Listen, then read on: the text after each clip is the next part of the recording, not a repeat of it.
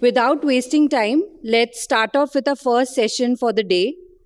We have our discussion on the first talk, which is dilemmas and complications that we face during management of acute stroke, the various anticoagulants to use after acute stroke, as well as the various challenges in thrombolysis.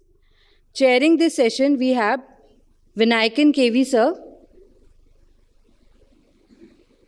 Sir is the head of Department of Pediatric Neurology at Amrita Institute, Kochi, with more than 20 years of experience and more than 100 publications to his name. I welcome Sir to the stage. Chairing this session, we also have Jiggy Sir, who is an stroke interventionist neurologist at Rajgiri Hospital, Kerala, with more than 25 years of experience to his name. We also have Atulab Vajpayee Sir, who is the HOD of Pacific Hospital, Udaipur. We have Dr. Sirji Shafiq Islam sir. He is the Associate Professor, Interventional Neurology at Bangalore. I welcome all and ask our chairpersons to kindly introduce our speakers and to note that all the questions will be at the end of both the talks, for both. Thank you. Okay, sir. Okay. So good morning all. So let us welcome Dr. Vineet Suri to deliver the first talk on selection of oral anticoagulation, which is a very, very interesting topic. The clinical challenges and the best practices. Can I have the slides, please?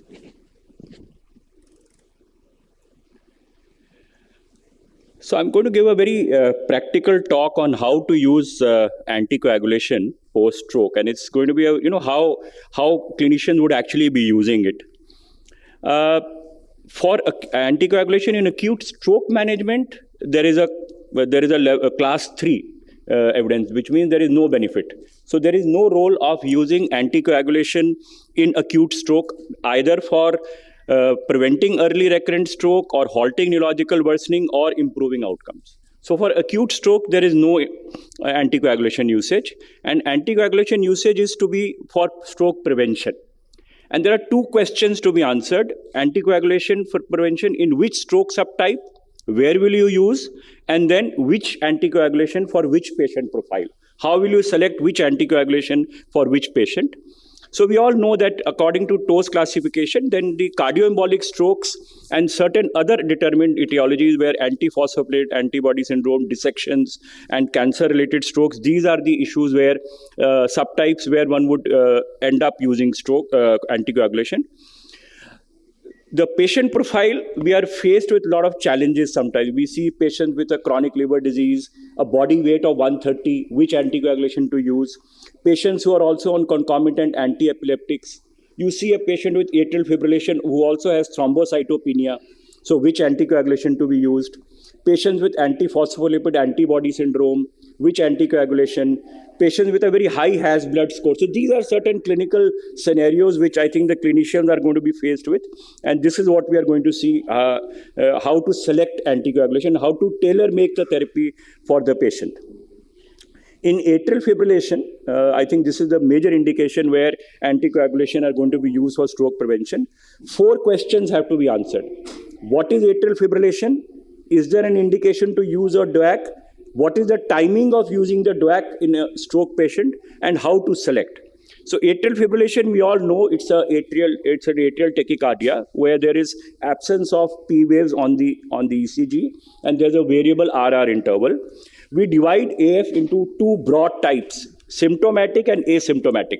Symptomatic is where the patient presents with palpitations or fatigue or cardiac pain, and the ECG, standard ECG shows that there is a AF. This is the variety where you would immediately know that the patient has non-valvular atrial fibrillation.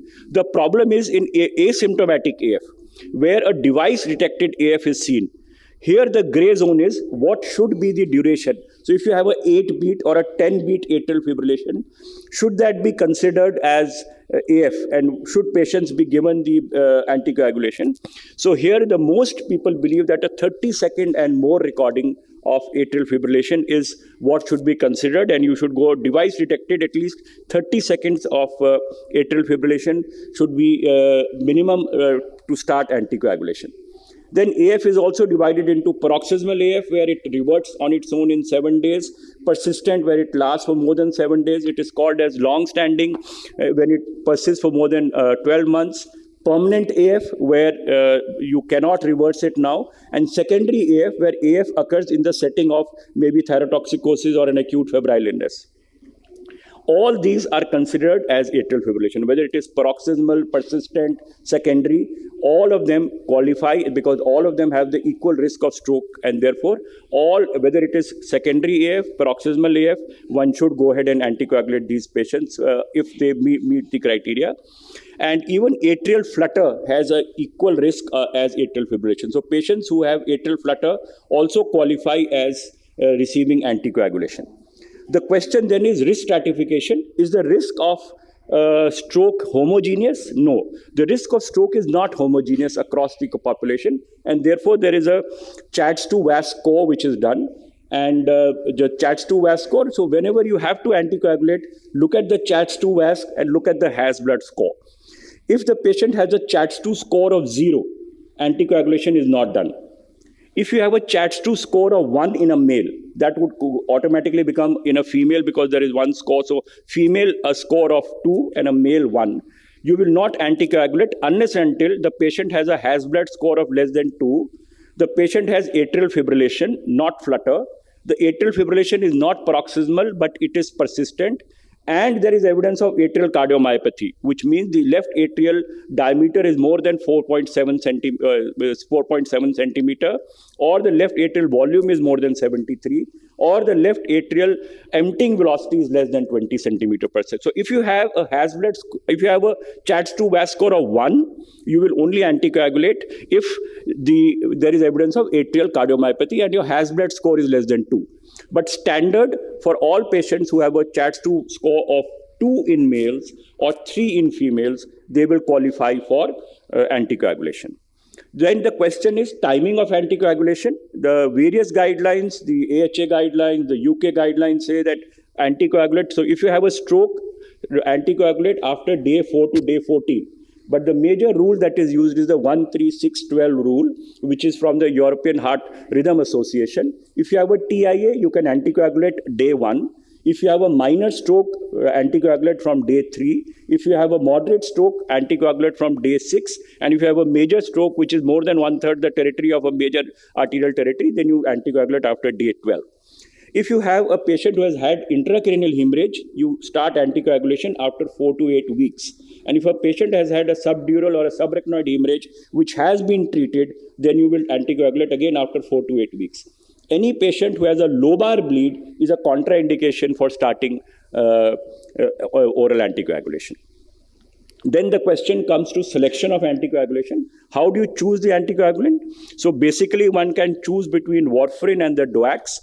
Warfarin ruled the roost till almost 2009 when the 4 pivotal trials, the Relive, the Aristotle and the Rocket and the Engage trials came up. And more than 50,000 patients were enrolled in these trials. And what was the outcome? The outcome was that DOACs can reduce the incidence of intracranial bleeding by 51%. That is the most feared by the neurologists when you're giving anticoagulation. 51% reduction in hemorrhagic stroke, 10% reduction in all-cause mortality. Incidence of stroke is reduced by 19%, and major bleeds are reduced by 14%. So there is a major advantages in using DOACs over warfarin. The only disadvantage of DOACs is 25% increase in GI bleed. So the DOACs actually dethroned warfarin, and therefore the guidelines also now recommend, the AHA guidelines for stroke prevention, that DOACs are preferred over warfarin in all situations except if the patient has mechanical valves, if the patient has moderate to severe MS, if the patient has bioprosthetic valve, patient has an antiphospholipid antibody syndrome, patient has a chronic liver disease with a child PUC classification of CPC-C or a CKD5. and children under the age of 18. So children under the age of 18 or body weight less than 50 is the other indication where only warfarin will be used. So apart from these, DOACs are preferred in all other situations. Now, how to choose between the anticoagulation? This is a very tough thing because there are no head-to-head comparisons. So how do you choose? You choose basically looking at the pharmacokinetics of each individual drug. Look at the pharmacokinetics, which is through liver, which is metabolized through liver, which is metabolized through kidney. Look at the individual properties of the drug and look at the data from the pivotal trials. Look at which helped in which situation. So we'll just review that. So basically, pharmacokinetics, if we look at the renal clearance was maximum for dabigatran. So therefore, you will not use dabigatran for a patient with CKD. The advantage of dabigatran also is that it is not affected by cytochrome P450. And therefore, if you have a patient who is also on concomitant anti-epileptic drugs, especially hepatic enzyme inducers, that is one drug to choose, it would be dabigatran, because this is the only DOAC which is not affected by cytochrome P450. So that's how you choose, and we'll see that in the next couple of few slides. Data from the pivotal trials, what it showed was that dabigatran at 150 milligram was the most efficacious drug across all the DOACs. The best efficacy is with dabigatran 150 milligram. The best safety was with apixaban.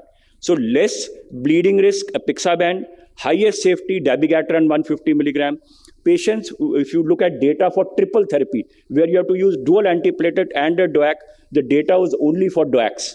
And patients who have a very high CHADS-VAS score, then the data was from the rivaroxaban.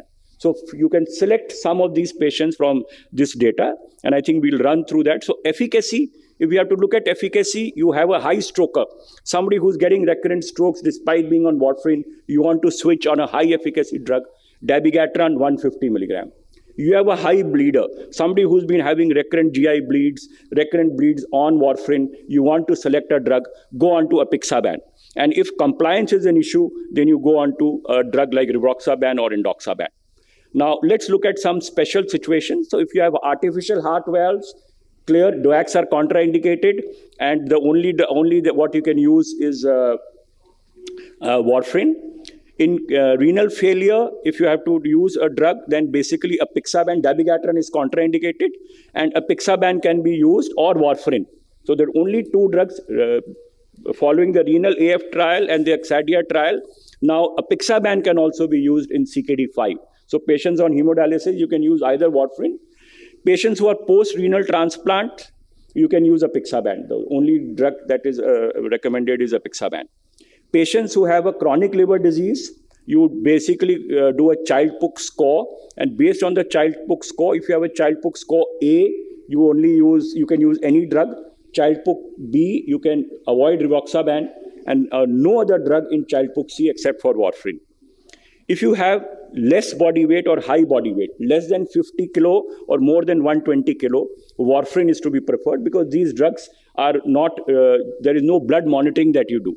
So less than 50 kilogram body weight, more than 120 kilogram body weight, either use warfarin. If you have to use a DOAC for any particular reason, then you have to do DOAC levels. You have to do the plasma levels of the anticoagulation to see that the drug is effective or not. For elderly, the real-world data and the pivotal trials showed that apixaban had the maximum safety in elderly. So if you have to use an elderly above 80, then the safety was maximum with apixaban. GI symptoms, dabigatran has to be avoided because dabigatran actually is a pro-drug, and for its absorption, it is mixed with tartaric acid. The capsule has tartaric acid with dabigatran, and that is because it creates an acid environment for better absorption. You cannot break the capsule. So any patient who's getting a Riles tube DOAC, you will not use dabigatran. And patients who have GI, because the pro-drug is also broken into the active drug by the mucosal esterases. So if there is a bypass done or there is a bariatric surgery done and there is less intestinal tissue available, then dabigatran is also to be avoided.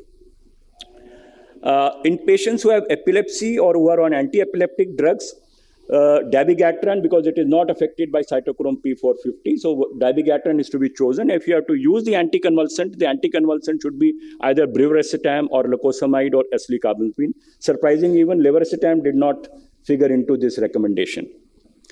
Then for patients in cancer and AF, there is a recommendation that instead of warfarin, one should use DOACs, and apixaban is the safer here. Thrombocytopenic patients, all the trials actually excluded patients with thrombocytopenia. The pivotal DOAC trials excluded patients with thrombocytopenia, but except for the Aristotle trial for apixaban. So apixaban can be used above 50,000. So if you have platelet count between 50,000 to 1 lakh, you can still use a DOAC, and apixaban is the drug to be chosen there.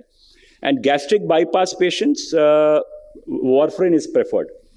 Because you can actually measure the prothrombin time, and you can actually assess how much of warfarin has to be given. DOACs are usually avoided. And if you have a pregnant patient where anticoagulation is required, then low molecular weight heparin is to be used in the first and the third trimester. And warfarin can be used in the second trimester. And important here that one should not allow a normal vaginal delivery for patients on anticoagulation because of the risk of intracranial hemorrhage in the fetus. So in pregnancy also, DOACs are contraindicated. One cannot use DOACs in, I think we'll skip this. So this was for atrial fibrillation and selection of the anticoagulation. I'll just run through a few slides on where else anticoagulation is used. So in PFO, we all know that one could use antiplatelets, oral anticoagulation, or do PFO closure. And once these 5 trials have happened, which have shown that PFO closure has an advantage, the role of anticoagulation has gone down. So one actually does the rope score, and a rope score of 7 and above is a usually high rope score, which indicates that these patients are at a high risk of having recurrent strokes. So look at a high causal link. If the patient has a non-cardioembolic stroke, non-lacunar stroke, patient has had a recent history of a long travel or immobilization and a high rope score, and the PFO is a little complicated PFO, more than 2 millimeters, associated with a atrial septal aneurysm.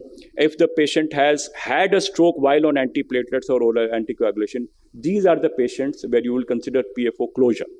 All other patients, even antiplatelets, are good enough, and there is no role of anticoagulation as of now for patients with PFO. Then for patients with dilated cardiomyopathy, in dilated cardiomyopathy, definition is where the ejection fraction is less than 40%. These patients have a 4 times higher risk of stroke. But should these patients qualify for using oral anticoagulation? Most of the trials suggested no benefit. So if you have a dilated cardiomyopathy, there is no role for anticoagulation unless until you have a left atrial appendage clot or evidence of atrial fibrillation. If there's a left atrial appendage clot, you will use oral anticoagulation for 3 months. If patients have atrial fibrillation, then lifelong. So otherwise, dilated cardiomyopathy itself, even 25%, 15% ejection fraction itself will not be a criteria for using anticoagulation for a long-term period.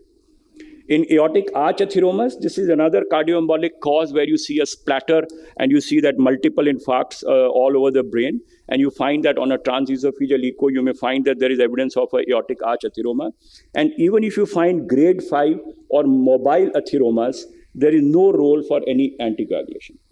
Here, the data suggests that the ARCH trial and other evidence suggested that there is no role for anticoagulation, and what you have to use is antiplatelet therapy and a statin to keep the LDL less than 70. So even in PFO, dilated cardiomyopathy, aortic arch atheromas, the role for anticoagulation in secondary stroke prevention is almost out.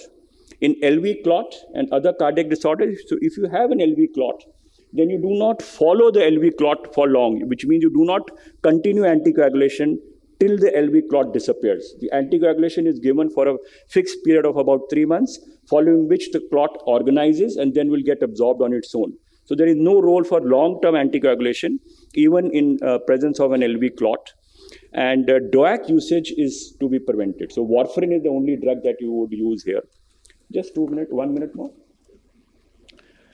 And for patients with valvular heart disease, like I already said that, one uses warfarin. And for a bioprosthetic valve, one would use, after the insertion of the bioprosthetic valve, we would use warfarin for a period of 3 to 6 months.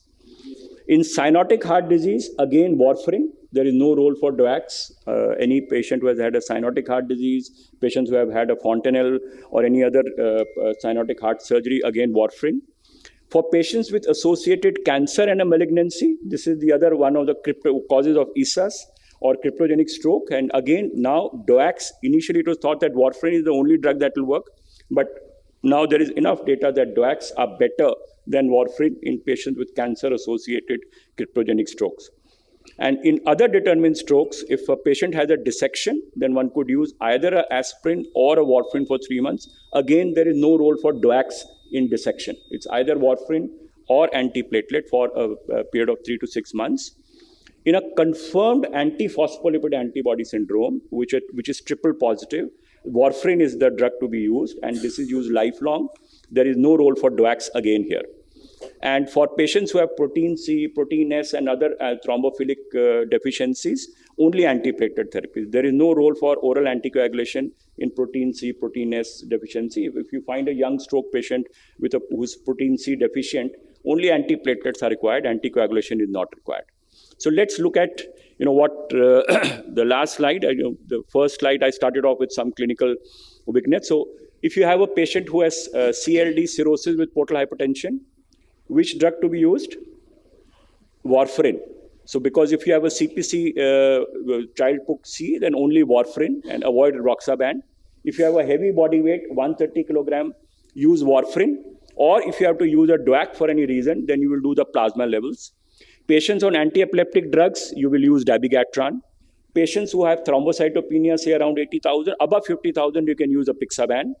Antiphospholipid antibody syndrome, only warfarin. Patients with systemic malignancy prefer to use ipixaban because that has relative safety from bleeding point of view. AF with a high Has blood score of 4. Somebody who's a high bleeder, use a pixaban. Recurrent stroke, high CHADS2 ASC, high risk of recurrent stroke, use dabigatran at 150. Protein C deficiency and a young stroke, no role for anticoagulation, and just use antiplatelet drugs. Thank you so much. Thank you. So thank you, Dr. Vineet Suri. Without much further ado, I will invite Professor Subhash Kaul for the next talk, Thrombolysis in Acute Stroke, Addressing Complications and Adverse Events. Over to you, sir.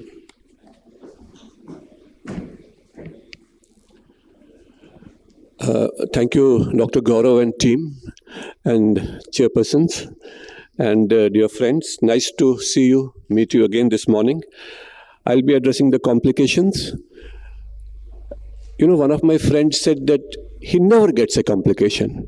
This is about 10 years back. I don't know why people are saying thrombolysis complication. I have never got a bleed.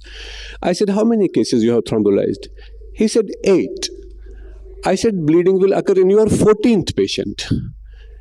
And bleeding did occur in his 14th patient. Then he asked me, how did you know? I said, because that is what the data is, 6%. So complications occur, no pain, no gain. We should try to prevent and address them. There are 2 thrombolytics which we use for stroke. One is TPA and second is tenecteplase. And how they cause their bleeding, which is the main complication, is because they bind to the fibrin in the clots. They convert plasminogen to plasmin. Plasmin initiates local fibrinolysis, but then it also works all around the body, not only in the clot. So there's a circulating fibrinogen drop by almost a third. And during this time, excess bleeding may occur either in the brain or anywhere in the body, right? Because plasminogen, they are all over the body. Now, we know recently we have got this tenecteplase, and one of the things by which tenecteplase is differentiated is it is more fibrin specific. So therefore, the claim is that the systemic bleeding is much less. Even intracranial bleeding, that's the claim. But what does the data show? This is the latest meta-analysis which has just come. Complications of IV tenecteplase versus alteplase for treatment of acute stroke. And there's no difference. And that is our experience also. So the complications of thrombolysis are bleeding, toxic edema, anaphylaxis, embolism. But most important is bleeding. Now, bleeding can be minor, nasal bleeding, gum bleeding, skin ecchymosis, oozing from cannulation site, conjunctival bleeding. And I remember we were around when TPA first time came, and once the infusion used to run, every time a patient used to get mild dental bleeding, our heart used to stop. Sometimes we even stopped the infusion. But now we know that there is no correlation of these minor bleedings with the intracranial bleeding. With confidence, we can say, don't worry about it. And as far as tenecteplase is concerned, there's no time. You just push it as a bolus. So minor bleedings, we don't have to stop the infusion, and we don't have to worry about it. But extracranial bleeding, if it is major, like hemoptysis, hematemesis, melena, this is a cause of concern. And in this case, we have to take action, and we have to manage them the way you would manage any other such emergency, like a GI bleed, or hemoptysis. We have to look for blood pressure management, blood volume, follow protocols of individual emergencies. And specific agent for post-thrombolytic bleeding is cryoprecipitate, because it's rich in fibrinogen. Now, internal bleeding after a thrombolysis may sometimes be hidden. It is very rare, but we have to be aware of it. So if after thrombolysis any patient complains of abdominal discomfort, nausea, hypotension, suspect it. Do his ultrasound, but it is very rare. The main bugbear is intracerebral hemorrhage, of which we are all afraid. It can be asymptomatic or symptomatic.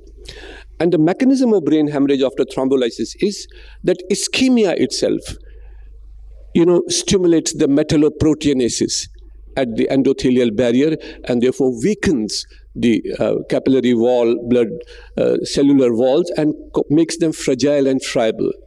And even the thrombolytic agent itself also is intrinsically neurotoxic. So it works on that cell membrane and causes damage.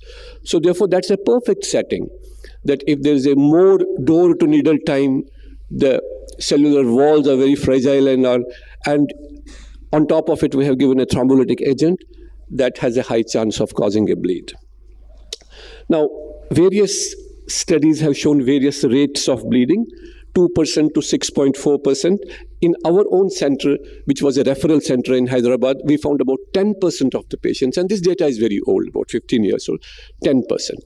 So we looked at what are the predictors of brain hemorrhage, because that is something which discourages us from giving the TPA.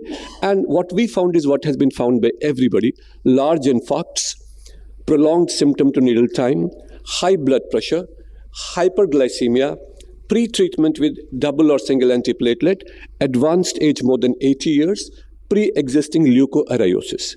Now, please note down that none of them is a contraindication to TPA or to tenecteplase. In all of them, you can give it, but just be on a high guard that these patients are at risk of brain hemorrhage. Now, does low-dose thrombolysis prevent these hemorrhages? There was a very talked about trial called Enchanted trial. All of you are aware of it. And Enchanted trial showed that there is no benefit at all in giving a small dose. We should give a full dose, even in high-risk situations. But somehow intuitively you would think that how that is possible. And like always, Chinese are doing a lot of research on it. In China, the standard dose is the standard 0.9, but for high-risk situations, they are studying low-dose thrombolysis, and they have found that there is a case for giving low-dose thrombolysis in these high-risk situations. This is a very hot topic. It has not died yet. After Enchanted, we thought it has died. Give 0.9. No, Japanese give only 0.6 to everybody. But for these high-risk situations, low-dose thrombolysis. One of the big proponents of low-dose thrombolysis is our own Bijoy Menon, who is in Calgary, and he is doing a research on this. I think this summer he's coming to give a talk also on this low-dose thrombolysis. But please, this is under research at this time. This is not in practice. Now, the brain hemorrhage in relation to the thrombolysis can occur in the infarct or away from the infarct. It can happen while the infusion is going on, or it can happen 1 hour, 2 hours, or even 36 hours after the infusion has stopped. It can happen at the site of the infarct, or as I said, it can be scattered. Comes in all permutations and combinations. This is one of our patients. After 12 hours, suddenly the sensorium drops and you find there's a hemorrhage. And this is again one of our patients who got this is the infarct. This is a diffusion, imaging showing a big MCA infarct. He was thrombolized, and you can see there is a recanalization, and we were very happy that there's a recanalization. But sometimes recanalization may not be a good thing, because he got what's called reperfusion injury, massive bleed, and died. So therefore, that is one more mechanism by which the intravenous thrombolysis can cause hemorrhage. So what are the guidelines? The most important guidelines for preventing brain hemorrhage is a very meticulous blood pressure control. Believe me, in our experience also, we have found that after we give TPA, we get relaxed.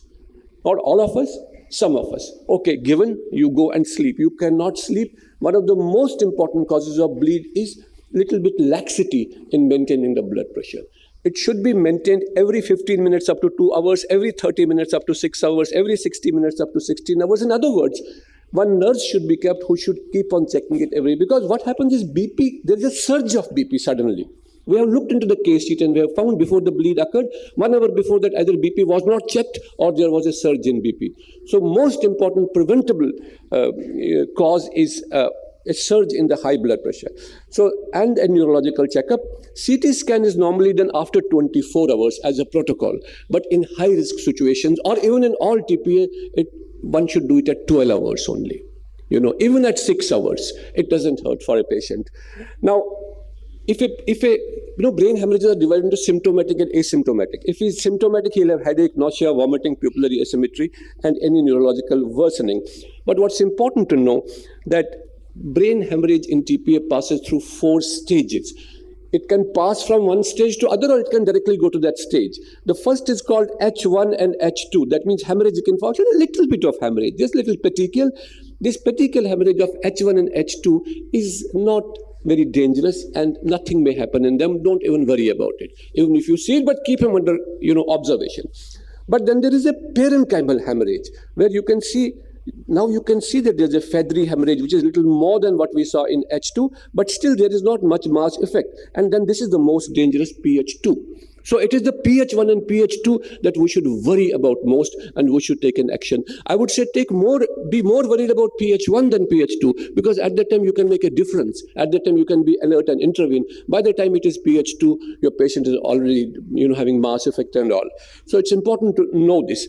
And clearly it has been shown that hematoma goes through expansion phase. This is a patient. Initially, there's an infarct. After some time, there's a mild hemorrhage. And after another 6 hours, there's a midline shift also. So after TPA, we should monitor them closely. And even at the earliest hemorrhage, take the action. These are the guidelines by Pooja Khatri. She's an Indian neurologist of international fame who have given guidelines how to manage post-thrombolysis. Now, we have to know that the basis of the current guidelines is that the post-thrombolysis bleed is because of blood-brain breach and impaired clotting. And the main impaired clotting is reduced level of fibrinogen and dysfunctional platelets. And fibrinogen is very important in TPA. Normal level is 150/400. Drop of 200 is a risk factor for bleeding. Less than 150 is very dangerous. So we should keep it 150 or above. So the treatment, once we have detected, is keep the blood pressure low. If it is 180/105, make it little lesser, maybe 160/90. Because BP, as all of us know, high BP, encourages more bleeding. And plan cryoprecipitate. The moment you have to go, immediately call the blood bank people. It takes them time to prepare cryoprecipitate. It is frozen. It has to be thawed. That itself takes half an hour to 1 hour. So immediately inform the blood bank. And basically, cryoprecipitate is prepared from FFP, but it contains huge levels of fibrinogen. And it has a fast onset of action and quickly increases fibrinogen level. These FFPs and all is a waste of time. We should not use them. Only cryoprecipitate. Some people give platelets also because it is shown that thrombolysis itself has some antiplatelet action. And if patient has thrombocytopenia, it will help. But not as important as cryoprecipitate. So the plan of action is as soon as you detect that a patient has a PH1 bleed, order for cryoprecipitate. Send for fibrinogen level, but don't wait. Even before the report comes, you just give your first 10 units of cryoprecipitate, which will increase fibrinogen by 50 milligrams. Send repeat fibrinogen 30 minutes after the infusion is over. More cryo may be needed to achieve the desired of more than 150 milligram. And adverse effect of cryoprecipitates are rare, but they can be transfusion reaction and related lung injury. There's a limited case reports of the use of aminocaproic acid and tranexamic acid in situations where cryoprecipitate is not available. Now, in some patients, neurosurgical indications may also be operative, like in any other brain hemorrhage, but only after the coagulopathy has been reversed fully. Now, after bleed, this is second complication. Dr. Suvarna may remember, this is our patient from Nizam Institute in the beginning, second or third patient, where we gave TPA, and after 6 hours, there was a massive brain edema on that side. Fortunately, now we are seeing it less and less. But remember, toxic brain edema can be a complication of TPA, and these patients have to be treated with mannitol, seizure management, intensive care treatment, and sometimes decompressive cranioid surgery. Now, anaphylaxis after thrombolysis is another thing. And once again, because we have spent whole life in this thrombolytic therapy, when thrombolysis came initially, one of my colleagues from Apollo Hospital, Parthasarthi Dev, told me, call, interestingly, one of my patients got allergy with the thrombolysis agent. I think there was something wrong with the bottle. Maybe some fungus was there or something. And really, we seriously believed at that time. But then it turned out that no, it is no fungus, it's no allergy. It is allergy, but it is not because of fungus. It's because of the thrombolytic agent itself. Fortunately, it's also a rare complication, but keep it in mind because we have to take immediate action. We have to administer adrenaline, chlorpheniramine, protect airways, maintain oxygenation, and may require urgent intubation. I have seen one patient among hundreds of patients, but we have to be aware of it. Now, angioedema is another rare complication, but it can be fatal if we don't take care, in which there is this is not allergy, this is a different mechanism, but in which there is a lips, tongue, facial swelling. Intubation may be difficult, and it is more common in patients who are on ACE inhibitors. So usually self-limited, they have to be given adrenaline, oxygen, and there's one condition where you need not stop if the infusion is going on, because it is reversible. They are rare, but it's important to know them. Now, this is this all of us, those who have thrombolized, see them, that sometimes when you thrombolize, a patient gets another deficit, even immediately after thrombolysis. Now, the mechanism thought is that the patient already has a mural clot inside the heart following a post-myocardial infarction. And we don't do an echocardiogram before doing this. Or sometimes the mechanism is there may be a long clot within the large arteries and that may fragment. Once again, a very rare complication. Right now, we don't have the protocols to prevent it. In future, if we know in advance that this patient has a clot, maybe the way to go is to do a mechanical thrombectomy rather than giving an IV thrombolysis, because that may potentially break the clots and embolize them. So in summary, dear friends, intracerebral hemorrhage with IV TPA occurs 2 to 10% as per various studies. It can cause mild mucosal skin bleeding, which is of no concern. Anaphylaxis can occur, but is very rare. So is toxic edema of brain. Another complication can be thromboembolic phenomena. Bleeds with midline shift have got highest morbidity and mortality. Blood pressure should be kept well under 180 by 105 and even lower. CT scan should be done at 12 hours in high-risk groups, even if they are asymptomatic, because we want to catch them early. pH1 and pH2 should be transfused with 10 units of cryoprecipitate. First infusion to begin before the fibrinogen levels arrive, later based on levels. You may give platelet transfusions also, but FFP and factor 7 have no role. Aminocaproic acid and tranexamic acid can be administered. Some patients may need decompressive surgery. Thank you very much. Very comprehensive and nice talk by Professor Kaul. If there are any questions or comments,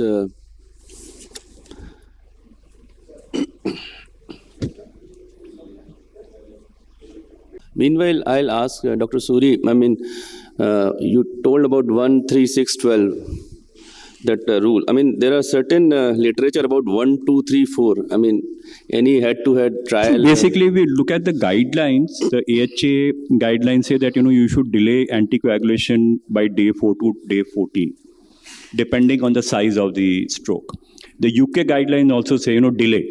So basically, these rules are only as guidelines for the clinician. So one could use any of them. It could be any of them. But what you have to realize is that if the patient has no stroke, it's only a TIA, you do not hesitate, start the anticoagulation. Because what you have to weigh is the risk of a recurrence of stroke is maximum in the first 1 week after a cardiomyopathic stroke. So the maximum risk of recurrence is in the first 1 week. But the highest risk of hemorrhagic transformation is also in the first 5 to 7 days. So you have to strike a balance between that. So if you do not have a large infarct, you have to prevent the stroke. Go ahead and do it. So 1, 3, 6, 12 only are rules to remember. And basically you have to be, you have to just tailor make it for the patient. Yeah. Dr. Suri, I have a question about PFO management. because PFO management has changed now, So one of the things is that when you want to be sure that the stroke is indeed because of PFO, which is the rope score. But along with that, along with the rope score, is it necessary for us to demonstrate right to left shunt, size of the shunt, all those things important or not? Because sometimes what happens is that the patient has a PFO, as you know, 25% of population have PFO, and he's a young stroke, and he satisfies the rope score. Based on rope score alone, you would close it. But how important is to look at physically the heart and the parameters there? See, I think what has happened is that with these 5 trials that showed positivity of PFO closure in 2017, there was a sudden shift by the cardiologists to try and close every PFO. And I think it's the neurologists who are trying to stop them and say, okay, have a little bit of restraint and just don't go overboard. So there is nothing like you do not have to look at only one thing. As a neurologist, I think we think a lot, and cardiologists, who are doers, they just go and close every PFO they find. We have to have the sense of which patient do you think, very rightly, which patient the PFO is the cause of stroke. So number one, the patient should be between 18 to 60. It should be preferably a young stroke. Number one condition. Somebody who's 64 and who has a PFO, you're not going to close the PFO. So patients have to be young. So younger the patient, the more likely that the PFO is the cause. Second, the pattern of stroke should not be a lacunar stroke. It should likely be a cardioembolic stroke. So if you have a splatter, you have a bilateral MC infarct in an 18-year-old or a 20-year-old, and you have a PFO, you are sure this patient has a PFO-related stroke. If it is only a one-sided stroke, like a left MCA infarct in an 18-year-old with a PFO, it's not typically a cardio, but it's not a lacunar stroke. So this patient would also classify into the category where you would consider PFO closure. Second thing you will see is what was the situation of the stroke, whether there was a causal relationship between the PFO and the stroke. So if the patient has had a travel or a Valsalva-like procedure, like he was working in the gym, he had a stroke, he has had a long travel for more than 4 hours in the week or 4 weeks preceding. So these are causal links, like I showed. So if it is a non-lacunar stroke, younger the patient, cardioembolic pattern, it is likely that the PFO is the cause. Now you look at the PFO itself.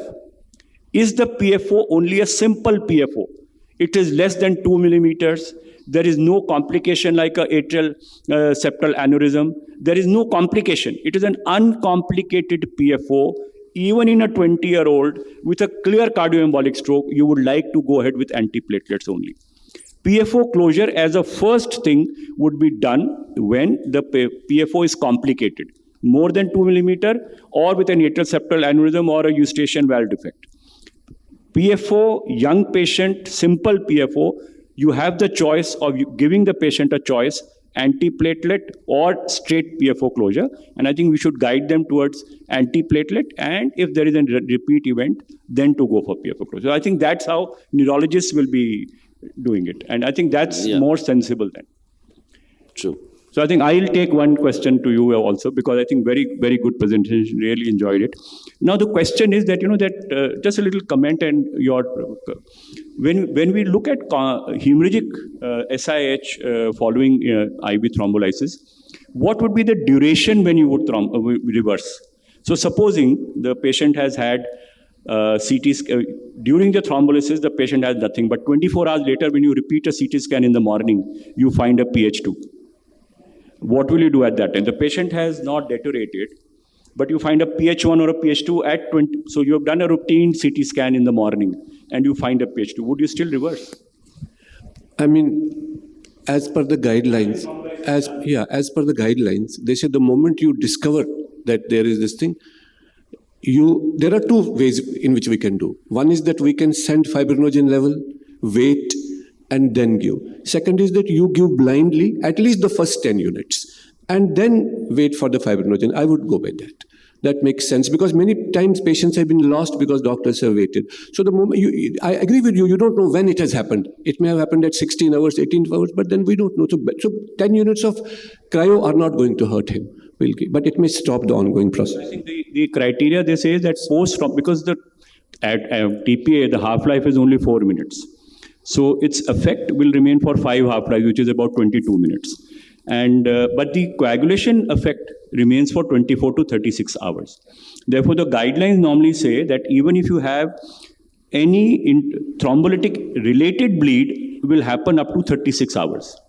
So if you have within 36 hours, you have a pH2 transformation, or you have a drop in NHS level of more than 4, one has to reverse. Beyond, because sometimes we'll find at 48 hours you've done a CT, patient deteriorates at normal hemorrhagic transformation will also occur in a stroke. So supposing you have given IV thrombolytic agent, at 48 hours the patient deteriorates because of raised ICP and edema, and you do a CT scan and you find a hemorrhagic infarct.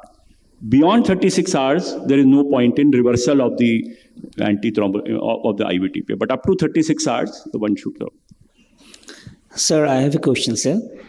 Thank you for your nice presentation. One thing that, sir, you have told that in case of the warfarin, you can assess the plasma level. But in some centers, there have not the taste of plasma level assessment. So INR can help here.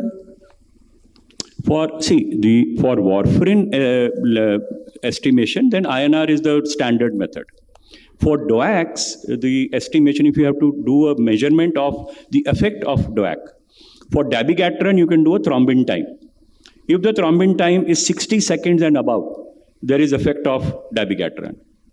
If for anti-factor 10A levels, for apixaban, rivaroxaban, and endoxaban, you have to do anti-factor 10A level.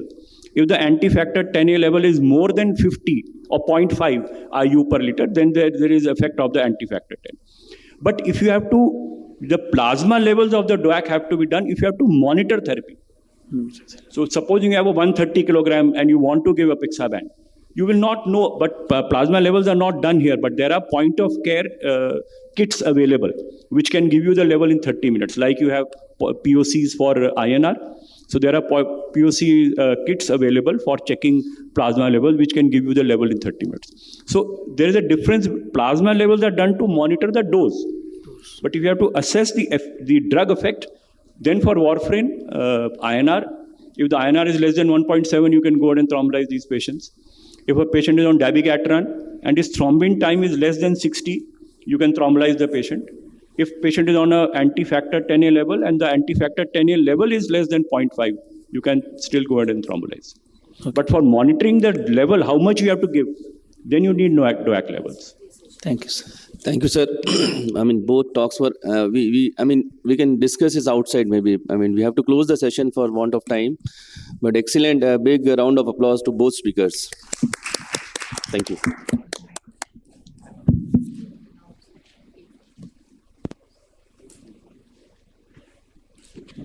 Thank you to Vineet sir, Subhash sir, and all our respected panelists for this interesting discussion on how to give oral anticoagulants and how to manage the complications of acute thrombolysis. We will now have the winners of the lucky draw. The first prize, as we all know, is an iPad, and the second prize is a 10,000 rupees gift voucher. Amazing. I'll ask Vinay sir to announce the first prize. The doctor needs to be present here to get the prize. So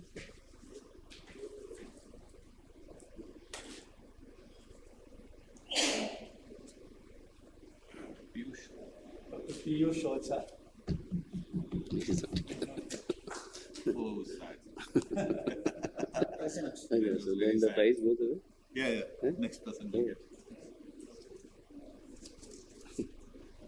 Naveen Kumar. Dr. Naveen Kumar. Oh. You can just get this and we'll give you the prize at the dinner. We'll give it. If you're not present in dinner, take it.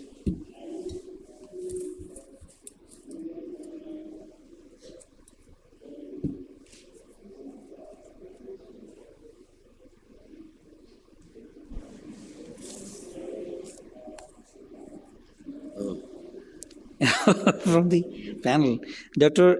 Gigi Varke Kurtugulam. So I told that from the panel. Let's go to somebody. You can take one. Take it. So he just sacrifices prize. So the lucky one is Dr. Sita Lakshmi.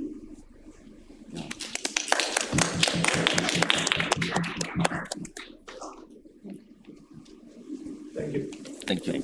Thank you to our chairpersons. So now let's start our next session without wasting any further time. We'll now discuss the complications of thrombectomy based on case scenarios.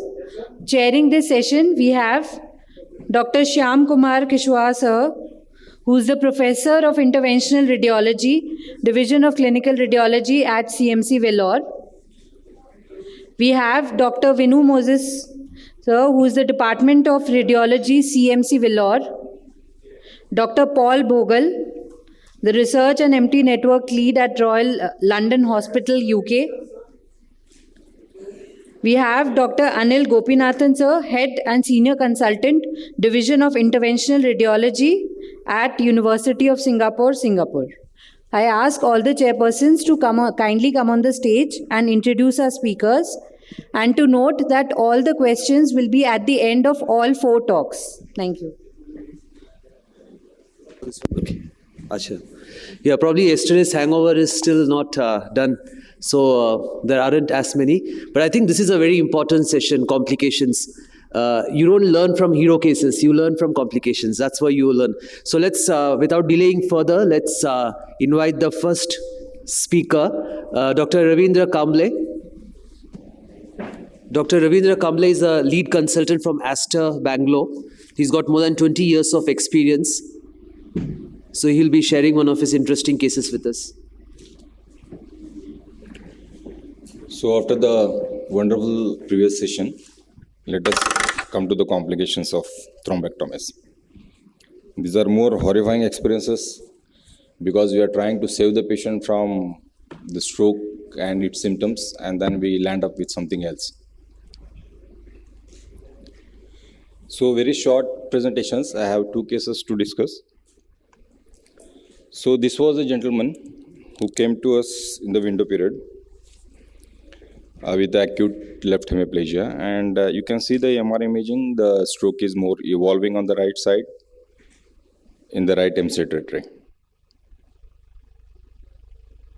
And when we did an MR, at that point of time I saw that there is a significant SWI hypointensity in the right MC territory, the M1 segment. Looking at the thrombosed load, I was a little worried. I was not very sure that whether the thrombectomy will really work in this particular patient. Looking at the thrombosed load, should I try to do something different after looking at the thrombosed load?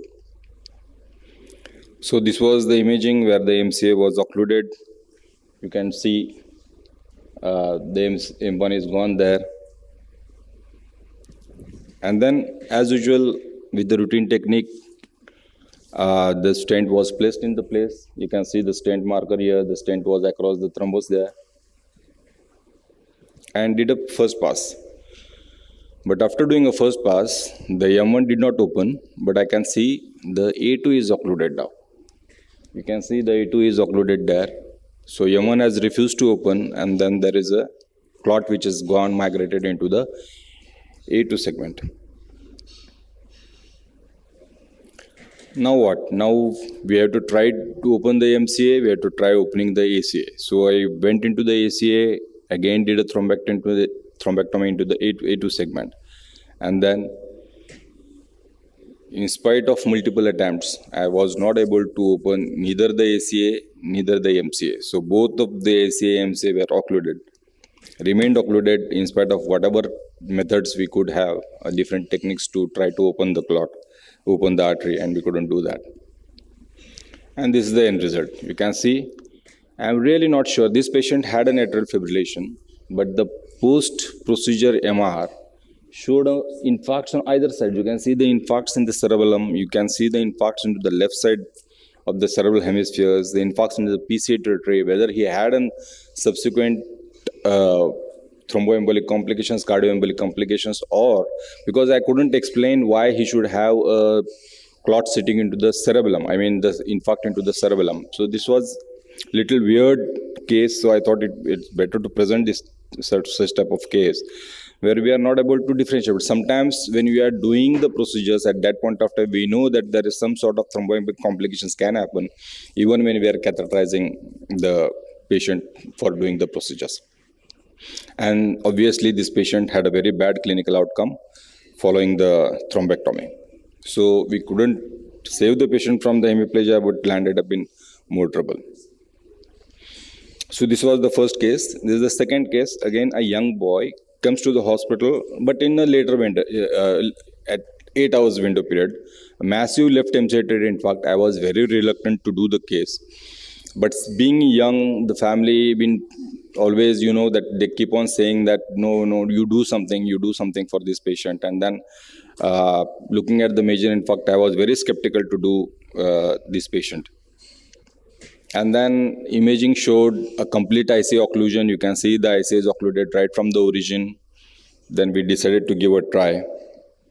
And then eventually with the stepwise test, we did a lot of thromboaspirations sequentially going up to the ICA terminus, and then we did a mechanical thrombectomy in this patient. So doing a mechanical thrombectomy with thromboaspiration, all the methods available, we were able to open the artery. Artery was very good. So post-procedure, I was happy. I told the patient, all well, everything has been done.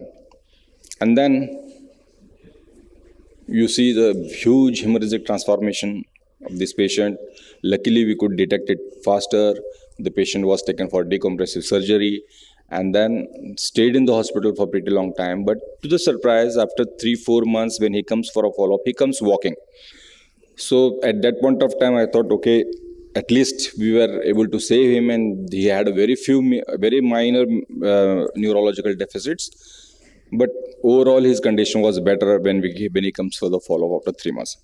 So these were the 2 short cases which I wanted to discuss with you or share with you, that sometimes even if we do a good job, the results may not be always fantastic. But sometimes even if we have a good intention of opening the artery with the mechanical thrombectomy, things may not go as we wish. Thank you. Very nice cases. I think you have another 4 minutes left. Maybe we just take some comments and questions from the crowd. Thanks for making it very brief and nice. Yeah, good cases. Very wonderful cases, and you have highlighted that sometimes, in spite of our best efforts, the results are bad. So, how has it changed you in your practice? Because I know some interventionalists in my own knowledge who became discouraged even after 1 or 2 cases and became extremely selective. They would refuse most of the patients because of this bad experience. So how this, particularly the first case, affected your practice? So after this case, what I started doing is started using more of a DAC catheters. At that point of time, this case was maybe 3 or 4 years old when at that particular day, my penumbra aspiration system was not working. So I had to use a 50 cc syringe to do aspiration when we are doing a mechanical thrombectomy. So after that, I made sure that I usually use a large bore DAC catheters to go more distally to have a good suction effect. And then use a little larger bore stent reverse, maybe 60-30, 60-40, especially if I see a big thrombus load. Some people are talking of giving a little bit of thrombolytic agent like tenecteplase at the end of a thrombectomy. I don't see any. I have tried doing that, sir, but I haven't seen any good benefits with that. Yeah, it's nice that you are trying to change your practice instead of getting discouraged. So that's good. So maybe just a comment. Can you show your last slide? Second last slide. The second case, right? I don't think that was a hemorrhagic transformation. That's just a malignant cerebral edema with contrast staining. That's why your patient did very well. So Your second We case. did a decompressive surgery. Yeah, you did a decompressive surgery, that's fine. I mean, that's what you should be doing. That's the right thing to do. But what I'm trying to say is that actually there was not a hemorrhagic transformation. There would be some blood component, but most likely, I mean, most of this is contrast staining. Yeah, it's just contrast staining. So you'd see contrast staining. This could be scary, but you don't have to worry. This is actually not a You not see a more bleed. of a gyral type of. Yes, yeah, this is a contrast staining. And of course, the symptoms were because of the malignant cerebral edema, which you Probably. correctly sorted out with the decompression. Yes. So you got good results. Yeah, it's a good job. Yeah. Because sometimes radiologists may cause a panic by reporting this as a Yes, bleed. yes. Yeah, just one point, sir. Same thing happens patients undergoing thrombectomy. I mean, post-day, you do a CT scan, you see there is some contrast enhancement, and then it is being reported as a hemorrhage. So this usually happens, and that's how there are so many, in ICU, they started stopping anticoagulations or antiplatelets, and so I think we need to, sit down. It's always a team effort.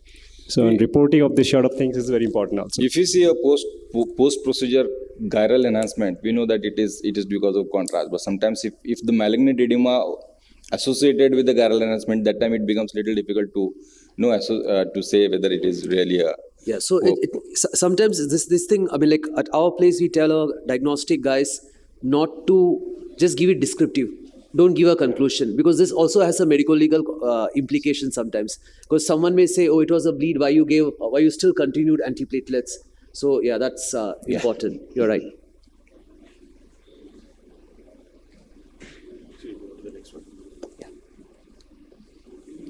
Thank you, Dr. Ravindra. Those are really nice cases. Thank you. Okay, so the first case that you showed, that multiple infarcts that we happened. So could it be an aortic arch athyroma, which actually No, sir. during I the couldn't find procedure? any. Actually, I couldn't find any. But I was really surprised when I saw the second MR after the procedure. Because an active embolization may be from there, Probably. maybe through the catheter. Yeah, for that case, actually, if the ACOM was present and the PCOM also was present, so you would is have what I partially feel. taken out some Correct. clots and they would have flown off. Flown away. That's most likely the reason. Yeah. And according to guidelines, what is the blood pressure you keep post-mechanical thrombectomy? Because the guidelines for IV thrombolysis and mechanical thrombectomy are the same.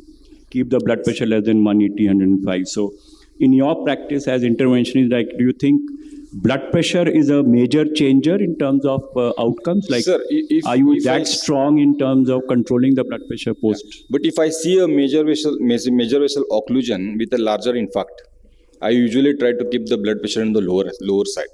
Because I know that sometimes after reperfusion or the recanalization of the artery, there is a chance of reperfusion injury. But if it is a smaller stroke and a higher aspect score, in those situations, we try to maintain it slightly higher up. See, would it make a difference whether you've been able to achieve a good TK or not? Because if you recanalize the vessel, You want to stop it. would your blood pressure measurements post-thrombectomy be different from when you've not been able to achieve recanalization? Sorry, Dr. Suri. Sorry to interrupt. I think we are running out of time. We have still another 10 minutes at the end. We can come back to these questions. Thanks, Dr. Kamle. Great job. Can I now call upon Dr. Vineet Banga for the next case, please?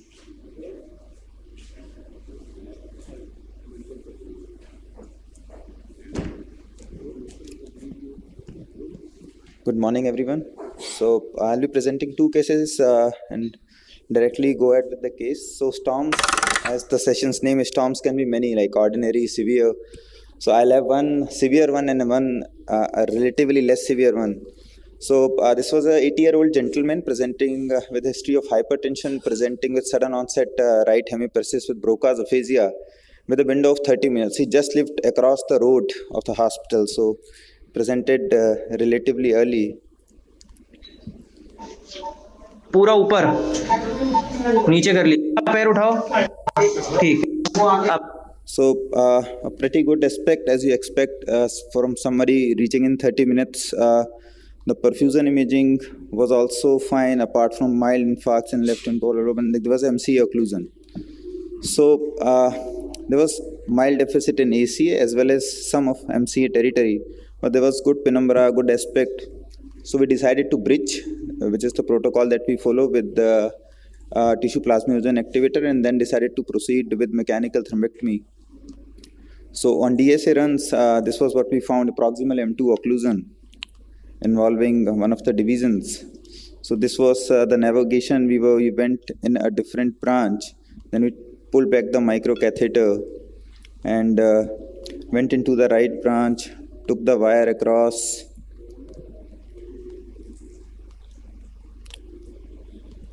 So distal microcatheter runs, deployed a solitaire. We used a solitaire with a react aspiration catheter, the Solumbra technique that we use, and this was the MCA runs post recanalization. Everything looks fine, but if you could see, there is an ACA occlusion as well. So this is the ACA occlusion. So the ACA is occluded. So we decided, okay, let's go and open the ACA. We went ahead, crossed the clot, and ACA also recanalized. But when we were taking the check shoots, we realized that there is some bit of thrombus here in the MCA. It was not there in the previous run. When we took the first run of MCA, it was not there. So usually what we would have done is we would have probably given Actilize, which was remaining for the thrombolysis. So unfortunately, that Actilize got lost. So we decided, okay, let's do something. And because we were very comfortable giving epsiximab, which we usually give for rescue stentings in mechanical thrombectomy, and because this patient presented relatively early and was having good aspects, so we were considering, okay, because it was only like 2 hours into stroke, and so we decided, okay, let's give some epsiximab. We given bolus. The vessel looked better. We did not continue the infusion. I'm sorry. Personally, for me, it's very bad So, experience. It's very effective. So this is the final run. TK3 recanalization, the MCA looks absolutely fine, the ACA looks fine. And this is probably the best thing that we could have done. We thrombolized the patient within an hour of onset, and we did mechanical thrombectomy with the TK3 recanalization of both M2 as well as ACA in 2.5 hour onset. So probably the best possible that we could do. But actually that was not what was not the best probably for the patient. At midnight, I got a call from the ICU that the patient has a sudden deterioration with rise of BP, and you fear the worst. It's a bleed, and this was the CT. So the patient had a massive bleed. Yes, sir. So the patient had a massive bleed involving the left MCA territory. I don't know what we did. Probably the epsiximab here played the role because we combined IV lytic with an antiplatelet agent, and we had a pretty good recanalization. But the reason for choosing epsiximab here was because we were presuming that there's no infarct, as like aspects was 10, there was no perfusion, there was no any blood flow, blood volume mismatch was there. So very less of mass deficit. So we considered, okay, we can give it. So sometimes even epsiximab, these small changes, probably if you would have given TP, I don't know whether it would have been better or not, but probably it could have changed the whole scenario. So probably he was a fast progressor. He developed infarct during the mechanical thrombectomy because it took us again 2.5 hours in total to recanalize. We could have probably skipped IVT instead of doing IVT. We should have gone for a mechanical thrombectomy directly, but he was having an M2 and an A2 occlusion. So for guidelines, it was not justified. Probably the epsiximab, or probably it's too much of reperfusion, too much of blood for a person of this age, and probably his luck. So I don't know what was the problem. Probably the epsiximab. Finally, we decided. So since then, I've been avoiding epsiximab, especially if it's like a good recanalization. But you do that if you do a rescue stenting. Coming on to second case, I'll proceed fast with the history. 11:30 a.m. This lady presents with a TIA, recovers on the way of hospital, presents to OPD with an NIHSS of 1. This was the deficit and watershed type of an infarct.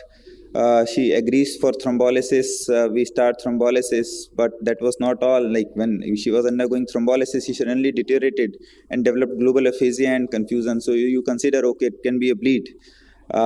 But the BP was stable, infusion immediately stopped, the CT done, CT showed no bleed. So we decided, okay, continue infusion and let's do a CT angiography, which was not done previously. And the patient had a large vessel occlusion, a tandem 1 and IC and MC1 with a good aspects. I was called and like we advised mechanical thrombectomy, but from 3:30 p.m., the patient took almost 4 hours to make a decision. Now at 7 p.m. after repeated counselings, they finally agree. But now the baseline image doesn't stand true, so you'll have to do a repeat imaging. And it shows a relatively larger size infarct. If you see it's a poor aspect on MRI. So large core, young patient, so we decided, okay, let's go for it. This was the DSA shoot, and we did mechanical thrombectomy. The next day CT looks quite good from what we saw in the MRI. So the infarct is less, but that is not the end. So we left the 8 French sheath in situ. The patient kept intubated overnight, regained consciousness, but the next day there was mild pain in the lower limb, the right lower limb from where we went in. The ICU team wasn't keen on extubating and kept intubated. This was the patient next day. She is better. She is responding. So day 2 she improved.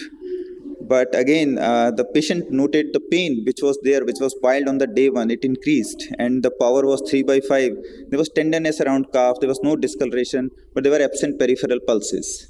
So we considered that it could be a thrombotic occlusion in the right lower limb. When we did an urgent Doppler and a CT angio, we found that the distal vessel is occluded. So immediate referral to CTVS was done, and that we decided for observation with anticoagulation.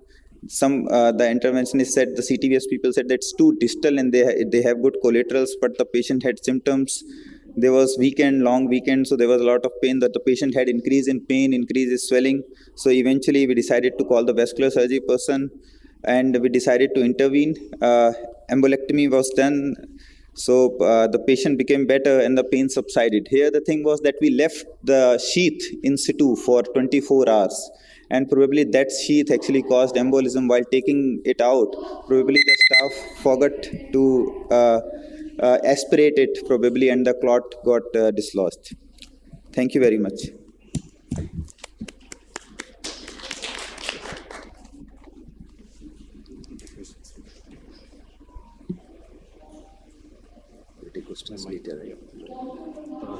That's a nice presentation, Dr. Vineet. I think we can have a few questions from the audience. Just 1 or 2. Dr. Vineet, what would your upper threshold for the core be for doing a mechanical? Is it 70, or would you even go beyond that? And would you use CTP or MRI diffusion? So usually we do CT perfusion as a protocol for all the patients. This was a patient who came outside, not in my own hospital where I'm working full time. So they did an MRI. They prefer an MRI based modality, but usually I like CT perfusion more. And currently the only imaging that we do in emergency is CT perfusion, not even a plain CT, not even a CT angio, because we can construct the CT angio images of the brain as well as do a CT aspects from the basic CT perfusion image. No, like in this patient, over a period of time, then you can't repeat the CTP in a few hours to look at the core. So it was appropriate to have done an MRI. Sir. So would you then still, the MR diffusion would be almost as much as the CTP, or it overestimates? Because I think diffusion MR normally it is known to reverse. So yes, it may overestimate the core. Yes. And what would be your upper threshold for doing a mechanical thrombectomy? Like at what level of core you would not touch? So usually we avoid it if it is more than 50 ml to 70 ml. If it is more than that, we usually avoid it. Because this one looked to be This one was more, but she was a young patient. We discussed that the chances are very bleak, even if we do mechanical thrombectomy, and the family finally, when they agreed, they really wanted it. No, so but you went ahead with a core more than, even it looked like 80, 90. It's like, yeah, almost 100 ml core, like I must say. So would you venture into that, or yes, would something make you change that criteria for core, where you would say, okay, even if it's 80, I would still go ahead? Even the large core trials that are there, like they have done more than 100 ml. But I think in present scenario, like as my personal experience, I never go beyond 50 to 70 ml because the outcomes are not very good. Like, no, but what would be your large core? When would you take up the patient? So maximum 70 ml. No, if it's a large core like you took. Oh, when did you take that? So why would you take it? Like, what would make you, what would prompt you? If it is a right MC infarct, not the left ones, because left ones, they have aphasia and there's a lot of problem with rehabilitation. So right ones have a better rehabilitation possibility. So if it's a right MC infarct, the patient is young individual, and the last but not the least is the family is understanding. So these are the 3 criteria when we venture into something which are not in the guidelines or is yet to be proven. Thank you. Yeah, we can go to the second case. Before that, so as you said, the combining the IVT and then the absciximab, probably this is one thing. I mean, we would like to take opinion from the experts. What you feel? I mean, combining IVT and apixaban, whether that's the guidelines are beyond using apixaban and IVT. So there is no guideline to send. In fact, it is clear that apixaban should be avoided in patients with acute stroke who are going IV thrombolysis. In fact, even for aspirin, the trial is that even for IV aspirin, there is one trial that has gone for IV aspirin with IV thrombolysis within the first 24 hours. Even that has been negated. So not even oral aspirin to be used in 24 hours up to IV thrombolysis. The guidelines are against apixaban. G2P3 inhibitors are not to be used with IV thrombolysis. It is very clear in the guidelines. Yeah, because, yeah. So as Dr. Suri said, yes, guidelines, they say 2B3 has to be avoided, and Riopro, that is apixaban, has been specifically mentioned, should not be used. And we know it's very effective. It's a very effective drug, and that's why it bleeds. I think when you cross guidelines and you get into a problem, then it is difficult to explain, because you'll have to justify why you've done it. So generally, you may get away with a good result. Tirofiban or Integrelin. We have found the Integrelin is much better tolerated. We have moved on to, we stopped using Riopro. It's a very effective drug, no doubt about it.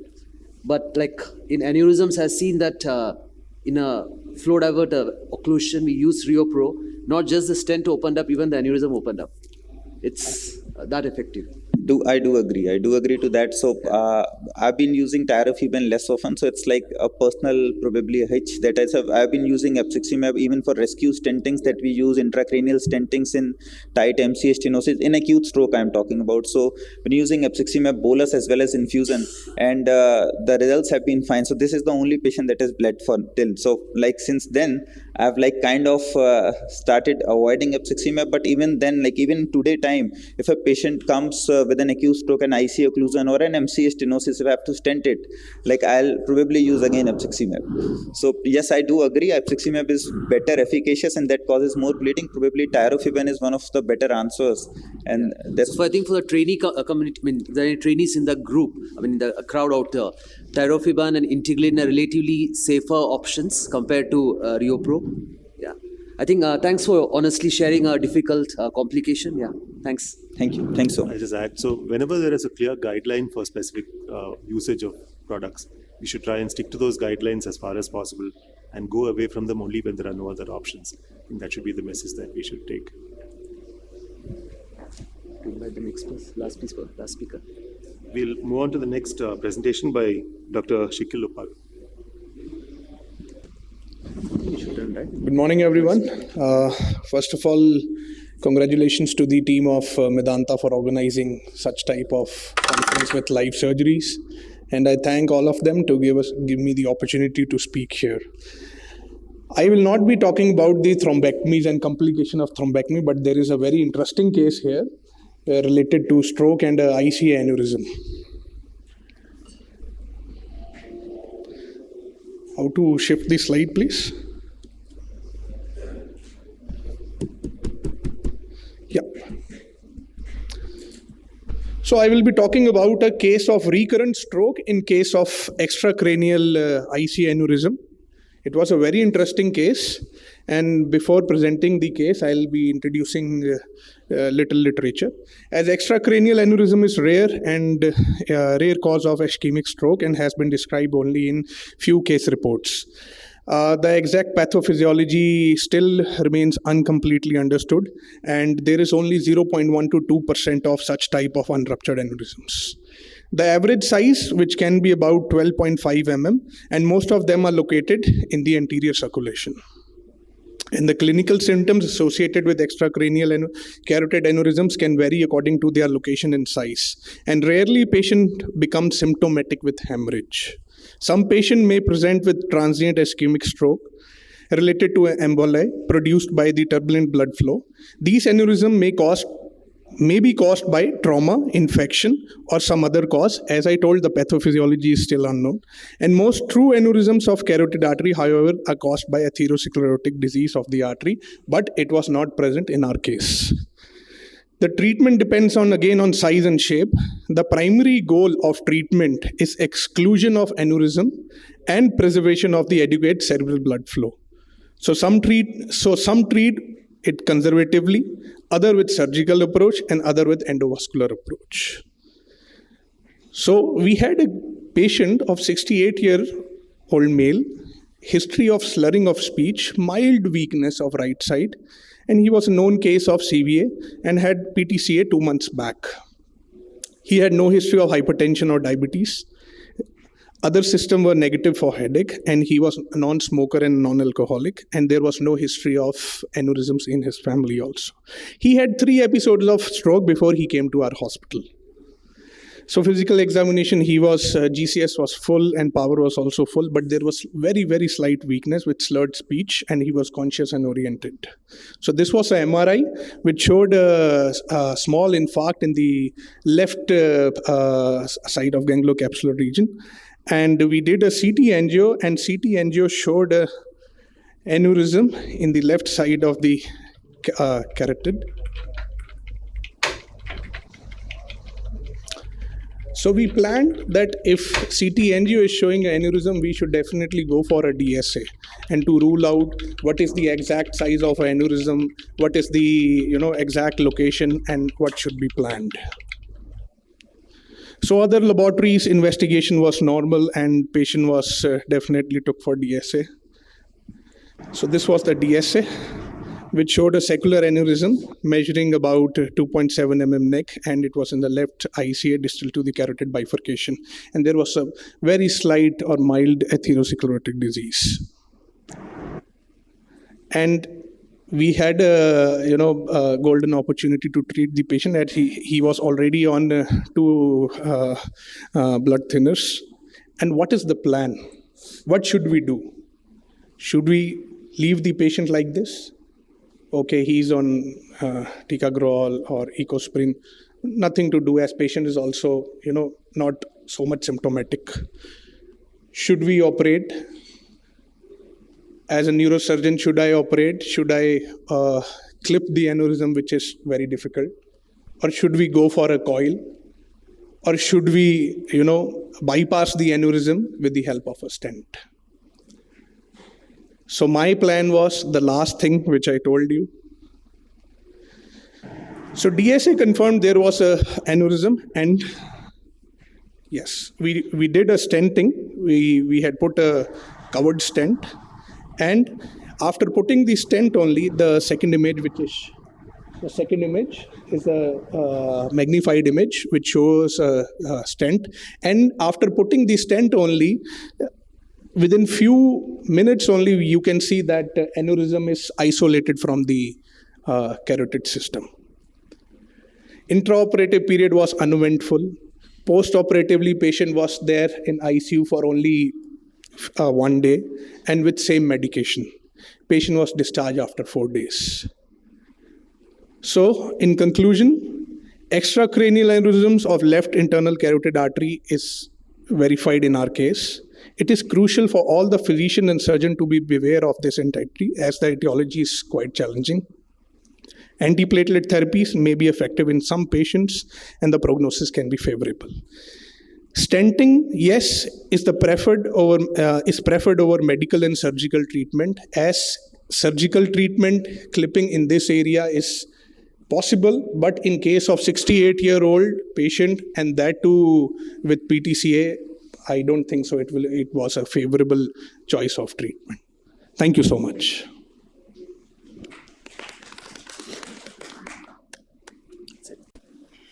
Yeah, nice case. I was just wondering, this is a case of stroke where you have a comorbidity like PTCA already being done, right? So this is having whether he's a diabetic or hypertension?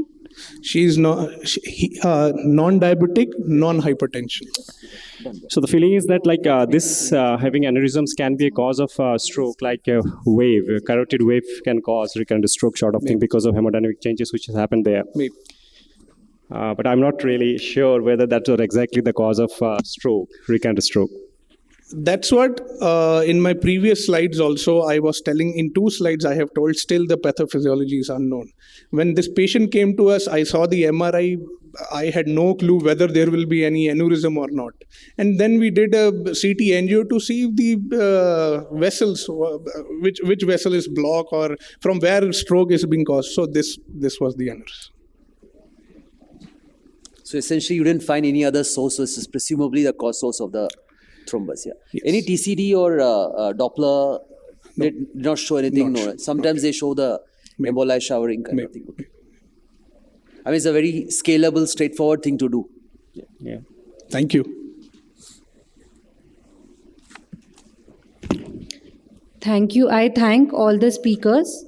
And I kindly invite Ashok Uppal sir, who is a neurologist and Chief Managing Director of Uppal Neuro Hospital, Amritsar, Punjab. We will now have Dr. Mayank Goyal sir directly connected to us from Canada. Hear me now? Yeah, hi, good evening, Mayank. Good evening. Sorry, thanks. I can't see the faces that clearly. I can't make out currently. Yeah, it's Anil here. It's Anil from Singapore, but now I'm in... Oh, hey, Anil. How are you? All right, all Good to all see you. good. Good to see you. Same here, sir. Thanks for staying up so late and helping us with this talk. I think Dr. Goyal is here. We don't need to give any specific introduction for him. Everyone knows him very well. He's an international expert and luminary in the field of stroke. So he's taken the trouble of being up, awake, and sharing with us about neuroprotection in stroke thrombectomy patients. Dr. Goyal, all to you. Hey, thanks very much, guys. It's great to be in this meeting. I wish I was there in person. It's always fun to come to Delhi, to Gurgaon, and I'm glad that you guys are having a very successful meeting. I can't recognize everyone on the stage, but I'm sure, Ashok, I see you there. So if it's Ashok, greetings to you. Very nice to see you. I can't recognize the other two people, but that's all good. So if you go back to the history of stroke, obviously 2015 was a big year where all the stroke trials changed. And obviously the rest of it, the way I see it is we are making progress, and we're making, so to speak,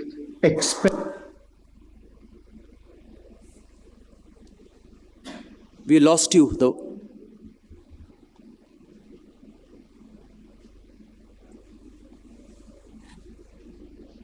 Hear me? Yeah, you're back. Yeah. Okay. Let's continue then. So basically, what I was saying was that it's important to realize that we've had major revolution in the world of stroke from endovascular thrombectomy, and the question is whether neuroprotection is going to be that next revolution or not. And I'll tell you about how we think about it, what we are doing, what are the potential opportunities and challenges, and where you could play a role. These are my disclosures. So here's one interesting thing to think about. I wrote this, we put this worldwide group together, it's published in Stroke, where we use this term ischemic core. And even the last presenter, when I joined in, was talking about 70 ml core, 50 ml core, 100 ml core. But the reality of it is, do we even understand what the word core means? And what does it mean? But the other part that is there is, let's say we define core as irreversible brain damage. Can we even measure it? And can we even, whether on diffusion, whether on perfusion, whether on non-contrast CT, these are two situations where if you were to measure it, what would it come out to be in ml, and how is it related to recovery? And in fact, I wrote this article a while ago where we said challenging the ischemic core concept, where in my opinion, we should stop using the word ischemic core altogether, since that is non-determinable in an acute setting, and we should be using the term severely ischemic tissue, because we don't understand the viability of it. It's different from gray matter, it's different from white matter, it's different based on age, diabetes, etc. This was an interesting study that we wrote, which was published in JAMA Neurology, where this was from the Hermes data set. So imagine that someone has a 50 cc infarct, has final infarct volume, meticulously measured by a PhD student from Amsterdam. The people who underwent endovascular thrombectomy did better than people who were in the control arm. So that doesn't make any sense if your infarct volume is the same. So that is just to point out to you that even at 24 hours, what we think is infarct is actually different. What I think is happening is that the people who underwent endovascular thrombectomy had selective neuronal loss, as opposed to people who were in the control arm, which had much more of a pan necrosis, which is what explains this difference. And then we wrote this paper in Radiology where we talked about this idea of sort of difference between white matter, gray matter, so on and so forth. And there is different significance of how the patient also, what happens to the patient if it's a white matter infarct compared to a gray matter infarct. And then we started working on this. So around 2016 or so, we started working on this idea of that now that we have, so to speak, an ischemia reperfusion model, where a person comes with an M1 occlusion and we can get it open. It opens up other opportunities. And is there a way that we can save further neurons using some form of treatment while we go and open the vessel? So there we embarked on this, working with this compound called neurointervention, and we finished the ESCAPE NA1 trial. If anyone is in the audience, help us through the trial, then thanks very much for participating in it. This was published in Lancet. So while the overall results did not show any benefit, what was amazing was that the people who did not get alteplase, there was benefit at MRS02 through neurointervention. And that created a whole bunch of hope and hype around it. We'll have to see how the story plays out. Incidentally, the way that it played out, there was an interaction between alteplase and neurointervention. Alteplase converted plasminogen to plasmin, and plasmin deactivated the compound. So therefore, there was no signal here. But that created hope. We took the data to FDA, and the FDA said, go repeat the trial. Incidentally, there was also a difference in final infarct volume between these groups, which gives a biological plausibility that the result that we are seeing is not by chance. So then basically we took the data to FDA and they told us repeat the trial. So the protocol is very similar to ESCAPE NA1, but only in those patients without concurrent intravenous alteplase treatment. And we just finished enrollment 2 months ago. We are doing our 90-day cleanup and all. And we are presenting the results in the World Stroke Congress in Toronto in October, and hopefully have a contemporaneous publication. I have absolutely no idea what the results of the trial will be. It's a double-blind kind of trial for medical treatment. But at the same time, it does get us thinking about this idea of what will happen if ESCAPE Next is positive. Like obviously it'll be a major advancement in stroke care. It'll be a major advancement for stroke patients. And in some ways, it may even be bigger news than what it was in 2015, because you could give it preventatively for carotid stenting. You could give it preventatively for hip replacement or coronary bypass surgery. But then the other thing that is there is, I'm not sure how many people in the audience have read this book by Siddharth Mukherjee, Emperor of All Maladies. It's the history of cancer treatment. And what I think will happen is there'll be a change in interest in investment. And there'll be a demonstration of a pathway how new compounds can show their benefit, whether it is to granting agencies or to venture capital or to big pharma.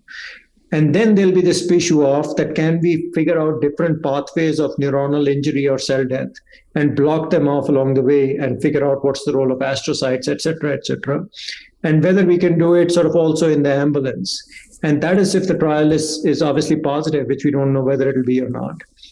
But the other part that is going to happen is that we talk about this thing called dwell time, which is the time gap between administration of a neuroprotective drug and for us as neurointerventionists going and opening the vessel. So if we want to maximize the dwell time, which means ultimately what makes sense is to take the neuroprotection over to the ambulance. And if we do take it over to the ambulance, then there's lots of practical considerations. How do we do it? What kind of training is required? How do we store the drug over there? What is the personnel that are required? Do we need a doctor to be there? What is the technology that is required? How do we get consent? How do we manage adverse events? How do we manage inventory? How do we manage adaptability with new things that are coming up, whether it is cooling, et cetera, et cetera? And then the other part is how do we globalize it? So if you think about it from the time, like I've traveled a lot from 2015 to now, whether it is Singapore or India, et cetera. But from the point of view of endovascular thrombectomy, the way that it played out was that a lot of that stuff, you can go anywhere in the world, whether it's Medanta Hospital or whether it is somewhere in US. The reality of it is opening the vessel is opening the vessel, and we all do it reasonably the same way. Puncture the groin, get a catheter into the carotid, go in with some big monster catheter, suck the clot out, or put a stent retriever, entangle it, or do a combined approach. And we'll continue to evolve in that direction. But the reality of it is, it's no longer any rocket science kind of thing, and people are doing it. There are probably 100 centers in India who are doing it. But this is more complicated. The ambulance system in a place like India is much less mature than what neurointervention was in 2014, 2015. And obviously, it's grown a lot all across the world, but especially in countries like India. But the ambulance system in India, based on my frequent visits to India, has a long way to go. And we can have a detailed discussion on it in terms of question answer part of it, in terms of what can be done to solve that problem. The second thing is that if you're coming from a radiology background or imaging background, we should be thinking about how can imaging play a role in terms of sort of designing future neuroprotection trials, taking it to maximal benefit. What we find is that as we follow it up, some people have infarct growth, some people have hemorrhage, some people have reperfusion injury, some people have no reflow phenomenon, but we really don't pay attention to it. We have hypothetical discussions related to G2B3 inhibitors or giving intraarterial TPA or tenecteplase, etc. But we are not studying it systematically. And to my mind, this is the time to get into it if we move forward. So as an example, we are part of this study where we were doing 2-hour post-EVT MRI. And this is the 2-hour post-EVT MRI.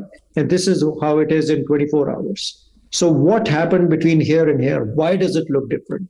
Was it related to that neurodiffusion wasn't sensitive enough? Was it related to neuroinflammation? Was it related to free radicals? Was it related to re-occlusion? And all of those are therapeutic targets for neuroprotection. So as an example, one of the things we have to start off is doing a post-EVT MRI and a 24-hour EVT MRI. And we put this worldwide group together. This is just some data from our buddies in Rhode Island.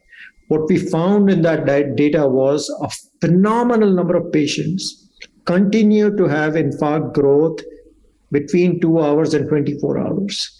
And the first time when I saw it, I thought the results were kind of unexpected and didn't make sort of sense. Even in those patients who are near close to perfect reperfusion, the infarct continues to grow. But now the way that I see it is it presents us with a therapeutic opportunity. And essentially, if you look at it in terms of infarct growth, it's not a small amount of growth. The median was 15 ml or so. And even in the patients who had TK2C3 growth, on average, it was 5 to 6 ml of further growth that happened in those patients. And at the current moment, we are not studying it enough.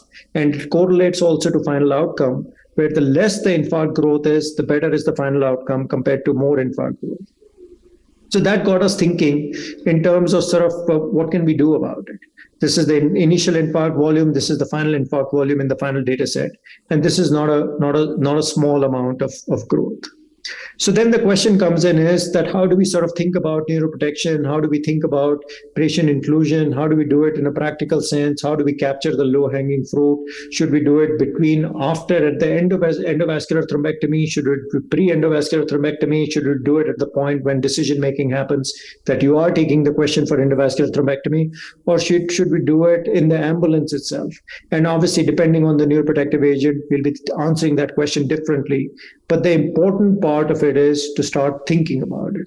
And not only that, as you know, in the advancement of medicine, we can't straight away jump into a phase 3 trial. So we also have to think about phase 2 trials in terms of deciding when to do a $20 million phase 3 trial. So we have to think about where imaging can help with it.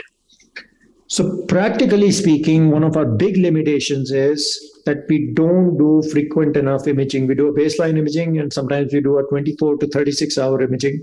By that time, so to speak, the horse has left the barn. And all the stuff that is happening at the end of EVT over the next 5 to 6 hours is not adequately captured. And that is a big, big opportunity for us collectively. If you're a radiologist into neuroradiology, then it makes even more sense. But let us say, even if you're not a neuroradiologist, it still makes sense if you're a stroke doctor of any kind to be trying to understand it and understanding the therapeutic opportunities that are related to it. Obviously, we need to think beyond TICI from an angiographic outcome as well. And there are a bunch of companies that are working on technology to be able to use the AP lateral and create some form of perfusion map where we can understand tissue perfusion beyond TICI. And that is something which is very critical as well. We have a tendency to say 2C3, it's a great job, but we are not understanding at the tissue level whether tissue is getting reperfused or not. And one of the things that we are working on is trying to understand what are the various forms of tissue death that can happen in early post-reperfusion period and how can we identify them. I'm not going to go into the details of this. This is already sort of published, but it could be oxygen toxicity, it could be no reflow phenomenon, it could be protein breakdown of blood-brain barrier, etc., etc. But I'm not going to go into the details of it. And essentially, the way to think about it is that if we are able to find a therapeutic target, as an example, let us say we find that immediately post EVT, there's breakdown of blood-brain barrier, and those patients who have the breakdown of blood-brain barrier have increased intracranial hemorrhage. Then those are the patients you don't give aspirin to or Plavix to or G2B3 inhibitor to. But in the meantime, those are the patients that you can give a drug that helps heal the breakdown of blood-brain barrier. So to my mind, that is the direction where we'll end up going. This is, if you're interested, this is an article worth reading. We published it recently in Neuroradiology, that this is essentially summarizing all the stuff that I just said related to where the future of cerebroprotection is going and how can imaging help in that process. This is just a table from it. I'm not going to go into the details of it. You can check it out in the article. So what is it that I'm doing? I'm thinking about what happens if escape next is positive or escape next is negative. If escape next is positive, then we have to start thinking about like the way that oncology people thought about in the 50s and 60s, where you understand the mechanism of cell death and start to narrow it down into different pieces and find targets, therapeutic targets. If escape next is negative, you start to think about why did we fail? What did we not have the right approach? Should we have used imaging some more? Should we have had increased dwell time? How can we work more with the ambulance people? And in relation to that, I've already started putting together a worldwide group. We have people interested from Sweden, Netherlands, South Korea, Japan, US, Canada. And in fact, now we have a center from Germany as well. We've submitted a grant.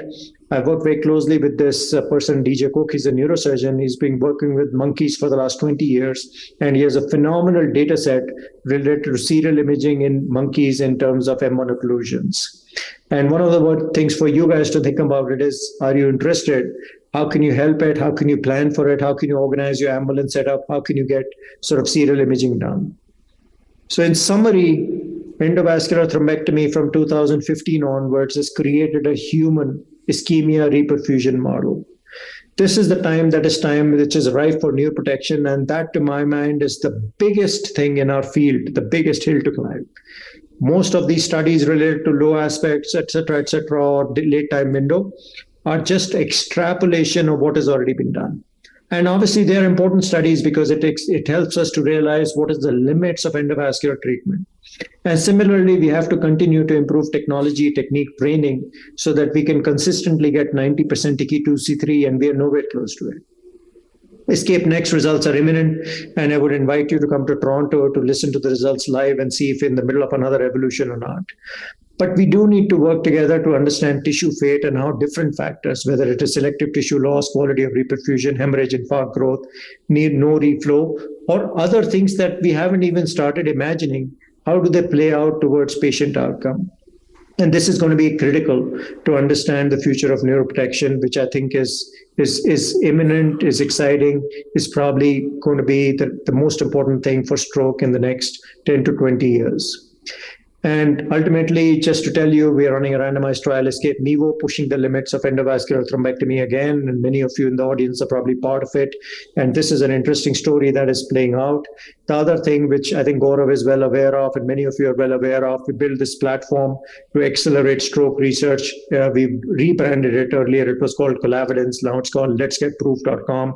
I would encourage you to go become members of it. We have an amazing project from CMC Ludhiana, which is amazing in terms of what they are doing, and we are trying to find the diaspora of India, Indian doctors and US who are supporting that project from Ludhiana. So I would encourage you to come onto this platform, join over there, start talking to each other, start talking about the complicated case that you're presenting, and we can further build a global platform to accelerate stroke research. So I encourage you to join that. So I'm going to stop over there and hopefully have some interesting collaborations and questions.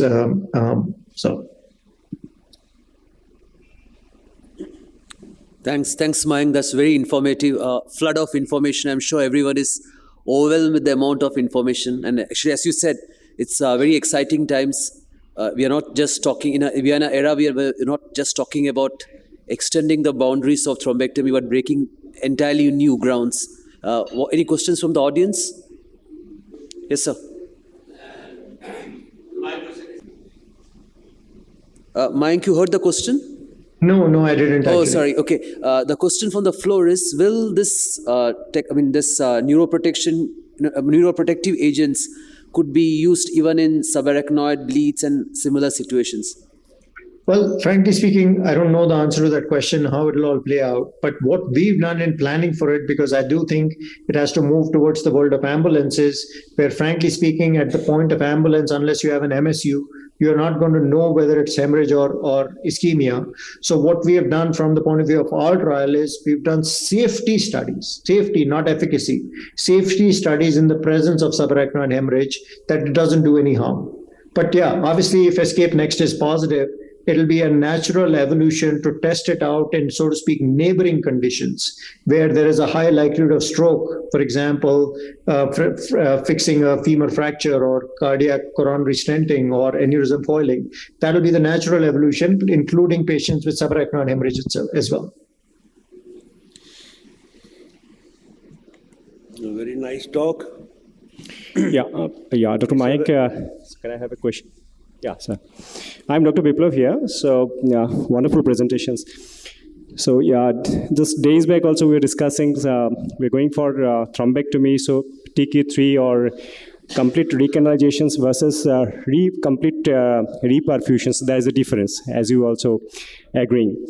So in your trial of giving neuroprotection, so this will be in before going for any sort of thrombolysis or thrombectomy or post-procedure, because there is a significant, even if we take up this patient, so where we reach complete recanalizations, and we see that after 24 hours there is significant increase in the infarct core.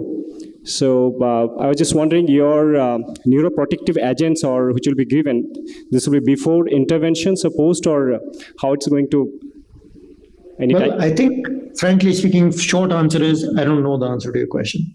It'll play out the way that it'll play out based on what therapies come up, what's the signal to noise ratio, whether escape next is positive or not, etc., etc. When you look at a societal level, not at an individual patient or hospital level, maximal benefit is going to be at the ambulance level at the point of first medical contact, FMC, first medical contact. I do think the world of ambulance is going to change. The traditional model of ambulance is load and go. That is going to change from evaluate, intervene, load and go. That model is going to change based on advancement of technology, whether it is AI, whether it is et cetera, sort of thing. So that is where the maximal benefit is going to be. However, the low-hanging fruit from the point of view of doing phase 2, phase 3 trials may be based on ambulance, based on infrastructure. So I can easily see myself doing a trial where we're doing a trial at the end of EVT and seeing whether we can prevent infarct growth, because that is low-hanging fruit. So I hope that sort of answers your question. I do think, though, that it'll be worthwhile for all of you put together to start to educate people in the government of India, for example, or health ministry, or what was that thing called? I'm forgetting the name, where it was the think tank for the government of India. ICMR. No, not ICMR, the organization. VK Paul is a member of it from AIMS, the pediatrician. It was like a think tank kind of body. So, but anyway, they should start to think about that this is actually super important for India to get organized in terms of being at the leading edge of ambulances and etc. Okay. Can I? Dr. Mangal, it was a very, very nice and innovative talk. My question is a little different. I know that we are discussing neuroprotection in mechanical thrombectomy. It's a very nice area of research. But supposing we are doing chemical thrombolysis with actylyze or tenecteplase, would you recommend some good agent before giving TPA?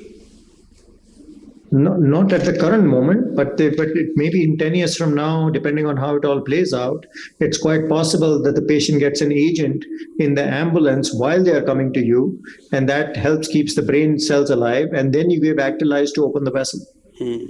Any molecule you want to recommend? Well, the molecule we are working with is nerenditide, but that's not the only molecule. It's just that we are ahead of the curve. That nerenditide is the only molecule right now which has finished 2 phase 3 trials. Obviously, we don't know the results, but there's a trial going on in Barcelona. There's a trial going on in Argentina. There's a trial going on in US. There are other compounds that are being tested as well. And we have enough evidence from the point of view of brain cooling, that brain cooling is also a neuroprotective mechanism. So whether we are able to get the technology going from a brain cooling perspective. So all these things are going to play out over a period of time.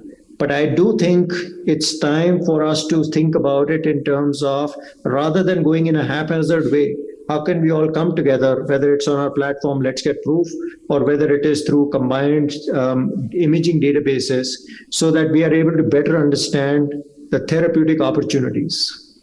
Thank you. I think that's all the questions. Thanks, Mayank. Thanks once again, and have a good weekend. Thank you very much. Thanks, Anil. So, bye. So I will introduce the next speaker. Yes, please. So now moving to the next talk, the controversy, right, for the last, I think Dr. Subhash Kaul, that was the first conference in, that was the conference in Amritsar when this actilase versus tenecteplase started, the discussion started. I think we are moving forward, and many good trials have come in between. So Dr. Dheeraj Khurana, I think he will dispel all the myths, and he will guide further that which is better, in which subgroup it is better, when it is better. So Dr. Dheeraj Khurana.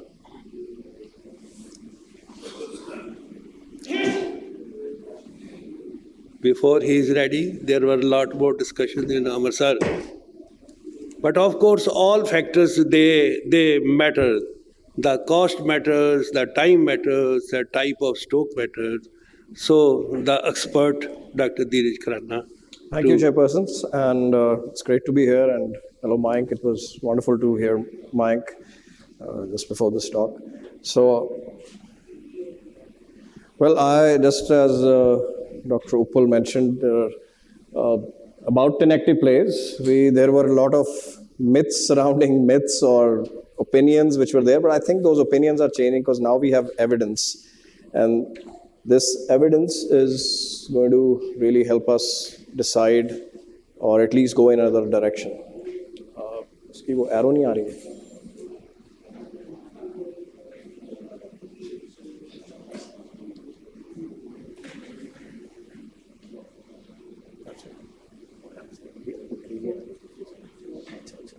Thank you.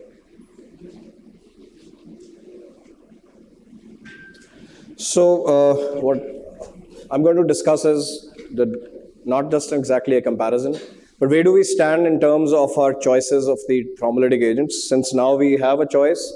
I couldn't say that a few years back when evidence was getting accrued, and I'm kind of, a lot of people ask me that, are you now in favor? Because I used to be talking not against TNK, but the only concern we had since we started prematurely using TNK in India, and our dose was also likely not the correct dose. So there were some certain challenges and certain concerns about that. That's exactly what we had in those times.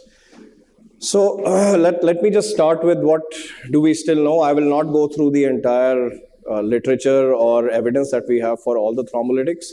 What do we know till now for intravenous thrombolysis? We know that TPA, which got approved back in 1996, is the only approved treatment till date. Of course, we have approvals coming up for TNK in a restricted manner.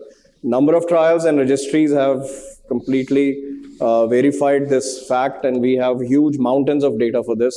Tenecteplase entered the 2019 guideline with a 2B recommendation. It got approved in India earlier than 2019, but there were, at that point of time, phase 3 clinical trials were still ongoing, and the dose was not really confirmed whether that was the right dose. It was 0.2 milligram per kg at that point of time. So if we would again just rewind back and then we read pharmacology, we would look at certain characteristics. What should an ideal thrombolytic agent be? We understand, as it's especially in case of stroke, you need to be quick. So we need a rapid acting. It should have a high efficacy with in terms of vessel patency. Should not cause reocclusion, should have lower adverse events, mainly hemorrhages in our case. Should be very easy to administer, simple, and we should have a patient-tailored regimen. no bad effects in the long run, and should be, of course, cost effective. So here is a list. We have a huge number, so I won't go through them, but clearly over here we'll see alteplase, which has a half-life of 8 minutes. So we need a little bit longer half-life so that we have enough time for the thrombolytic agent to act and not lead on to a reocclusion. And we need fibrin selectivity. And if we compare alteplase versus some others, especially tenecteplase, you look at their fibrin selectivity is high. Highest being desmoteplase. So if some of us remember desmoteplase, this was one of the agents, came up in a big manner a few years back. The trials, DIAS 2 and 3, some of us were involved even in India with the trials. And that has a very high fibrin selectivity. So if desmoteplase was there, it would really have made a huge difference. Unfortunately, desmoteplase trials, the phase 2 trial, DIAS 1 did show some promise, but DIAS 3 and 4, which was testing 3 and 9, but there was some flaw in the design, unfortunately did not reach the outcomes. In fact, it had negative results. So it is no longer considered as to be used in acute stroke. And as you know, that new agents, it takes a lot of investment, so probably the company didn't think worthwhile to reinvest into desmoteplase, although pharmacologically, so it's out, so it's no longer in the purview of thrombolysis. So there is the new agent, tenecteplase. So what is tenecteplase? Just to summarize, it has a high selectivity compared to alteplase, a higher half-life, so it stays longer in the blood. Its dosing is simple. It's a single bolus shot, highly advantageous for various reasons. We'll talk about that. To be exact, it's got 15-fold higher fibrin selectivity, reduced affinity to PIA1. That means it does not act on the plasminogen in the rest of the body, leading on to side effects like bleeding in the rest of the body. It does not have theoretical procoagulant effects, which were, of course, stated in the past for tissue plasminogen activator. So since it has minimal plasminogen activation and high fibrin selectivity, it seems to be safer and longer TF, just like I mentioned. So a number of phase 2 trials, which were carried out in early 2000s, mainly by Huang and Parsons. These were the early clinical trials. I would not go into the details. These were the phase 2 trials, which gave us certain indicators of what likely is the correct dose. So they were only looking at dose, and most of these clinical trials were not looking at outcomes. They were looking at safety. First of all, safety, and thereafter, the surrogate in terms of perfusion changes. So a test, for example, it tested a dose of 0.25 versus alteplase, and endpoint was the percentage of penumbra, like I was telling. These trials only looked at perfusion salvaging. So since these are surrogate markers and you're testing it against a gold standard, and there was no difference which was seen in those trials for the percentage of penumbral salvage, and the secondary outcomes in terms of MRS were also similar for both tenecteplase. Nortest, we all know, heard of this. It came up with a big, huge bang and a big encouragement for tenecteplase. However, this was the Norwegian trial, which was using a dose of 0.4 milligrams per kg. Again, in an open label, blinded endpoint clinical trial. This was also in comparison to TPA, and what it showed was for minor strokes, they in fact designed it for superiority, which I think was probably not the appropriate design for such a molecule. And their median NHSS was 4, and most of them were minor strokes with less than 8 at presentation. And this showed clearly almost similar results for both, clearly indicating that tenecteplase and alteplase, in fact, a slightly shade better on the intention to treat analysis was seen in the MRS shift. So no superiority was seen, but they were, at least it was as good as TPA, and most of them were minor strokes. So after this, we were not sure whether it's also going to work in severe strokes at a dose of 0.4. And what was declared, it's non-inferior. This led on to a recommendation in the AHA guideline in 2019, where it did say a 0.4 milligram single IV bolus may be used as an alternative to TPA. However, this would be retracted, and this has been changed now.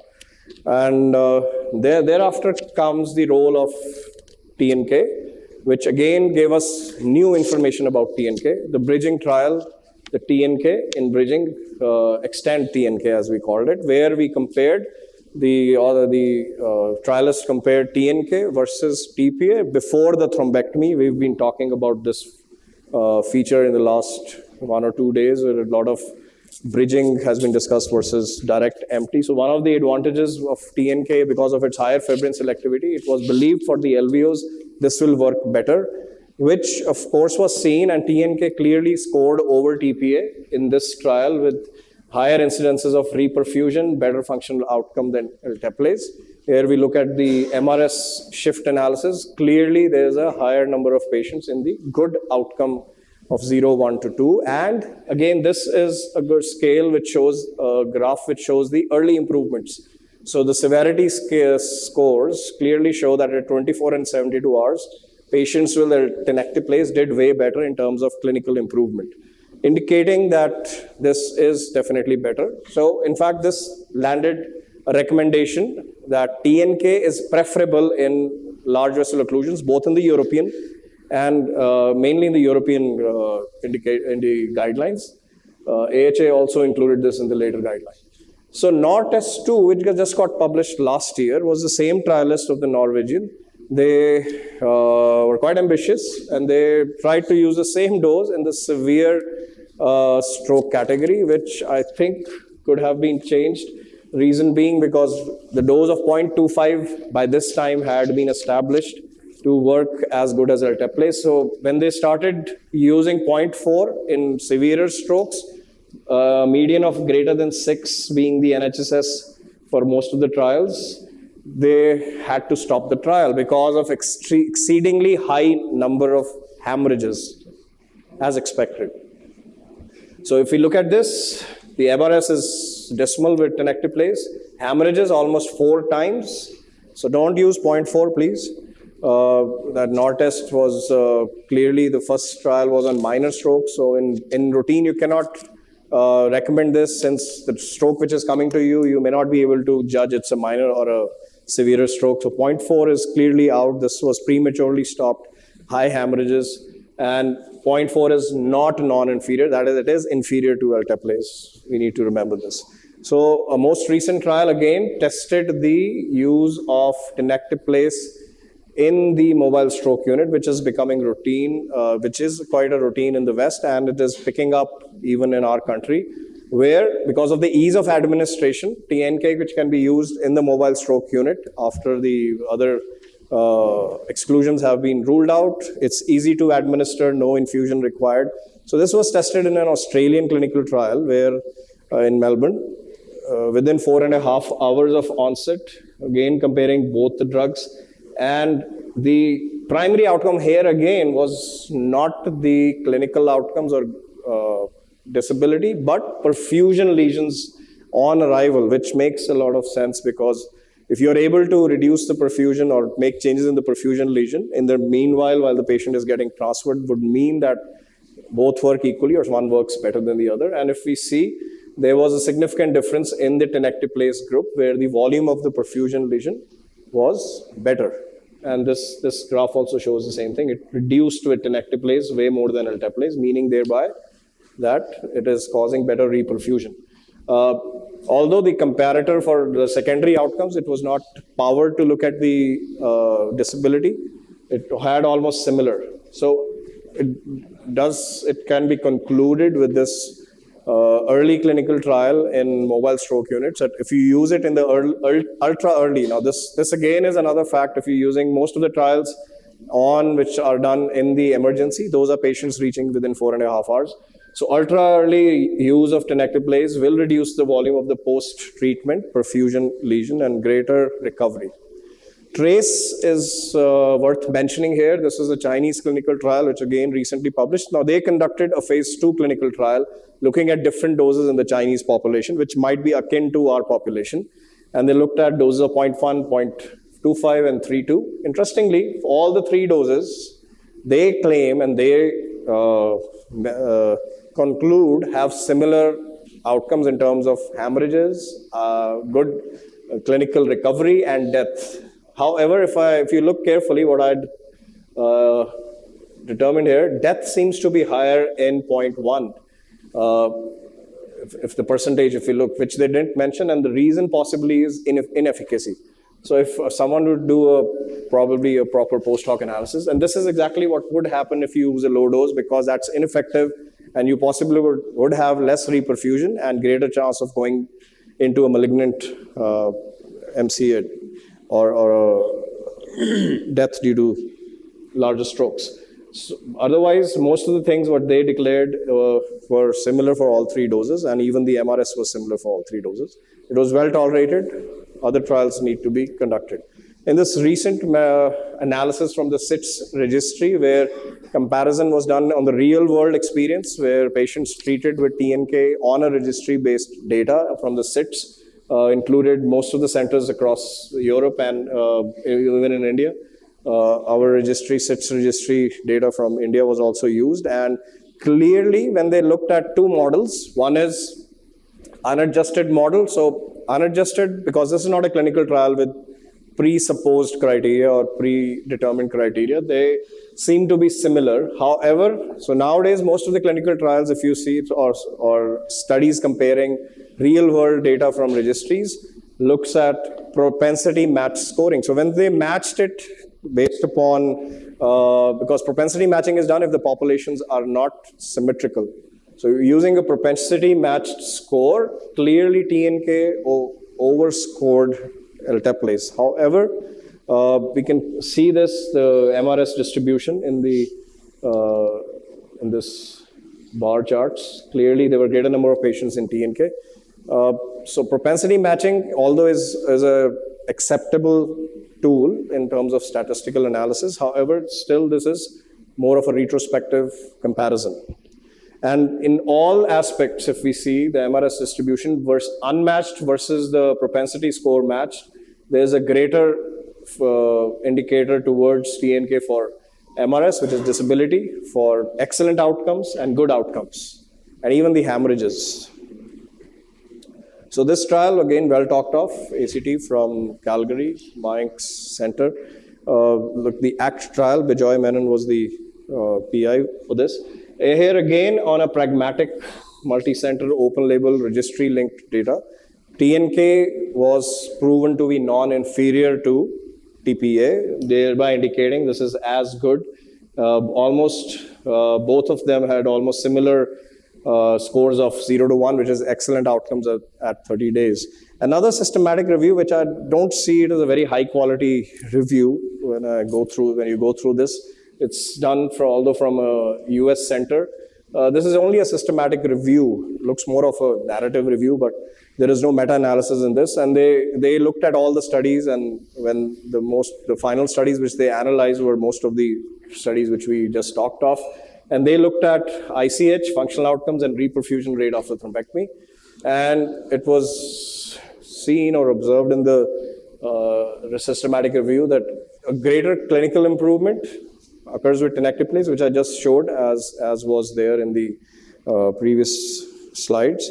Both interventions mostly shared the same effect in terms of good outcomes, and the proportion of patients with good outcome in certain studies was higher in tenecteplase, and tenecteplase has been associated with better reperfusion, which is agreeable, as well as in the most of the studies we've seen with TNK extend, as well as the MSU data. However, there are certain considerations which put TNK at an advantage, namely being small single dose. You can just give it as a bolus. You don't need to set up an infusion, which is best indicated in terms of comfort of the patient. Your staff is less burdened. It's good for the hospital staff. And of course, in the transport of the patient from the peripheral center, pre-hospital or intra-hospital transfer. And a fact which is not only there internationally, it is there in our country too. It is cheaper. The big fact which was always voiced when TNK came in, that of course remains a fact.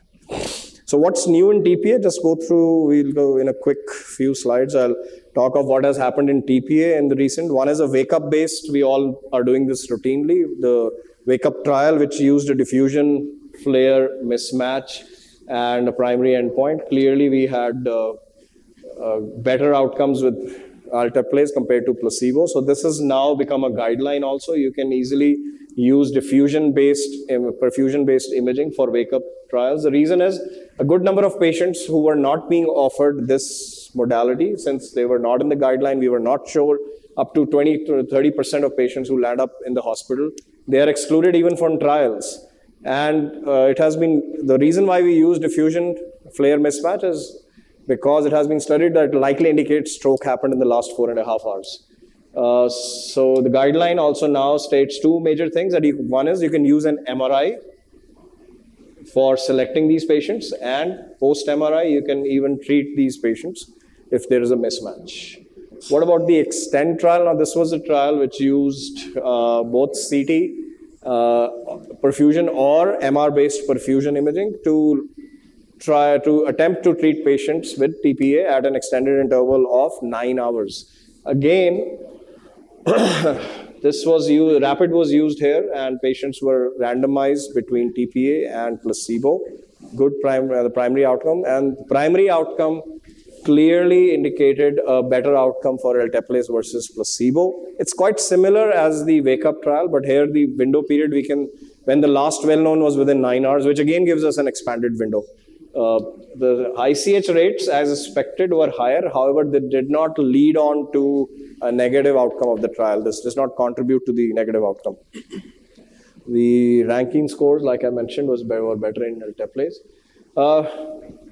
Come what may, patient may go up to 9 hours, wake up. This chart and this fact remains overarching, that do not waste time.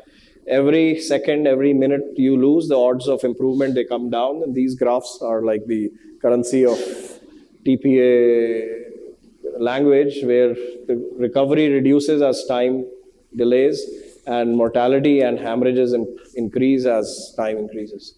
A few new things which have also been studied is TPA and lacunar strokes.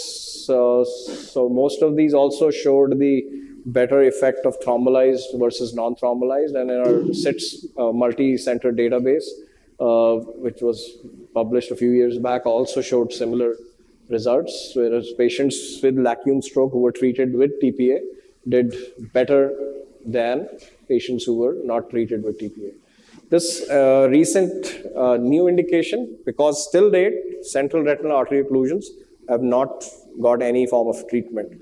So, and this was not a trial because it's not possible to get trials for CRAO. So there were a collection of cases done, people treated these with TPA, and these from various centers. When the data was collected, 112 patients were analyzed, and 44% of the patients recovered their visual acuity, which is a very big thing. And this was a cohort study and a patient IPD, or a patient meta-analysis, as we call it, clearly shows that the recovery with alteplase was higher. And this is again time dependent. If we see this graph, the recovery, if you give it as soon as possible, so even for CRAO, it's connected to the brain, also means that the faster you treat, the better it is.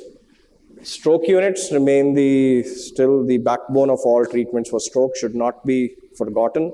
And so now we have options for revascularization up to 4.5 hours. We have TPA, wake up extend, you can tow up to 9 hours. TNK, as of now, do not use 0.4 after the NORTES 2, especially because in general it's going to be harmful. 0.25 right now looks to be the useful dose and maybe reasonable alternative. In LVO, it is definitely a better option to use prior to MT in a bridging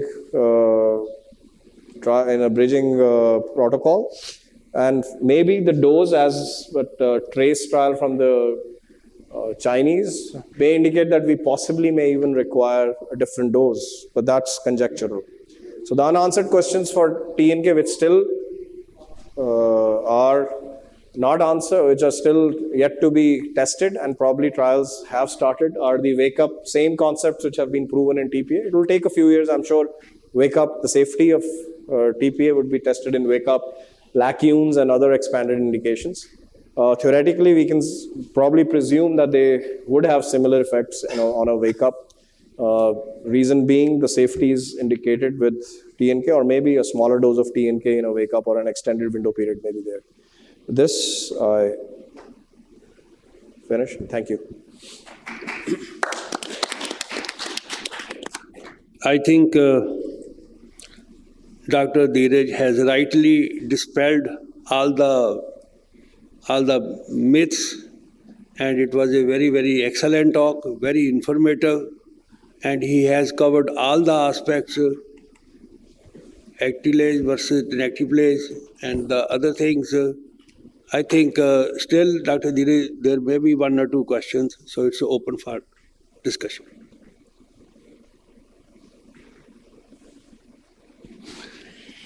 Yeah, so can I have questions for you? Sir, wonderful presentations as usual. So, yeah, Biplav here, sir. So we are in an era where we are moving more into tissue-based decisions making based on imaging and other things. For a neurointerventionist, we take these patients giving IVT thrombolysis, whether you use TNK or alteplase. I have a query because in patients where we take up this large vessel occlusions, we take up for thrombectomy. And after thrombectomy, we find that may not have a complete recholangizations, and maybe say for 2C which we achieved. And we'd like to give intra-arterial thrombolysis. There has been so many data, choice trial is there, where we use alteplase. So would you like to, in such a scenario, can you use TNK, although there is no data? TNK and intra-arterial. Intra-arterial. Well, that's a huge unanswered question. I should have added that in the list. And this fact is emerging. Not only emerging, I think this should not be forgotten. I often have discussion with my interventionists. Somehow, since the advent of the stent reavers, the intra-arterial TPA seemed to have lost favor. However, I think we should not forget, for those tiny or distant occlusions, intra-arterial may still be better. And you know the certain studies which have been carried out with MT. It's worse in, for example, PCA strokes. PCAs with occlusion, MT is worse than no treatment, or at least no things like those where you have difficult to approach areas, and distal M2 or residual non-recanalizations, non-reperfusions, intra-arterial should be used. Now the question is TP or TNK. Theoretically again, but we have no idea about the dose. TPA we've had ample experience prior to the stent reaver studies, and we had IMS trials which did use TPA. So we have some idea of its use and comfort level with the use. So TNK, I would not really comment on the dose. I have no idea on the dose. If somebody has any experience, I would love to hear that. It's going to be very small because it's fibrin selective. So just like 0.2 you're using, maybe you can use half of that, but I won't say that. So the data is not there yet. Yeah. Okay. Dr. O.P. Roda. Patient is symptomatic, improves, again goes for deterioration, particularly in small parts or recurrent parts, and say after 6 hours, 8 hours again, he improves. We are in a dilemma, what is to do. And where there is recurrent lacunar or neurological deficit improving, something like TIA, but you get something in the imaging, definitely, in MRI. So things like those usually happen in a capsular warning syndrome where there is nothing you can do. And capsular warning syndromes are likely those small perforators which are getting occluded, and despite thrombolysis, you may still get the stroke. And that's likely related to perfusions, which, because that area probably is immune to the use of TPA. Whereas a secondary deterioration or recrudescences, which may happen in stroke, those need to be analyzed. Why has that happened? If you're facing internal capsule stroke, then of course initially you may have a severe deficit coming up in the next few hours. but they usually recover well. Lacunes, recover well in the next few days. So mechanism is important. What mechanism is causing that worsening? If the mechanism is reocclusion, then we might take a call if you are within the first 24 hours again. I know that's it's not a usual scenario, but interventionists may look at it as an opportunity to reopen. Maybe, and we've faced such circumstances after the recanalization using stent reavers. You may have a secondary worsening and you get a reocclusion. That's the time when probably antiplatelet, pyrophobam, like agents may be used to salvage those patients. Thank you, sir. Excellent talk. Can I ask? Yes. Yes. Okay. Sorry. Please go ahead. I'm sorry. Thank you, sir. Excellent talk, like always. So just one question. Like for alteplase, there have been certain scenarios where we do consider low dose TPA. We all know that studies have shown that it is at least non-inferior with low bleeding tendency. Would you consider low dose TNK anytime? That's exactly what I'm saying. Low dose TNK is tested in the Chinese population, 0.1. They claim it is as good as 0.32 or 0.25. But if we looked at those death rates, they were higher. And my belief is that's due to inefficacy. So low dose, you had 0.2. Won't comment on that. But I don't think 0.2 was a good dose. We had a little experience. There was a concern of lack of efficacy of 0.2. Although people I think in India have now switched to 0.25, which is the international recommendation or international dose, acceptable dose. So it's very difficult to say low dose TNK, and even the low dose TPA is useful only in the Japanese population. In fact, it's their guideline. In Japanese guidelines, 0.6 is the dose used. So very difficult to Dheeraj, last time Bijoy Menon, we met in Madras when there was a stroke. He was talking a lot on low dose. Yeah. And he is also leading some trial devising for low dose. As of now, it is not in recommendation, but there seems to be a case for it. It is not dead yet. People are thinking seriously, particularly in high-risk situations. So, Dheeraj, I want to ask you one thing. Now we know that internationally, as far as the American Heart Association is concerned, they are recommending 0.25 milligrams within 4.5 hours, tenecteplase, right? Now, I don't know which is the situation where we should use alteplase. I mean, because tenecteplase is, leave alone the dose controversy. Let us say the standard dose of 0.25 less than 4.5 hours, which is eventually going to come in India also. Now, if you take that dose, I think there is no case for alteplase now. I'm just thinking, where should we use alteplase? So the issue here is, what I can tell you what we do at our center is, we have not completely crossed over to TNK. One is the dose which you get, those vials are smaller vials, smaller syringe doses. They need to first increase it to 25 milligrams because many times you may not reach the 20 milligrams. That's one of the things. Second is definitely for large vessel occlusions. So for minor strokes, I would be more comfortable with TPA, although like we said, the TNK is useful in minor and major strokes. And the cost is not, the differential isn't, there is a slight difference still there, but I think the cost is coming closer, the two are getting closer with their costs. LVO, definitely we have a preference towards TNK, and we have the ongoing clinical trial with TNK versus TPA, the reopened trial. Rohit was leading that through ICMR. So we'll see in the Indian population which works better. So if we do get the same results, because definitely our clot burdens, our occlusions are different than the West. It's the belief, because Chinese and Japanese also found this. But there is one thing, when tenecteplase came, at least we were told it is safe, right? And it will not cause bleeding. But leave alone studies. But in our experience, we are seeing the same complications, the same, whatever happens. And even data is also showing the same thing, because I reviewed that yesterday. The complications, bleeding, everything is same. It's agreeable that with the coming times, the future may see more use of TNK. Some people are already switching to that, especially with the mobile and the pre-hospital model. If that becomes more robust and more effective in our country, the transfer would be much easier with TNK.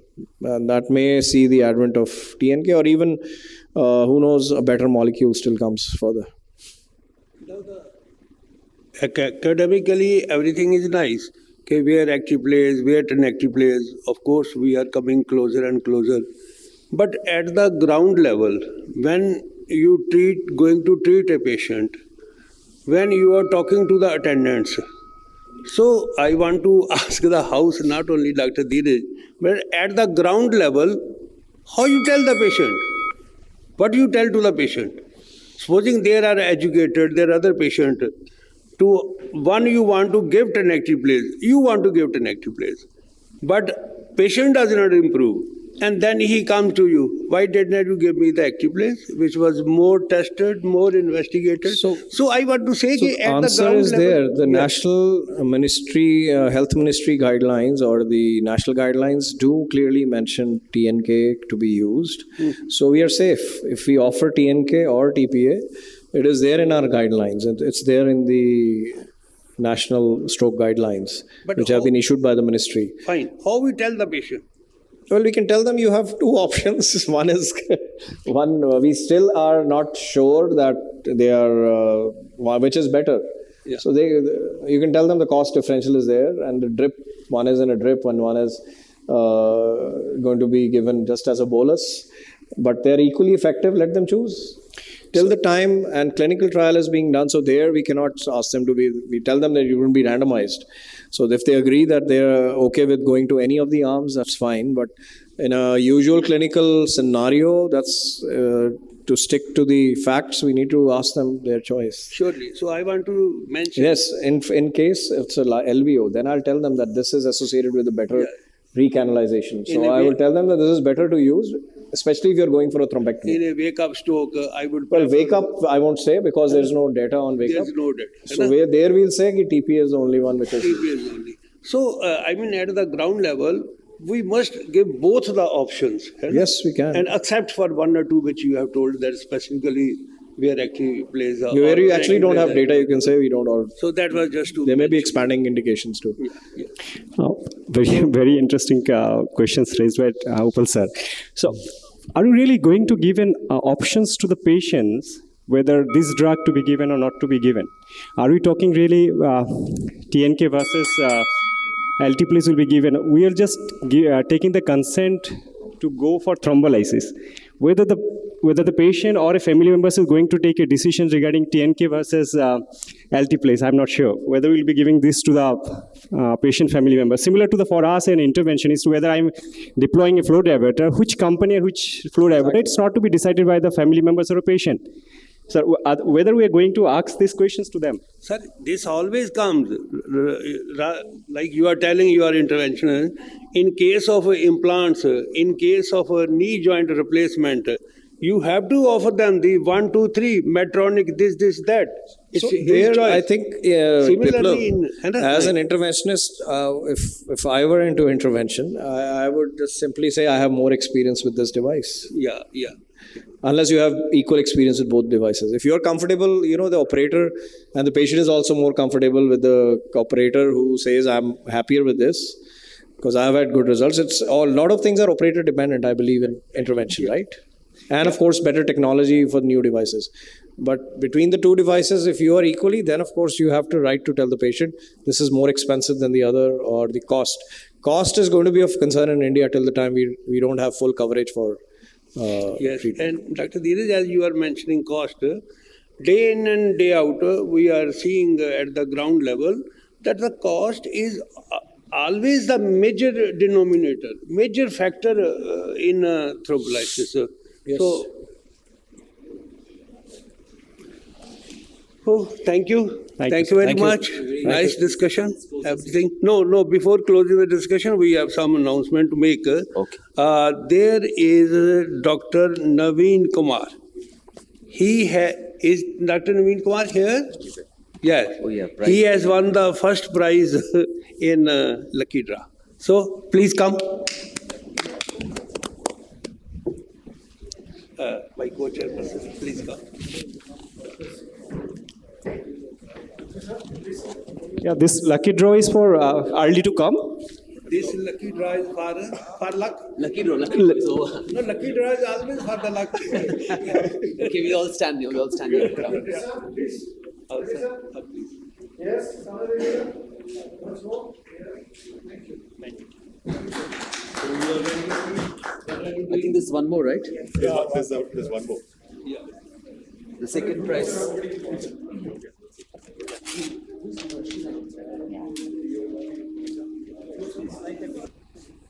So we have the second prize, Dr. Sita Lakshmi, or a 10,000 rupees amazing gift voucher. Thank you to our respected chairpersons and the speakers for this session. We'll now have a next session on the complexities of anticoagulation and antiplatelet therapy, questions left unanswered by various trials. Chairing this session, we have Dr. Andrei Volny. He's the Associate Professor of Neurology at the Department of Neurology in University Hospital Ostrava, Czech Republic. We next have Dr. Mohammad Shafiqul Islam. He is the Professor of Neurosurgery at Dhaka Medical College Hospital with more than 18 years of experience. We have Dr. Mark Rebo. He is an interventional urologist at Barcelona, Spain, and major principal co-investigator of all major mechanical thrombectomy trials. We also have Dheeraj Khurana sir, professor in charge of the MS and Stroke program at Department of Neurology in PGI Chandigarh with over 22 years of experience to his name. I'll ask our chairpersons to kindly introduce our speakers, and we'll have the discussion, all the questions at the end of all the three talks. And the first talk will be by Dr. Riddhi.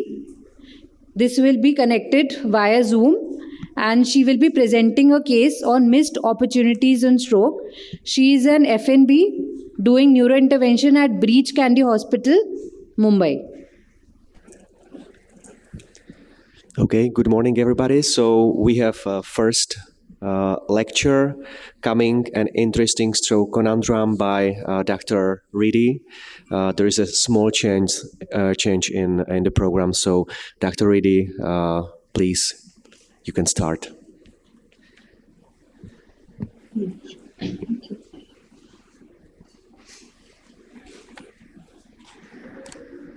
Are you able to see my screen? Yes. So,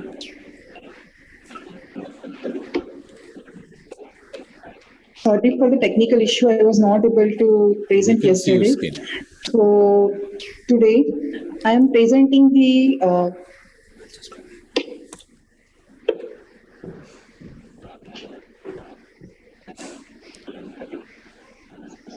a case of 58 years male. He is diabetic hypertensive and he's smoker for very long years, almost 30 years, and he is a chronic kidney disease on the maintenance, without maintenance hemodialysis. Creatinine is remaining 1.6. So he presented with the left upper limb paresthesias and difficulty in holding the objects and slurring of speech at 3:30 p.m. and that was lasted for 10 seconds with complete recovery.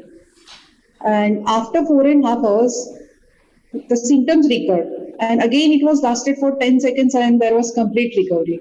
So after second episode, patient came to the hospital.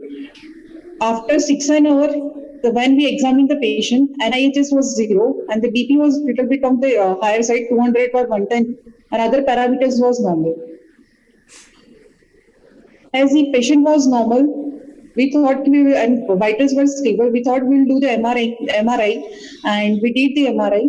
There was no diffusion restriction or the ADC drop, and the SWI there is no hemorrhage. And this is the flare image. There was no chronic changes. But the MR showed there is no feeling of the right ICA, just little bit of stump is seen here.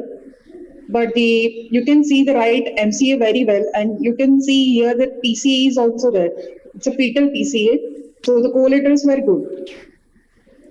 So we thought we will do the DSA, and DSA showed the same thing. The artery was occluded. This is the right CCA town view. There is slow flow into the right ICA. This is the lateral view.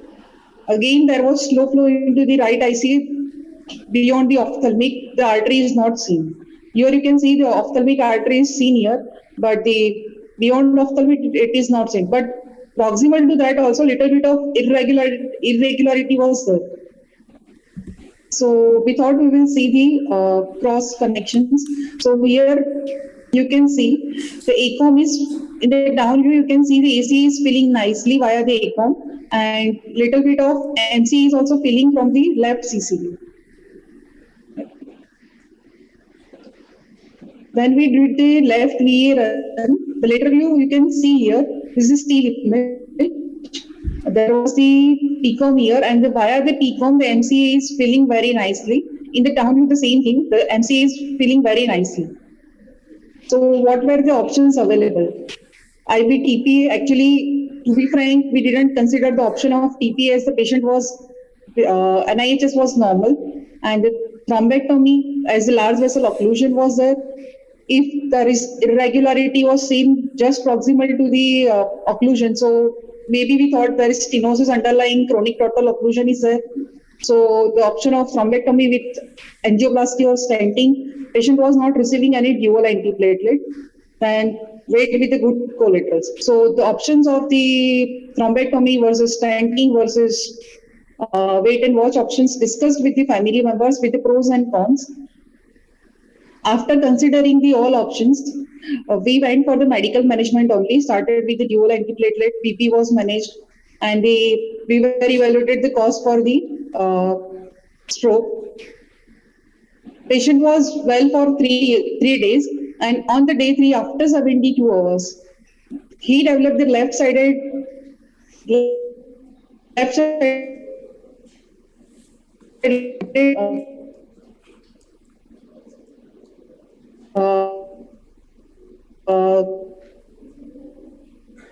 against gravity movement was there. The mild facial deviation was there, and the little bit of sensory involvement. NIHS was 8 at 11 p.m. So we did the urgent MRI. I'm not able to. The parietal area, the diffusion restriction was there, and the right flare also showing the same thing. The involvement of the right parietal area. So we took the patient for the thrombectomy, but when we took the patient for thrombectomy and this is the roadmap image, you can see the wire is inside. With a great difficulty, wire went in the stenosis. We thought it is stenosis because wire went with great difficulty, and microcatheter we were not able to pass. So initially we took the mercy only for the thrombectomy, but afterwards, as microcatheter was not going, we thought it's underlying stenosis only. So we did the angioplasty. Here you can see the black area. This is the balloon. So we did the ballooning just around the PCOM area. First we need to do we did proximal to the PCOM, and afterwards we did beyond the PCOM. So the post angioplasty, this was the image. The MCA is filling nicely in the down view as well as the lateral view. That there was a little bit of irregularity. So we considered the option of stenting with the relatives, but they were like, we will do the angioplasty only. We waited for 45 minutes or so, and artery was not occluded. It was patent only, so we thought we will do just angioplasty, and the MCA was filling very nicely. So what to do? Actually, when we are presenting the case, when we are going to the conferences, when we are present. So let's move on to next talk. If she is connected, we'll talk. So next speaker is Dr. Stefan. He will be talking on antiplatelet and stent placement in ICAT. Please welcome Dr. Stefan. So good morning, everybody. Thank you very much for the invitation and for the introduction. So I think the topic is very interesting, and I had a lot of fun preparing the talk. So I'm going to start to say a couple of things about ongoing studies and recent studies and the status quo, and then I'm going to show a few cases. So a number of studies and prospective registers have actually shown the benefit of stenting in symptomatic ICAT lesions. For example, a study by Hassan et al., 2020, they had only 18 patients, but they had no procedural stroke or death, and they had 1 TAA during the follow-up. A really good study, in my opinion, it came out 2022 in JAMA Neurology, Gia et al. They had 263 patients. They had an overall procedural complication rate of 6%, and they compared bare metal stents with drug-eluting stents. And interestingly, in the follow-up period, the bare metal stents had a recurrent stroke rate of 6.9%, and the drug-eluting stent almost 1%, so significantly less. The problem is, not all clinical evidence for the treatment of ICAT is in favor of endovascular therapy. And there are the main problems. So we have Sampras, everybody knows Sampras. So the first month, the risk of stroke or death in the stenting group was like 15% compared to 6% in the best medical treatment group. In the late period, there was a 20% risk of stroke in the stenting group and 12% in the best medical care group. There is something like Sampras, the CASIS study. It has been published in August last year, and they had a risk of 8% of stroke or death within 3 weeks of the event versus 7.2% in best medical treatment.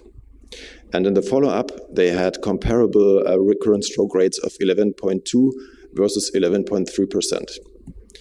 So if we compare this, if we have a closer look, then we can say we have a procedural stroke rate in Sampras of 15%, and we have an 8% procedural stroke rate in CASIS. So there is one relevant difference between both studies. Sampras required the earlier placement of 10 stents in order to be able to contribute to the study. So the neurointerventionists, they were very unexperienced. CASIS actually required a caseload of more than 30 ICAT stentings per year to be able to contribute. If you look at the late stroke rate in Sampras, we have 12.2%, CASIS 11.2%. So this is rather similar. And I think it's still unacceptably high. So there's one similarity in both studies, and this is only 3 months of dual antiplatelets. If you look in this context, there has been a nice publication. It investigated clopidogrel plus ASA for 12 months. And they found that the recurrent stroke rate, if you give dual antiplatelets for 12 months, is 0, compared to 16% in the Sampras group. Also, very important but often neglected is you have to check for platelet resistance. Bottom line is clopidogrel resistance occurs in up to 67% of the patients. Also, testing anti-aggregant efficacy is not very reliable. So the paper I was citing showed that the correlation between the different methods is 50%, so an R of 0.5, which is like tossing a coin. No? And we don't know about the optimal duration of dual antiplatelet therapy. So a preliminary summary.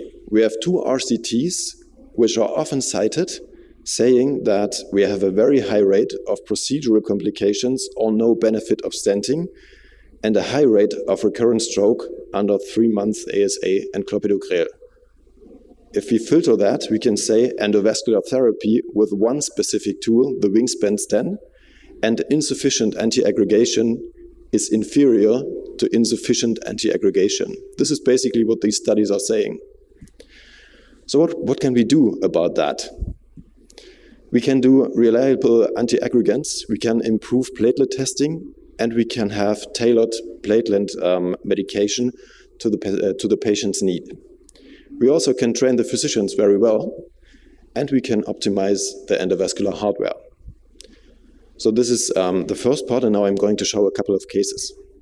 So it was quite a recent case, 57 years old male patient. He had a massive cervical spine trauma with acute cervical spinal stenosis, and he needed surgery for that. So they performed extensive decompressive spinal surgery and a fixateur interne, and he woke up with a severe stroke. So we did a CT. Unenhanced CT did not show too much of an infarction. as it is hard to see on the images right now, I'm showing these two images. So we have a little bit of demarcation in the frontal area and in the temporal area, but not too much. So perfusion imaging is showing that the MCA territory is underperfused and that there is a distinct mismatch between flow and volume. In the CTA, we can see that there's some problem going on in the ICA and in the M1. Not sure here. So the patient was transferred to the angio. These are the angio images. The PA projection doesn't show something really impressive. In the lateral, also nothing that really marks out. So we did the injection of the contralateral side. And this is the image that gave us the hint. So if you look closely, then you have a strong crossflow, which ends almost in the proximal M1. We then injected both vertebral arteries or the subclavian arteries, and we found that both vertebrals are proximally occluded and collateralized via the subclavian artery branches. Then we did a 3D rotational angiogram that showed us the very tight stenosis at the junction between the ICA and the M1 on the left-hand side. So this is the working projection. So we have a patient who had surgery quite recently and a very high risk of postoperative spinal bleeding. We have a high-grade stenosis with a severe hemodynamic impact, but unlikely a thrombotic plaque. So I think we only have a medium risk of real vessel occlusion. So our considerations were avoid a GP2B3A antagonist in order to avoid any spinal bleeding. Start with ASA mono IV, do the stenting with Neurospeed and Credo, and switch to Brilic post-intervention. So why this regimen? Ticagrelor Brilic is a drug that has a very early onset after loading. So we have 30 minutes after loading and we have full platelet inhibition. It has a short half-life and it is completely gone after 20 hours. So if we have a hemorrhagic complication, we can stop it early.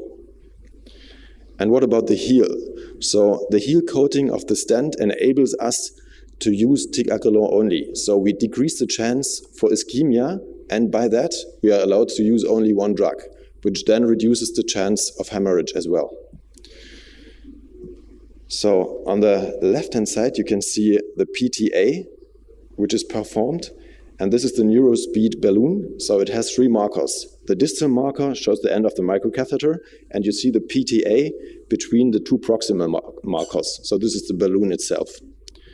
So after the PTA, we implanted a Credo heel, and you can implant the Credo heel via the Neurospeed balloon catheter. And as you can see, it is really easy to implant the stent and control the implantation. So we have distal markers and we have a longitudinal marker in the midsection, which needs to be placed in the tight stenosis. So these are the images, the unsubstructed images after implantation. And this is the first angio run after stent PTA. So we were kind of happy with the result. And this is showing the difference in perfusion of the border zone. So on the left-hand side, you can see that there's a 10-second time window until the border zone is perfused. And on the right-hand side, it's 2 seconds less after stent PTA. So we did a flat panel CT at the end of the intervention in order to see if there's any hemorrhage.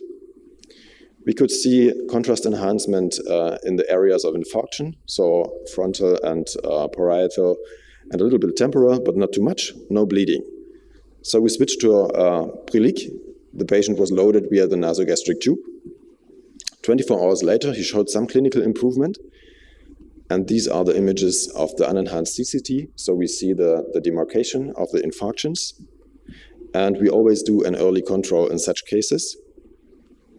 So now we see the filling of the MCA territory in a timely manner. We also see the ACA.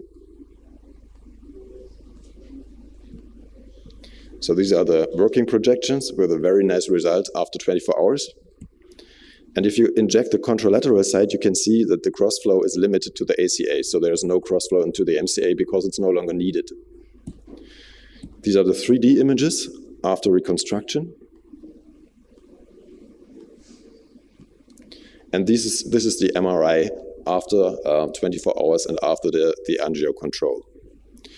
So after 7 days, mainly motor aphasia remained as a residual symptom, and the patient was transferred to neurological rehabilitation on Brilique ticagrelor 2 times 90 milligrams a day. So I'm going to switch to the second case. We have a 54-year-old male patient suffering from disturbed vision, numbness of the tongue, and the episode lasted for 20 minutes. He presented himself to a secondary hospital in January this year. He had apixaban 5 milligram twice a day for atrial fibrillation. So they did a CCT, which didn't show too much. The CT angio and the sagittal reformatted images shows a basilar stenosis, which we can see more clearly in the coronary images.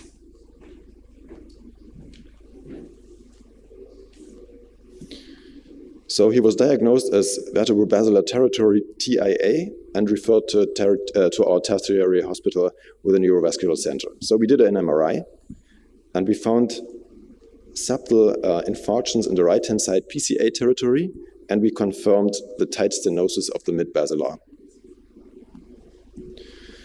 The problem was the patient refused endovascular treatment. So we started ASA. He was on apixaban already, and he was so he left the hospital according to his own wish. 8 weeks later, the patient presented again to our hospital with increased frequency of those episodes of vision loss and reduced sensibility of the tongue. So this is the MRI, and you can see that there's a small additional pontine perforator infarction, but there were no PCA infarctions. So the decision was made this time for PTA and stenting, and the patient agreed. We loaded him with Brilique, we terminated ASA, and maintained apixaban. So this is the PA projection of the left-hand side vertebral artery injection. And this is the lateral projection showing the tight basilar stenosis. This is the rotational angiogram showing the architecture of the basilar. So we have a challenging stenosis. So at first, we placed the neurospeed in the basilar, did PTA with a good result, and then we implanted the credo using the neurospeed as stenting microcatheter. And here I recorded the whole stenting procedure in order to see the performance of the stent. So you can easily resheet it and reposition it, and the longitudinal marker helps you to place it very precisely within the stenosis. So if you have a look at the lateral projection, there are 3 markers: the distal marker of the balloon, and the proximal markers that actually show the balloon, and the distal marker is used for stenting. So now you can see that the stent is deployed, the distal end of the stent is relieved. Now the longitudinal marker, you can use it to precisely address the stenosis. And if you're satisfied, which was not the case yet, then you can reposition it. So after implantation of the stent, this is the final angio run. The result was pretty okay.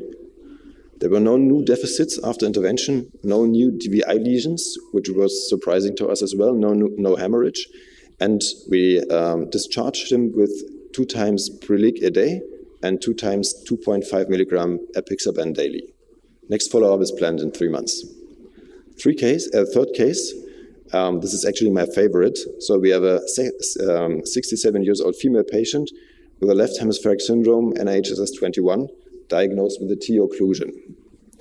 So these are the unenhanced images, and we can see a hypodense M1 sign and a hypodense M1 aneurysm sign. So these are the CTA images showing this, the T occlusion or the carotid occlusion of the left-hand side, and you can see that there's also an MCA aneurysm, which is completely thrombosed. So we took the patient to the angio suite, did the injection, and this is the left-hand side ICA. So this is the ophthalmic artery. Everything above the ophthalmic artery is gone. So after aspiration, We did a very careful aspiration and did not cross to the distal M1 segment, because we know that this is the place where the aneurysm is situated. We have this result. So then we did an injection with a head weight 21 close to the aneurysm, and we can see that there's still a partially thrombosed aneurysm, but no real opacification of the M2 branches. So after careful probation of the superior trunk via the aneurysm, we had to pull a stent retriever, or to put a stent retriever, in order to remove the looping of the microcatheter for the stenting. So there's a nice paper from 2015 addressing this issue, so thrombosis of aneurysms in the setting of acute stroke. I mean, we can do aspiration, but aspiration yields very low success rate in those cases. If we do stent retriever, the rate of perforation and hemorrhage is very high. So our suggestion was, or our consideration was, we do an acute flow diversion.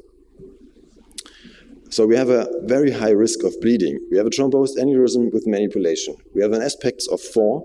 We have a high risk of reperfusion hemorrhage. And we have a very high risk of reocclusion of the MCA. So the plan was revascularization of the MCA with a flow diverter using GP2B3A antagonist, because we really need platelet function inhibition. And if we have hemorrhage after 24 hours, we have to stop. If we don't have any hemorrhage, we will switch to Brilich. So we implanted a pipeline from the M2 to the M1. It is hard to see, that's why I put the markers there. And there was a tight stenosis after the aneurysm. So what we tried is, we tried to do a Comaneci stentoplasty in order to remove the stenosis, but it didn't work. So there was always a recoil of the stent. So there was a stenosis, like creeping the stent together. So what to do now? I was very afraid to use a balloon and to harm the vessel further. So what I did is, I did a control run, occluded again. So the consideration was, basically it's a stenosis. So we used the Credo heel, 4.0 by 15, implanted it into the pipeline, and that actually did the trick. So after 24 hours, we see that there is a complete opacification of the MCA territory. So we were lucky with the reconstitution of the MCA. And this is the recent MRI from January. So we have, of course, a large infarction of the MCA, but the patient is alive. She has a spastic hemiparesis of the right-hand side. She understands everything, but she has motor aphasia, and she currently walks again. So, in conclusion, we have 2 RCTs that show that we have a high rate of procedural complications and a high rate of recurrent stroke under 3 months of ASA and clopidogrel. That is no justification to withhold treatment of patients suffering from ICAT, in my opinion.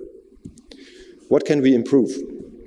We can do reliable antiaggregants, we can improve platelet function testing, and we can do tailored platelet function inhibition to the patient's need. We can train the physicians, and we can use optimized hardware. Thank you for your attention.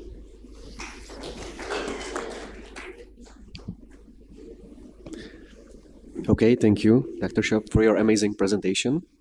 And I think the questions will be at the end of this session. Yeah, thank you.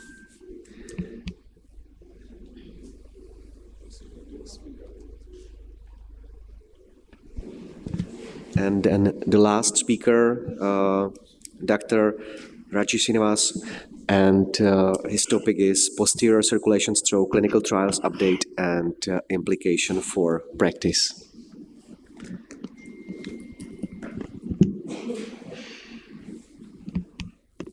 Is he here? Oh yeah.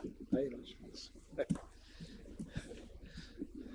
So Raj Srinivas is the head of the stroke and consultant neurointerventional surgery at the Artemis Gurgaon. And he's edited a number of books and number of articles and organized 5 national meetings. He's going to be talking on posterior circulation stroke clinical trials and their updates. Good morning, everyone, and I'd like to thank the organizers for giving this opportunity to talk today. So we'll talk about the current evidence and we'll look at some tips and tricks how to manage posterior circulation occlusions. So 2 trials that were published last year. One is the Bauerche trial, which is between 6 and 24 hours. Patients with posterior circulation stroke with an NIHS of more than 6 or 6, with a good PC aspects of 6 or more. And they also looked at Pons midbrain index, wherein it had to be a less than 2 or equal to a 2. So what they found in the trial was, in both the groups, there were severe strokes. The PC aspects was reasonable at 8, and majority of them were proximal basilar artery occlusions, nearly 50% of them. And most of them were randomized at around 11 hours since the onset. And they found that there were a good number of patients who did well with thrombectomy, and the odds ratio was 1.8. Definitely, there were more hemorrhages with in the thrombectomy group, but the overall outcomes were better with the thrombectomy. So the important sort of subgroup analysis take-home message is that less than 70 years, moderate and severe strokes, up to 24 hours. Unfortunately, they say PC aspects less than 9 did well here, but it might be that the severe strokes are doing better with thrombectomy than the milder strokes.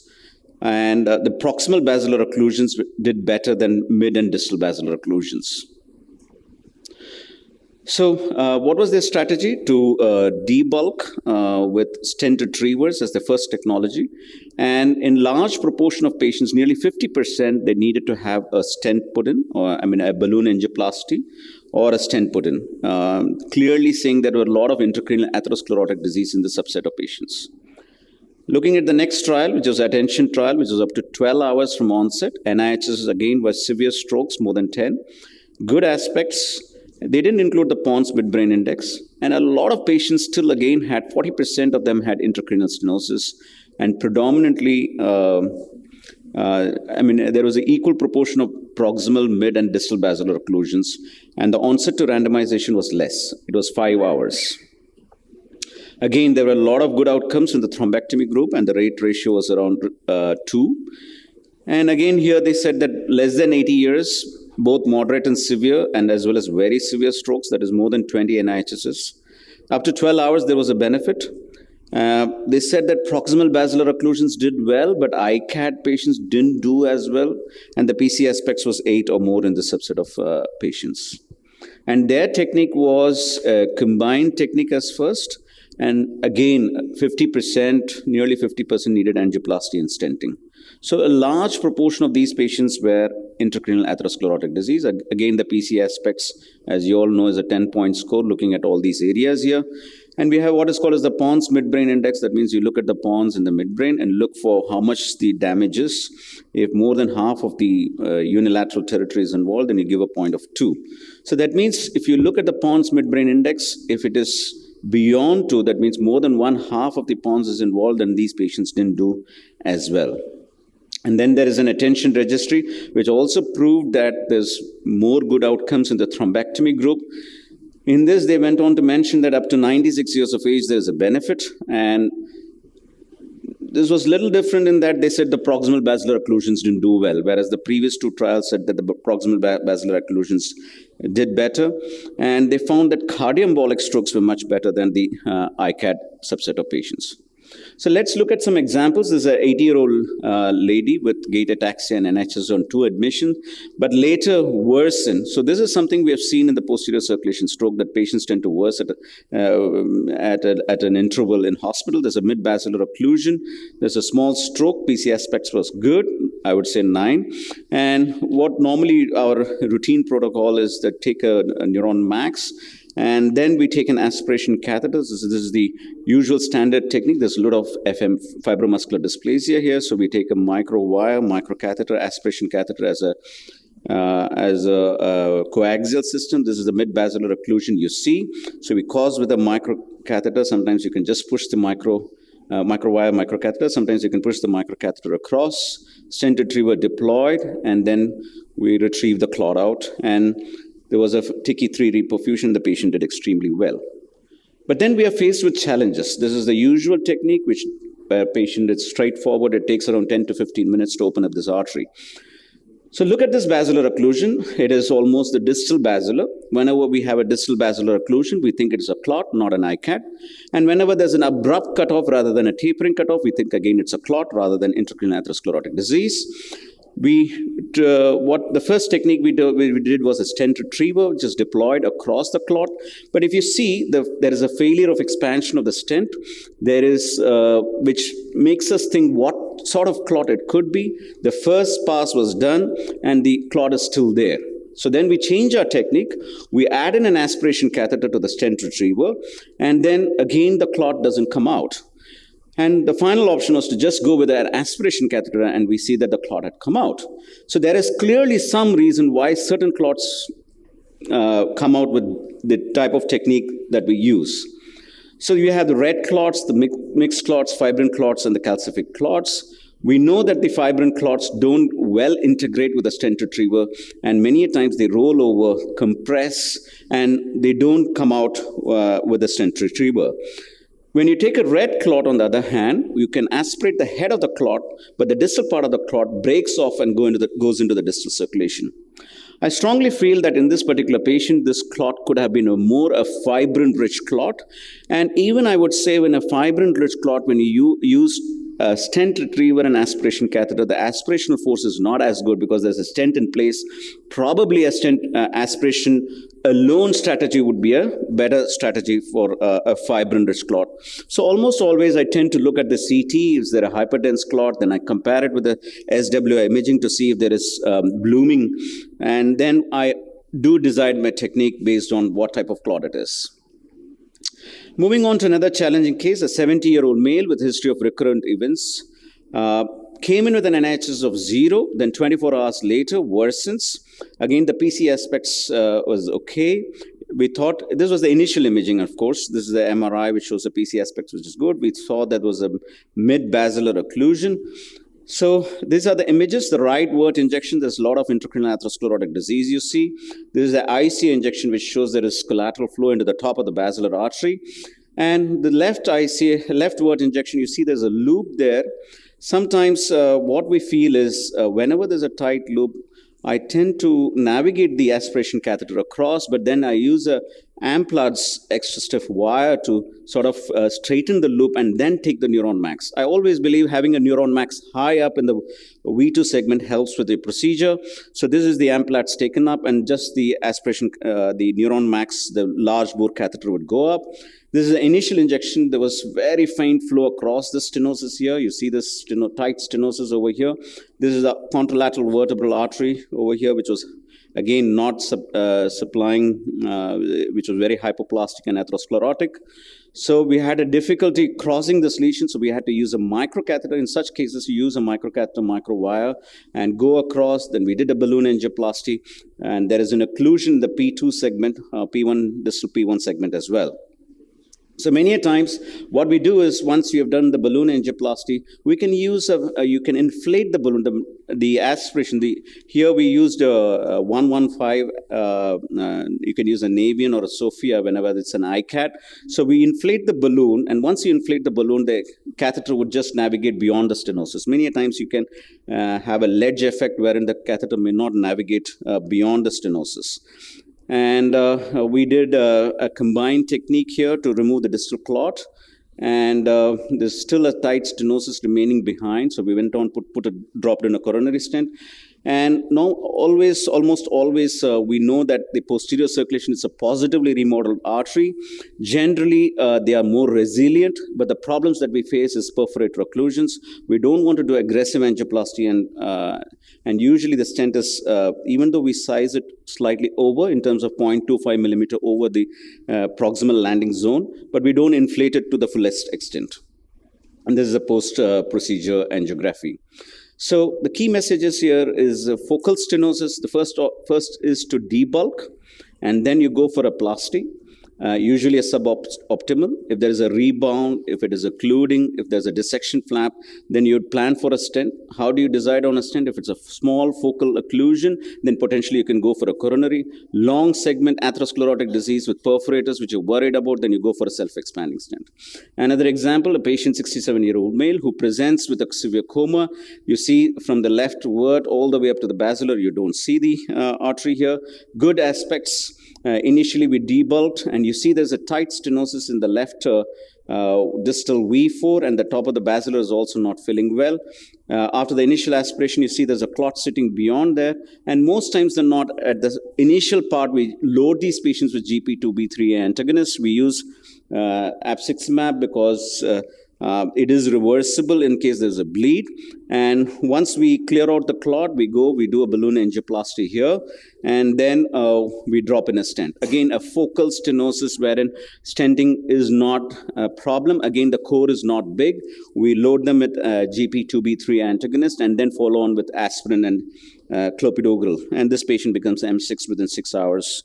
And patient was intubated, ventilated at the start. Another patient with good PC aspects, a tight stenosis at the proximal basilar. Again, an angioplasty was done, following which there was rebound and it was re-occluding, and therefore we had to put in a coronary stent. So having said cases where we put in a stent, cases wherein we decided we will not put in a stent, let's look at this patient, 65-year-old male, quadriparetic, 6 hours from onset. The MR wasn't working at that point. So if you see this, there's a tapered occlusion of the basilar artery. The mid-segment is not seen. The top of the basilar is seen. Whenever the top of the basilar is seen, we generally think about either a fibrin clot or a ICAD. And if there's a tapered occlusion, we definitely think it could be intracranial atherosclerotic disease. This is the initial run. There's a mid-basilar occlusion. This is the stent retriever across. Many times I leave the stent retriever in place, and we call it as a stent angioplasty, load them with a GP2B3 antagonist, and at the end, it tends to sometimes remain patent. So this is the artery at the end of the procedure. It remains patent, and we observe this artery for maybe half an hour to even 45 minutes to see if it reoccludes. So we know the basilar perforators on the lateral wall, and therefore in this particular patient we knew that it was the mid-basilar. There is a lateral plaque involving the right lateral artery, so we decided not to go ahead with a stenting, and it was again, the plaque was long, nearly a 10-millimeter plaque. This patient improved over a period of maybe 2 weeks. We repeated an angiography. If you see here, again, it has remodeled well, although there is a tight stenosis. If you look at the side branches here, a closer look, there's a tight ostial stenosis involving these arteries. So what we know is whenever there's a side branch where there's more than 50% stenosis, you do a balloon angioplasty stenting, this artery can occlude. So even at an interval, we decided not to do anything, and the patient was kept on improving. So perforator occlusions are a problem. It is not, it should not be taken lightly also. And another patient who was transferred from another center 12 hours from onset, largish infarct in lower pons. I would say pons midbrain is around, index is around 3. Again, we have navigated the neuron max up. There's a tight, there's a stenosis involving the basilar beyond the ICA. There's an internal carotid artery run. Again, shows the top of the basilar, which is filling up. Here, many a times, sometimes this was usually I tend to use a loop to grow across, because as you know, as per physical aspects, where a loop will exert lower pressure, there is less chance of dissection and rupture of the artery. But however, we couldn't cross. We had to use a synchro stiff wire to go navigate across, and this is the first pass. You see there's tight stenosis, long segment, nearly a 15 beyond a 10-millimeter, narrowing at multiple levels that we see, where the top of the basilar was occluded. So we went for another pass, where there's an aspiration catheter stent retriever, and at this point I tried to pull it within the aspiration catheter, and you see the shift of the catheter here. So initially the aspiration catheter was over here and has moved a lot. That means a lot of forces being employed while it retrieve the clot, and this is the final run. And this patient at post-operative day 5 was M6 on the motor scale of GCS, and of course he was left paretic, right was 3/5. One last case, another spectrum where we see tandem occlusion here. The proximal Wort is occluded, so we crossed just with a micro catheter, went beyond, and we do a balloon angioplasty. So many a times when you deflate the balloon, you can just navigate your neuron max across. Always prefer to have a high position of the neuron max. The mid-basilar artery was occluded, so we did an aspiration catheter. And in this particular patient, we didn't drop a stent proximally. So the take-home messages are there a lot of evidence to suggest in basilar artery up to 24 hours, there's evidence that thrombectomy does well. A lot of patients I've seen tend to deteriorate in the first 24, 48 hours, even at late stages, 72 hours, I've seen deterioration when there is either bilateral wort, one is hypoplastic, one is occluded, or tight stenosis involving the proximal basilar. Just be very careful, these patients can deteriorate. Large proportion of patients in this trial was ICAT. There is some evidence that these two patients, and one trial clearly said that the proximal basilar artery and the ICAT patients did well, the other one contradicted it. We always debulk. One trial used stent retriever, the other trial used a combined technique to debulk. And in majority of these patients, a detachable solitaire was used. None of them were coronary stents, at least in their this short segment. I tend to use stent, the coronary stent. Long segment, I avoid a coronary. I use a self-expanding stent. Remember, perforators, we have to respect them. Pons midbrain index, if it is too big, then just avoid stenting, because you will have a problem. And thank you very much for this patient.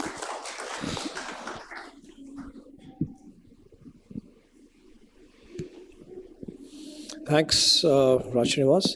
So now we open the session for discussion.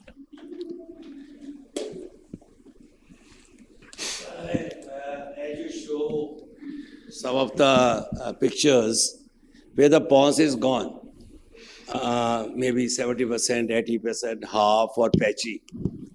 Now, even if you do within 24 hours, we have seen, and the patient comes with a score of 4, 5, 3, whatever it is it worth considering surgical intervention, or we have to leave this patient? But what my experience is that outcome has not been desired or almost hardly. I agree completely with what you say. Of course, we have to be pragmatic with your approach.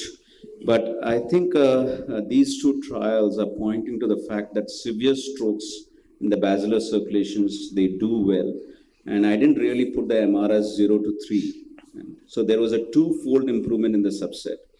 Of course, the PC aspects was good in the subset of patients. They said it was a 8 in one trial and a 9 in another trial. Again, the problems with the trial is that they used CT in large proportion of these patients, CT angio source images rather than an MRI. If you see the first trial, there were only 5% of patients who had MRI, and the other one had around 20-25% of patients had MRI. So yes, if there is a PON, I think more reliable indicator is the PONS midbrain index. If unilateral pontine, even if the entire PONS is involved, I would still consider. If bilateral PONS midbrain index is 2 on both sides, then probably at 2 levels of the MRI, then probably I would also counsel very carefully before taking up the patient for thrombectomy.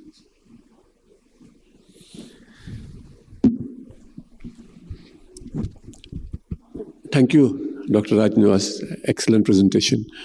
We usually talk of posterior circulation about PONS, midbrain and all. What about PCA strokes? Do you sometimes, unilateral PCA particular, top of basilar is okay, but suppose suddenly some patient comes with a unilateral PCA and you clearly see a block and still there is a partial occipital lobe involvement, not complete. Would you, going by this intervention strategy, try to intervene there also or no? Because we see these patients there. Yes, I mean, I think vision is most important. I think the trend now is to go and open up the vessels, even medium vessels. And if certainly a P1 occlusion, you should go ahead, even up to P2. Beyond P2, then maybe a thrombolytic drug may be as effective. If the patient is beyond the window period, maybe at this point in time, I am not fully going to persuade the patient. But P1 and P2, vision is important, and we should we should consider. Agreeably, P1, P2 is Raj Srinivas. Just one small query. There was a recent publication last month which actually looked at interventions done in the PCA, and patients who underwent interventions didn't do as well because just for the P1, P2. I agree, sir. See, the basics and best trial for basilar thrombectomy did very badly, and they said both groups did the same. I think in the occipital territory is preserved, vision is impaired, and the devices are really sort of improving. We have very navigable devices, smaller stents, and I think it's worth fighting for. On the contrary, just would it be worthwhile considering only intra-arterial thrombolysis? Would you still, in certain circumstances, consider using intra-arterial in So I think if it is difficult to navigate areas? If it is P1, P2, M1, M2, even up to, I mean, if it is beyond, if it is very small vessels, then those are the second. Otherwise, the mechanical devices are very effective in retrieving the clots. Hi.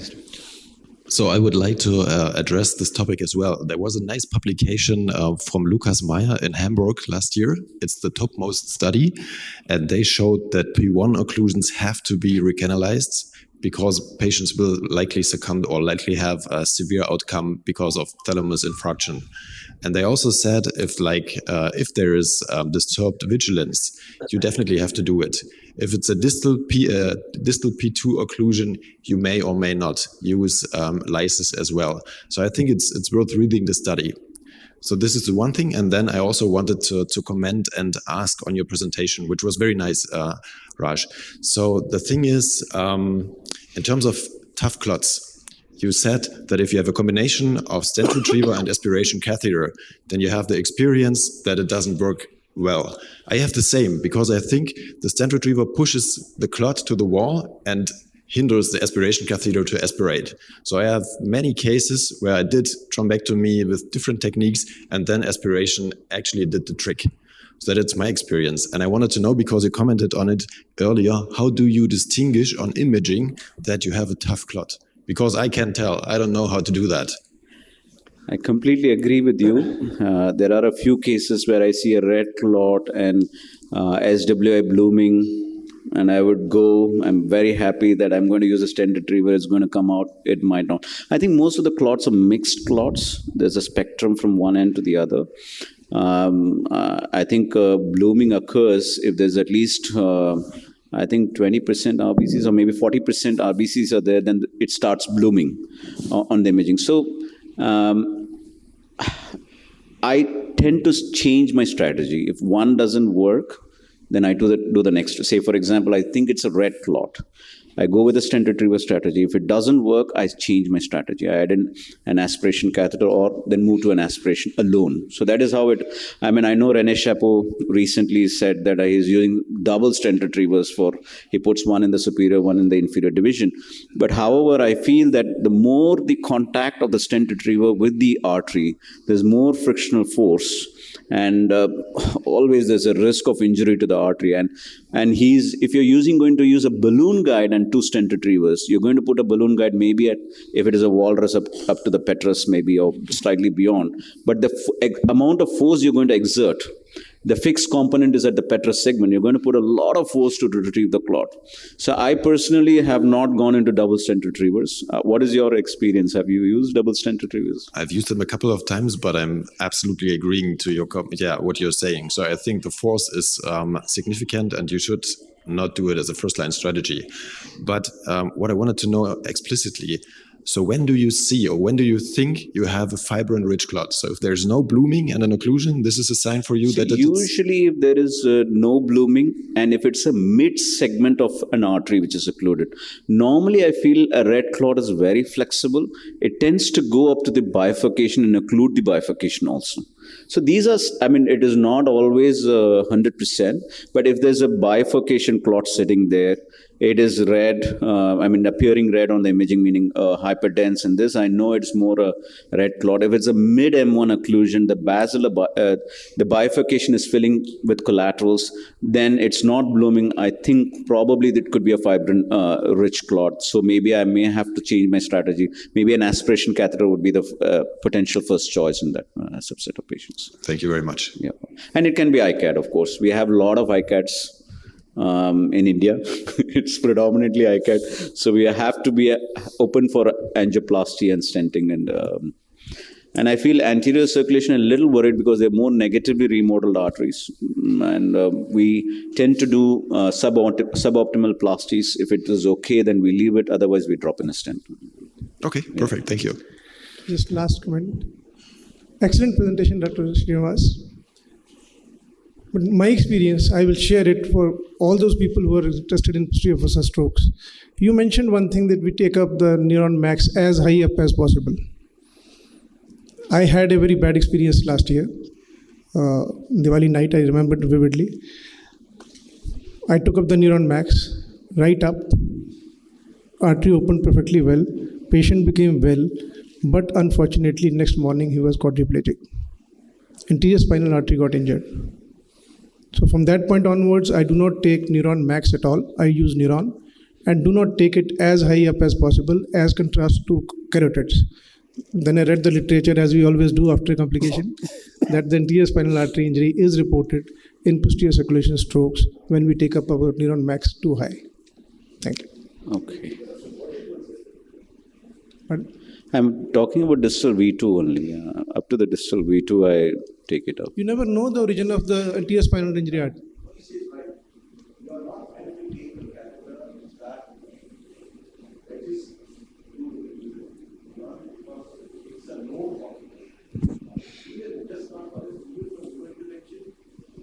We always say make sure that you don't go to the segment. You can actually completely shut down the anterior spinal artery. By the way, Neuromax is not the best catheter also. We wouldn't be using it anymore. In our hands, today we find the Cerebrace the most flexible distal axis sheath. It can take a 360-degree curve. And whenever we take it up, it's always as we pull down on the suction catheter. It's a counter this thing. Of course, Cerebrace is a beautiful catheter. We are using a tight S loops. We can navigate across a tight S. But yes, sometimes I feel not necessarily at mid V2 we can take it up. I have not really had a problem. That all depends on, is there forward flow or not by the side of the sheath? It's not where you take it, but if you wedge it there, and you maybe sit completely sealing. So we are going to take a big aspiration catheter. So it's always a coaxial. But it's a very short time.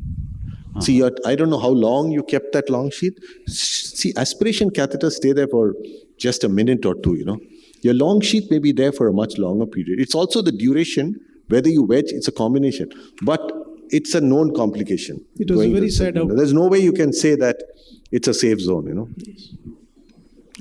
You not had one, that's fine, but you'll get one if you're not careful, Of course, yes. Because you can't see the artery most of the times. Yeah, of course. By the way, we do use double stent retrievers. But not as what Rene says, as the first choice. So we've been using it only for problem solving. Cerebrace, the tip is so soft in a word when I'm using in the subclave, and when I try to push anything forwards, it tends to come back. No, but you see that again, you understand. See, that's what it is. You know the construction of your device.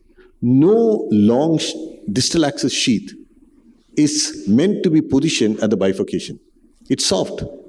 The 10 centimeters of it's a braiding technology. When we braid, we use a 4-wire braiding running from the hub going up. But we come to the distal 20 centimeters, the pitch of the braid changes. The distal 10 centimeters is only helical and mostly nitinol, you understand? So if you're going to keep it in such a way that your 4-wire braiding is still in the outer and the softer part is inside, it's going to flop out. Of course. So you have to ensure that your base is at least somewhere at the pitras if you need support. Yeah. So the technology is meant for a more distal position. Absolutely, I agree that the distal is too soft unless you have it distally in the. Otherwise, you use a shuttle-like sheath or an answered sheath, which has got somebody's telling you to stop the talk? I can see the look on your face. Yeah. So I actually work a lot on production. I'm working with a company for manufacture of indigenous catheters in India. And I can tell you the whole construction process is planned for a catheter that will give you a soft 10 centimeters to take those loops. Absolutely. But if you position it before that, it's going to flip and fall off, So there you need a catheter that is braided right up to the tip. Yes, of course. That, as I said, initially we take it as a system. We don't. It's always over the triaxial system and then we go up. Yes. I have 2 questions for Dr. Shop, please. If you can share with us your protocol or laboratory kit you use at your center for testing the clopidogrel resistance. This is my first question. And the second is, do you think that the antagonists of activating factor 11, like asundexian and milvexian, might be, let's say, future treatment for ICAT patients for ICAT secondary stroke prevention? Thank you. So thank you for the questions. I really like them. So first of all, platelet testing, we do multiplate because we got the machine. And this is regarding the study I've shown you, the least reliable. So the best is LTA, then there's Verify Now, and then there's multiplate. But in my experience, it has to do with how you get your blood sample. Do you apply force? How is the pressure on the vein? And what is the time until you take it to the lab? Is it taken on ice and whatever? So pre-testing is extremely important to be consistent and to get good results. Otherwise, so we don't use clopidogrel anymore. We only go for Prilic and Prasugrel. Prasugrel, unfortunately, is not indicated for acute or subacute strokes. So this is why we don't use it. But otherwise, for elective aneurysms, this is our drug because you don't have any hyporesponse. You may have hyperresponse, but in very rare cases, and the patient has only to take 1 pill, and there's not too much metabolic problems, which is not the case for ticagrelor. So it gets inactivated, and there are 10 metabolites which can actually, screw with platelet function. So what we do is we do take Prilic in cases of acute stroke, and we do test, but we don't rely on it. So one testing is not enough. You have to test a couple of days to see if it works or if it doesn't work. And regarding your second question, I don't know. I'm just very curious, and I hope so. Yeah, thank you. Thank you. So we close the session. Thank you. We had an excellent session, great talks, and time is up for the session. So I thank all the speakers and my co-chairpersons for the session.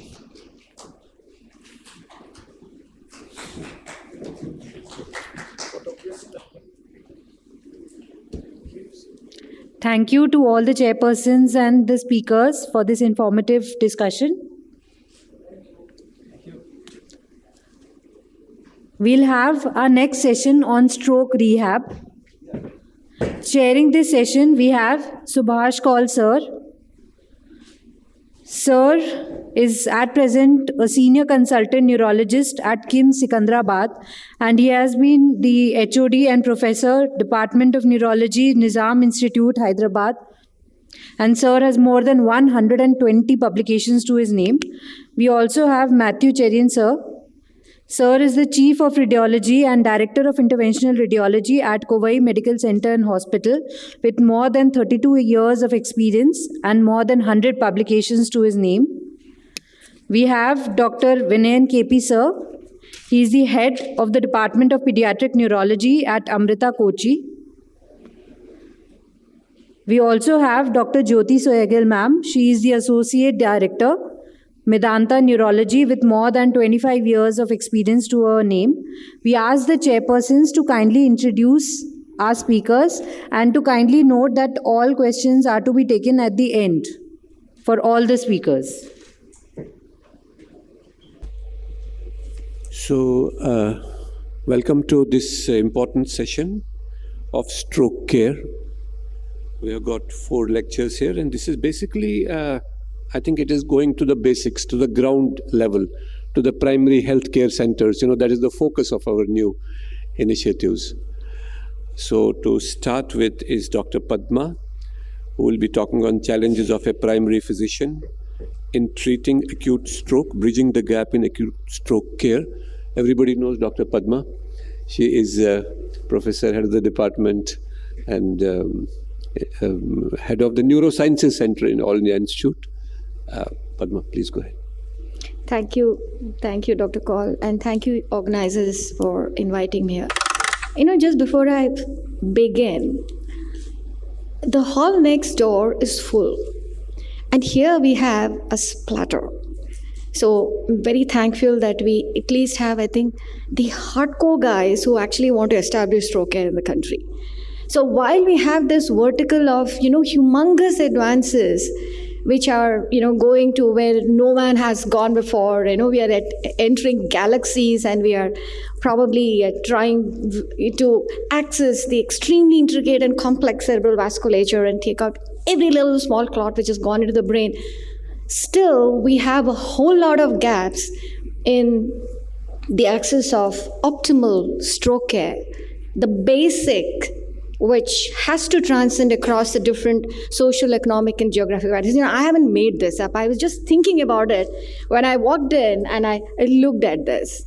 So, ladies and gentlemen, this is back to basics, and it is actually to those who have in the heart of hearts to establish those strokes chain of survival and reach out to the masses and the most interiors of a society. So, this would be a repetition. It is not going to be glamorous, and certainly nothing of high-end infrastructure and all those guys who are sitting next door. So this is, again, I'm going to skip this. This is essentially for the policymakers and those guys who actually matter the most to establish stroke care pathways in our country, G20, S20, C20, whatever you have. So we have to go across and tell them that as we speak right now, there are a lot of people having strokes and a lot of people are dying and they're disabled. And so, this is again a borrowed slide, and to help reach across people to understand, we have to compare and contrast with different tragedies which happen. So we always give them numbers and we say 20 seconds and 2 minutes, you have, one stroke happening and stroke death. So these stroke figures are nothing glamorous, and this is nothing to be very proud of, and you all know about it. And we also know about this landmark study, 2017. Now it is 6 years old. So it is an old study which actually gave you this tectonic shift in how you look at the disease burden in the country.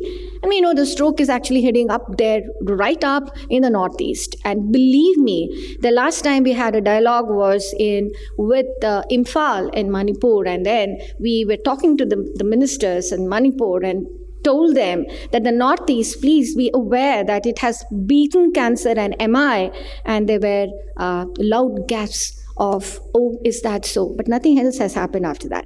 So there is a huge epidemiological transition, and we also know stroke is happening in young people, and we have humongous number of publications to say that we're just not talking of. So the overarching targets we have delineated. Estimating the burden, this is an ongoing process, and we're trying to map out the gaps in the stroke chain of survival, and then strategize like we have now. As I speak, I believe tomorrow there's a big contingent which is going to what is called as S20. We finished with the C20s, and this is all process of G20s. To Lakshadweep, I said no, because, whatever. I just thought there was better things to do than scuba diving. So, and have your timelines there, and have actually the deliverables which you need to have, and get an audit of all your infrastructure and your resources which you have, energize and spend, and see if you got them. And then, of course, in acute stroke care, it's probably easiest to know the gaps. You have the transport, you have triage, you have the ERs and the stroke units, and then the prevention, and then life after stroke, which is a different vertical by itself. So this is the famous slide, and I'm not going to get into this, but it is important for physicians to understand the previous slide, where that every minute, every single second counts.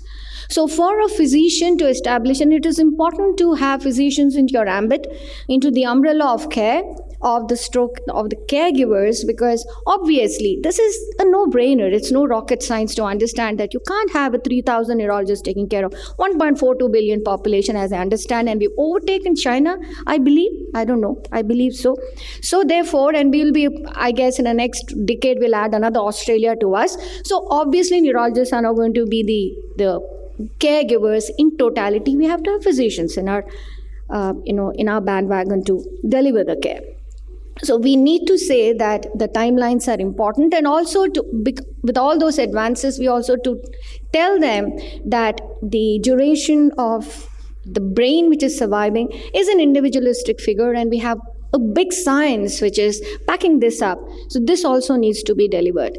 So we do definitely tell the physicians what is the current status as it exists. And this slide is increasing. It's increasing and enlarging and expanding, whatever you want to say. And in India, we have both the lytic agents which are well within our approvals, unlike other countries in the world. And if you look at the trajectory of what has happened over a period of from 1990 to now, it's a busy slide. So the below the x-axis I'm not even talking about, and above you have the thrombolytic agents also, which have taken a lot of advancement. So when you're looking at physicians, you're targeting the above figure, you're not targeting the below figure, because they should be aware and they should be able to have the wheels which are in place so that they can have your referral systems which is well oiled. So the number needed to treat is another thing which we always tell the physicians, that how important the timeline is, but also not to lose hope. Because as the clock strikes 3, we definitely don't have Cinderellas turning into pumpkins or vice versa. So we definitely tell that the interventions which have actually led to this, I should say this amazing shift, a paradigm shift in our thinking, as well as our approach to a stroke patient, are these 4. But I think it's the 4th one, which is the most glamorous of it, which actually appeals to the physicians. And Professor Kaul is here. He was part of, our ordeal to, deal with the policymakers and implementers, that, what is it that has to be within the timeline and the necessary infrastructure which has to go down at the physician level to make a change. So the first question they asked me, this was in April 2013, the Ministry of Health and Family Welfare, they asked, okay, in heart attack, you do have a clot-busting drug. Do you have anything like that for stroke? And this is, ladies and gentlemen, April 2013. So this is beyond 1995, and this is the capital of India. So therefore, there is an awareness gap. Please understand this. To us, when we talk about it, we think this is, well, everybody knows about it. You know it, I know it, others do not know it. And in that paradigm, please listen physicians and also the paramedical staff. So you have to go beyond, and I must confess that there are also neurologists who will be into this, who would love to do, I'm sorry, I hope there are nobody who's dealing with mainly degenerative diseases, but they would love to make a diagnosis and move on in life. So then, you're not going to make difference. Now, stroke care is not an armchair neurology. You need to get up. I don't want to use those unparliamentary words, but then you need to get up at 1 o'clock in the morning, go down to this emergency and take that decision between life and death. And the interventionalists will all agree with me, yes or no, right? So it's the 4th one, which we said, yes, we have a clot-busting drug. You need to give it in time. More importantly, get that drug on the shelf, free of cost in your district hospitals, and make the physicians get those certification, legalize that they need to thrombolyze, and get into this, the stroke care chain. So this was possible. So we did that. And then with the primary care physicians, we also gave them the basic education, the sense that, look, just like, and we always drew parallels with a, heart care program. So you always have a vessel imaging in a heart care. You definitely, after an MI, do an angiogram. It's built into the system. It becomes like of a school education system. So we've told them about angiograms. And then first, beyond that, then you get into the imaging. And you all know that it is actually the advances in imaging which has led to this shift, isn't it?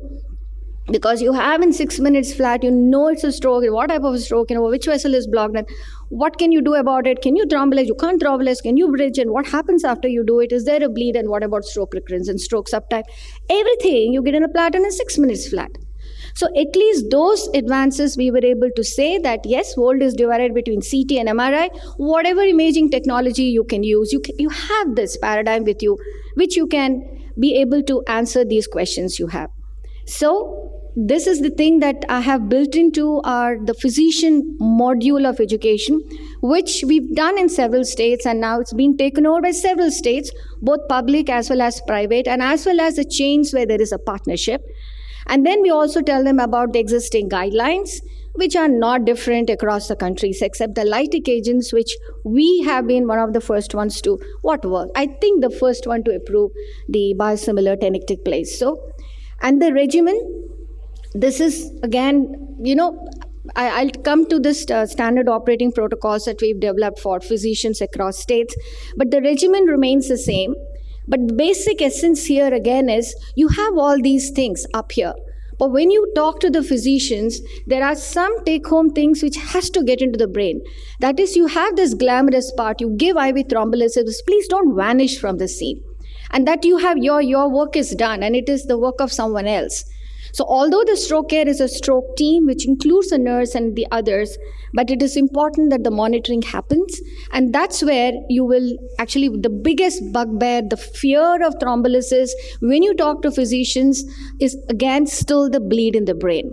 So then we actually put them up and the original criteria and everything in red, we say that it is now, it's not there.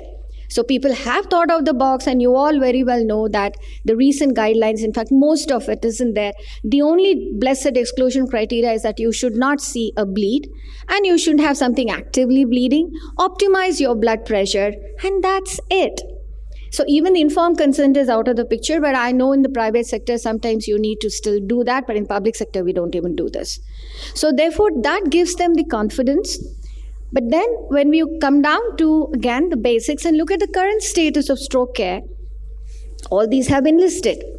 And believe me, even within Delhi, I mean, this is where I think we had maybe Mumbai is one, I don't know, but we have the largest number of neurophysicians and neurosurgeons and neurointerventionalists and your big hospitals out here. The thing is that as you're traveling around the road, you turn right and go to a big hospital, you turn left, there is AIMS. Here you have a well-oiled system. You turn right, there is no system. So then it entirely depends upon your luck, I guess, where you're turning in. But that should not be the case. You have to have the map where you will have this optimal stroke care available to you. That becomes important. And then, of course, the lack of awareness of therapeutic options. But the most important thing probably is also this apathy. Amongst some of the physicians, you see, the thing is that although you have 70% by the private sector, which is I'm very happy that it is taken a lead and it is going forward in the public, they have a lot of things that they get bogged down about. And in that, if you put in this and put in no incentives and also have, Dr. Tucker, you will agree with me on it and how we have tried in Uttar Pradesh about that. So then physicians are not going to get convinced that to put in that extra effort unless, you expect that everything has to be altruistic. It can't work that way. You need to build in those systems which has incentives, which makes people work and also have the system compliant as well as sustainable. It has to be sustainable and it has to be scalable. That's where you need to have. But at the current system of care, you have all these gaps and we mapped that. So the thrombolysis rate at this point of time is, I believe, 0.5%. This was a 2017 census, but I hope this is much better right now. The 24/7 availability of stroke physicians doesn't exist. There are states which have never thrombolized a single case, which is a reality, ladies and gentlemen. And then the stroke care maps have not been built in optimally across the country. They are there mostly in the southern part, and I think in the western part they are increasing. Dr. Mukesh can tell me more about it. I'm sure your stroke maps are are probably in existence much better. But in the north, in the east, non-existent. And you go up north, what is that? All right. So the presence of a stroke unit, stroke team, and the public emergency ambulance system. Do you believe that we don't have a public emergency ambulance system in Delhi? All right. So again, we have the south, which is probably leading the way, and a lot of other states where you have an existing system which is workable. How to optimize from physician's level has been now, we don't have to reinvent the wheel. This has been well published from the WHO. But I'm just giving you little pictures about the triage area. And this is all from major hospitals in Delhi. Now, this is one triage area which is there, empty chairs. There's an emergency room which has, the entry point doesn't allow a wheelchair, leave alone a stretcher. And this is the initial assessment and emergency casualty of another major hospital within Delhi. These are public sectors. And this is the entry point of an emergency of a huge hospital in Delhi. None of these are AIIMS, so I'm happy. I haven't put up AIIMS. That's pretty good. Now, anyway, these are different hospitals. And this entry point is, you have a single entry and there is a CMO out there. He'll quickly rummage and then he'll give you the yellow band, the green band, the red band, whatever it is. And then they go to the four, or what you should say, just the beds, and they are positioned there. Just imagine a stroke patient getting into this system. And this is one of the other emergency areas. And this is a stroke called stroke unit. It has a big board. Inside there are ventilators and there are others, no patients. This is actually being used as a storage house. So then we've looked at what are the pathways which can be established at a primary, secondary, and tertiary levels. And then we've seen that in the primary level, you certainly don't have a triage, in the sense you don't have a stroke care delivery. You can pick them up and you can refer them within the wheels. But then a lot of preventive programs can be undertaken both primary as well as secondary, and also rehab at primary level.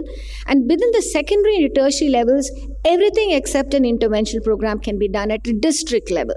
And that became very, very important, which meant that for an IV thrombolysis and a stroke unit care and a referral system can well be established at a district level hospital with a primary care physician.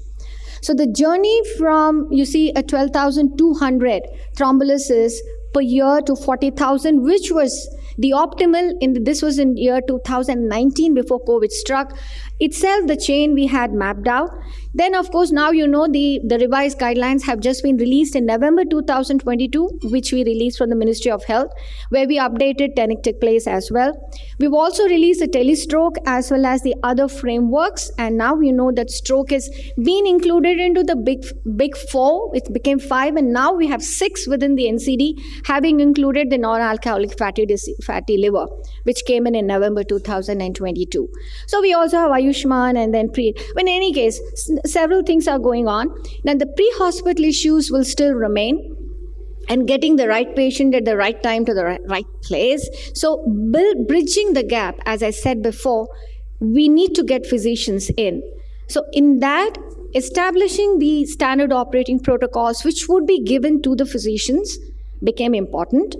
And amongst that, as I said, the two things I personally believe that are the biggest problems when you look at the physician level. One, the fear that you're producing bleed in the brain. You're getting into, the problems of litigation, and you don't want to take this extra burden. The other is no incentives. Stroke care, acute stroke care needs kind of incentivization that you have to, they're just like emergency. And you need to have that into the system if you have to get a government district level physicians in. So for that, we already know that, and within the guidelines, that you don't really need to wait for your PTNR platelets. That has been a huge problem, not in private but public sector. You can get those results in time. So now you don't have to wait. We've started in Himachal, a small little place in April 2014, where in the telestroke again, when you look at a telestroke, what is established is again a very high-end infrastructure. So we've used the WhatsApp model. Now I know the WhatsApp models is used both unofficial, officially across the country, but this was the first model which got sort of validated. So the top-down. And in 2014, when we devised it, when we got the smartphone thing, and in the smartphone, you pick up the scan, what we told the physicians is, please don't see anything which is black or white other than the normal scan. So this kind of sort of a crash course into radiology was given. It's important that it was given 2-3 times across different hospitals. But then it was like, I always say that I told Dr. Kaul a number of times, like flying a plane. So you have these boxes and you have to tick everything. So your blood pressure, blood sugar, and the CT, and transmit the CT. So there was a hand holding by 4 neurologists at that time. I was part of that. And then, the first thrombolysis was actually performed by an orthopedician who was manning the emergency. So this transcended across the disciplines. When you're managing emergency, stroke is an emergency, you're talking about emergency all the time. So why should it be a neurologist or even an MD physician for that matters? You have a gynecologist doing that. So we did that, and this we got published, and this is even went into the international zone. And this is a low-cost telestroke thing.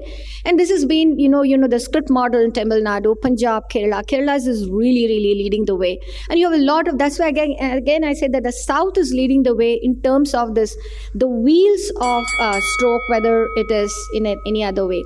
And Dr. Bindu will tell you more about the mobile stroke units. But in the components of stroke unit care, turning chaos into order. We've got the stroke unit establishments in different district levels. Jairaj had been at the forefront of trying to design this. And now for the neurointerventions, mind you, I'm not an interventionalist, but please, I've been the grandmother in trying to get this program well into the government. I'm one of the task force. I'm chairing that blessed task force. So now you have the national boards and then we've also updated the NMC guidelines. All you interventional guys will be very happy to know that 30th of December, in the DM curriculum, you need to perform 10 CATs. That's mandatory. So now anyone who has to get a DM degree, which is NMC approved institute, will have to perform. So I think naturally your corpus will go down and will go up. And then also I think other public institutes should also be aware of this, and others who don't come under NMC should also take guard, because you're all going to get your DM students there if the other DM students are doing this. And I've heard Dr. Trilochan saying that the third year DM resident, Dr. Kaul, you must listen to this. Trilochan told me that in SMS Jaipur, the third year DM student performed an angioplasty stenting by himself. Isn't that great? This is reality. So I'm very, very happy that things are moving up. So of course, mission thrombectomy, you all know. ISA now has started off the stroke fellowship of physicians. Dr. Arvind just told me, so that's another thing going forward. Mobile stroke units, I'm going to talk, Dr. Bindu will tell. A lot of research with Jairaj, I think, have already spoken about, or is going to talk about. Across the country, a lot of movement. We also have our educational program. Rohit has been spearheading the uniform education of stroke program starting from MBBS level across the country, which also will sensitize, while they become physicians or surgeons, doesn't matter. From the MBBS curriculum onwards, we've got that. And then we have this blessed Smart India app, which is already launched, and it is being seen in 12 states with 2 districts. These are the 24 districts have been included into this. So we will be getting the results again to validate this program about this smart app for stroke physicians, to again give them that confidence as well as the knowledge to perform the acute stroke care across India. Last is the KDAT program for the stroke rehab. Again, the type is with, different disciplines. Physicians are involved in this program to give the assistive devices for disabilities. We've not yet targeted cognition. We'll have Dr. Suvarna on board if at all we ever come to that. But the physical disabilities, yes, there have been a lot of things on that. I have to mention yoga, isn't it? It's important. So the last part of it is never ever give corner stroke patients. I think I overtook the time. I'm so sorry. You didn't tell me to stop. Thank you very much. Thank you. I think we'll take questions in the end. Sir, please introduce next speaker. The next speaker is Dr. Jitendra Sani. For the biodata to pop up here. Is it there? Not there. Sorry.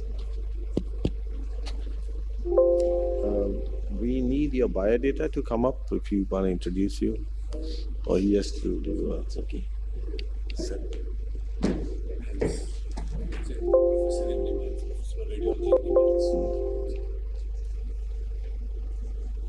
You're from Nimans, right? Problem. Yes. Yeah. Who is looking at this audio visuals? Can you show the correct slide or correct? Anyhow, by the time Madam has talked a lot of philosophy in her talk, and I will also start. And firstly, I would acknowledge the Medanta and organizing team. Yeah.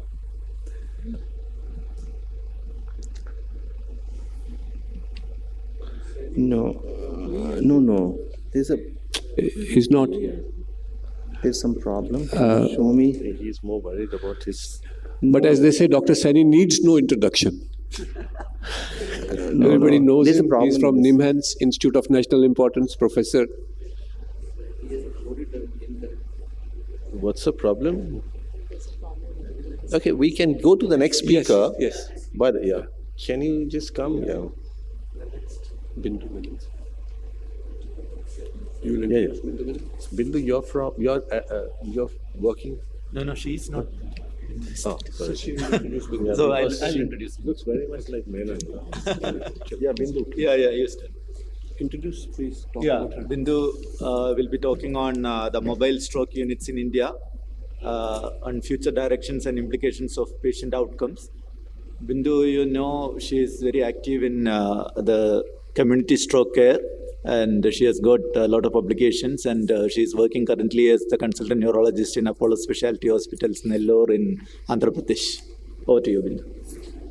Thank you very much. Thank the organizers for giving this wonderful opportunity to be in this extremely august gathering.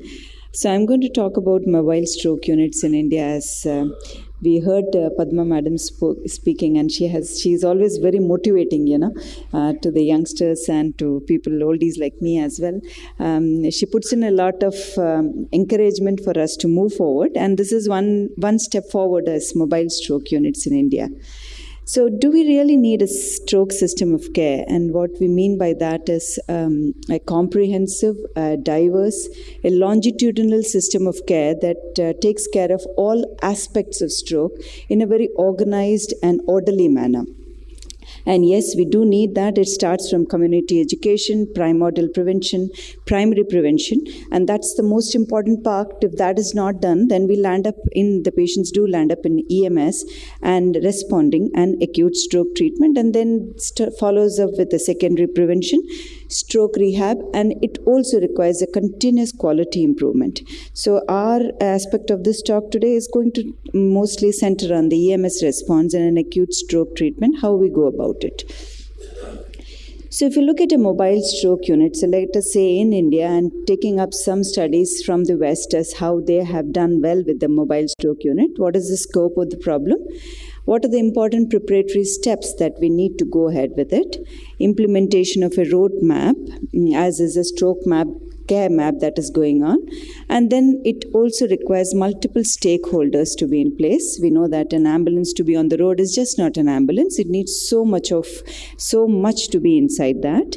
And then obviously, as anything, any new program, agenda, or a new ambulance has got a lot of troubleshoots along with it. So what's the scope of problem? Madam has just said we have around, 2 lakh stroke cases reported every year, with around 1 stroke every 20 seconds, every 2 minutes. And our incidence rate of stroke is very high, but our mobile stroke units are very low. So it comparison to the Western, definitely our population is also very high, and to man that becomes very difficult.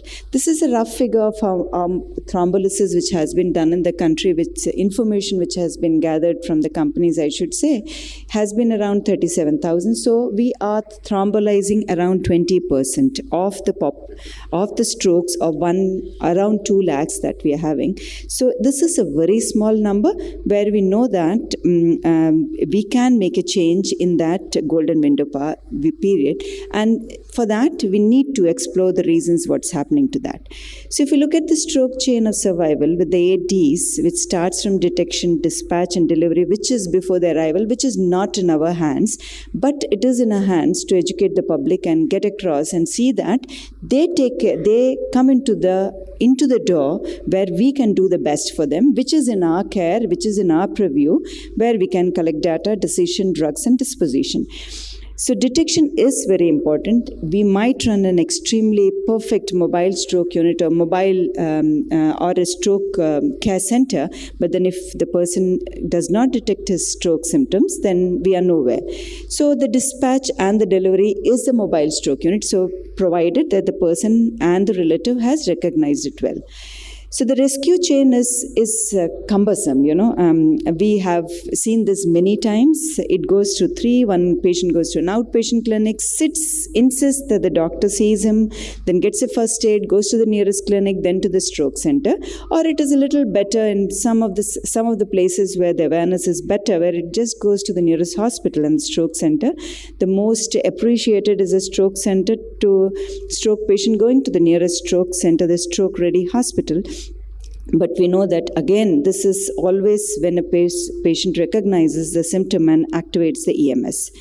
So we have an important preparatory steps to that. What we can do is we need to compare. Why do we need a mobile stroke unit? Why can't a regular EMS service, an ambulance, do well as a mobile? So it fetches the patient from there, gets to the hospital. That's what our EMS at our center does. So guidelines suggesting an organization of stroke care. This is the best MSU study which has studied there's a prospective multi-center controlled trial, a mobile stroke unit, comparing a standard EMS to a stroke mobile stroke unit, MSU. And this showed that they had studied around 1,500 patients, of which 1,000 were eligible to receive TPA, 600 above came by MSU, and 430 by EMS. And they found that the modified Rankin scale, that is the utility-weighted modified Rankin scale, was definitely better. And for patients with acute ischemic stroke deemed eligible for TPA, MSU led to a less disability on a 90-day scale, and they were treated with TPA at an earlier time window of 72 minutes as to 108 minutes. We know that that's very important, early time gain. We have other studies in place, Phantom S study with the STMO, that is a stroke emergency mobile, with the pre-hospital acute neurological treatment, and the Be Proud study. All of them state that a patient transported by a mobile stroke unit did well as on a MRS scale, but the long-term disability, some of them found that there are not much of difficulties. So while we are looking at the Western literature and we are talking about the mobile stroke unit, I look at my patients who really use the ambulance services to come. They are just a meager 26%. I come from a state where a 108 ambulance is free of cost, and it is even available and stationed in the rural centers. Still, the patients do not use, and you would see that some of them did use a bike, and I have put 2 people who came walking, and they have been clubbed into the bus to them. So they got down at the bus stop and they came walking. So we are looking at a set of patients, and we are trying to put in a mobile stroke unit, if at all. We have to educate them that there is a need for it, otherwise the cost effectivity will not be there.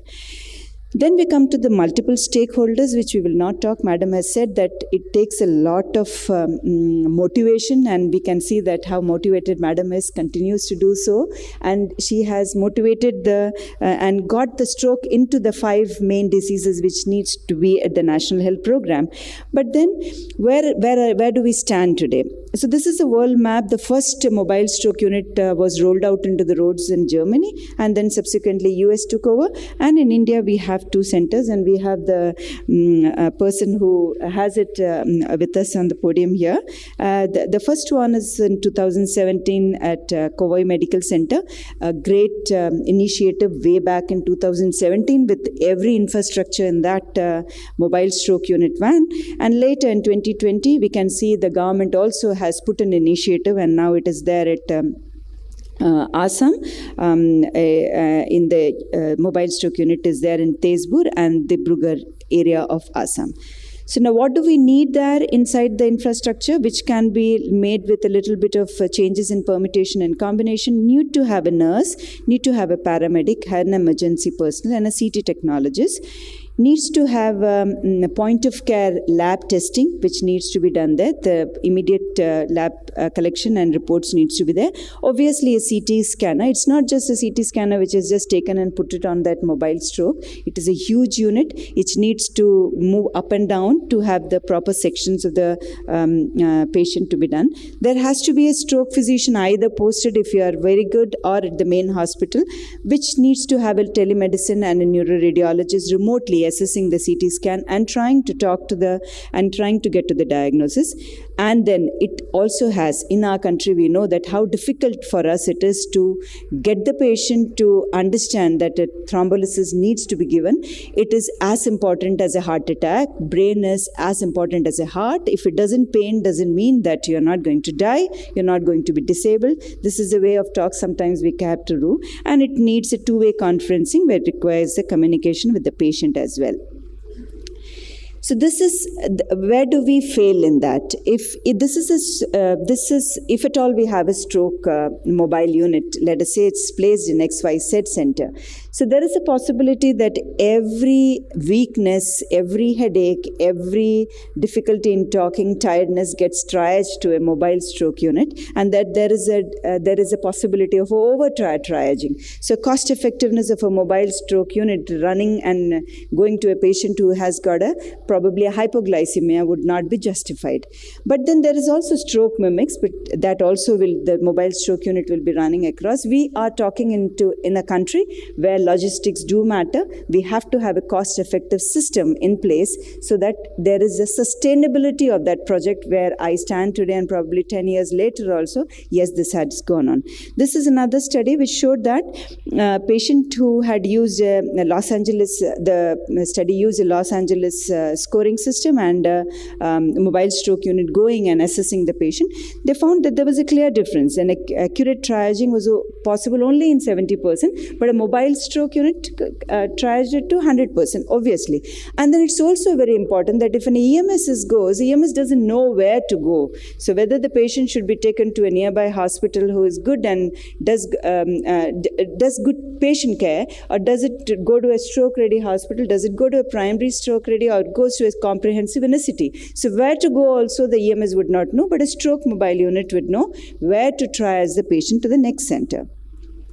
So would a mobile stroke unit really be utilized? This is a 6-month study that we did. Then you can see that the patients reaching within the window period is only 5.4%.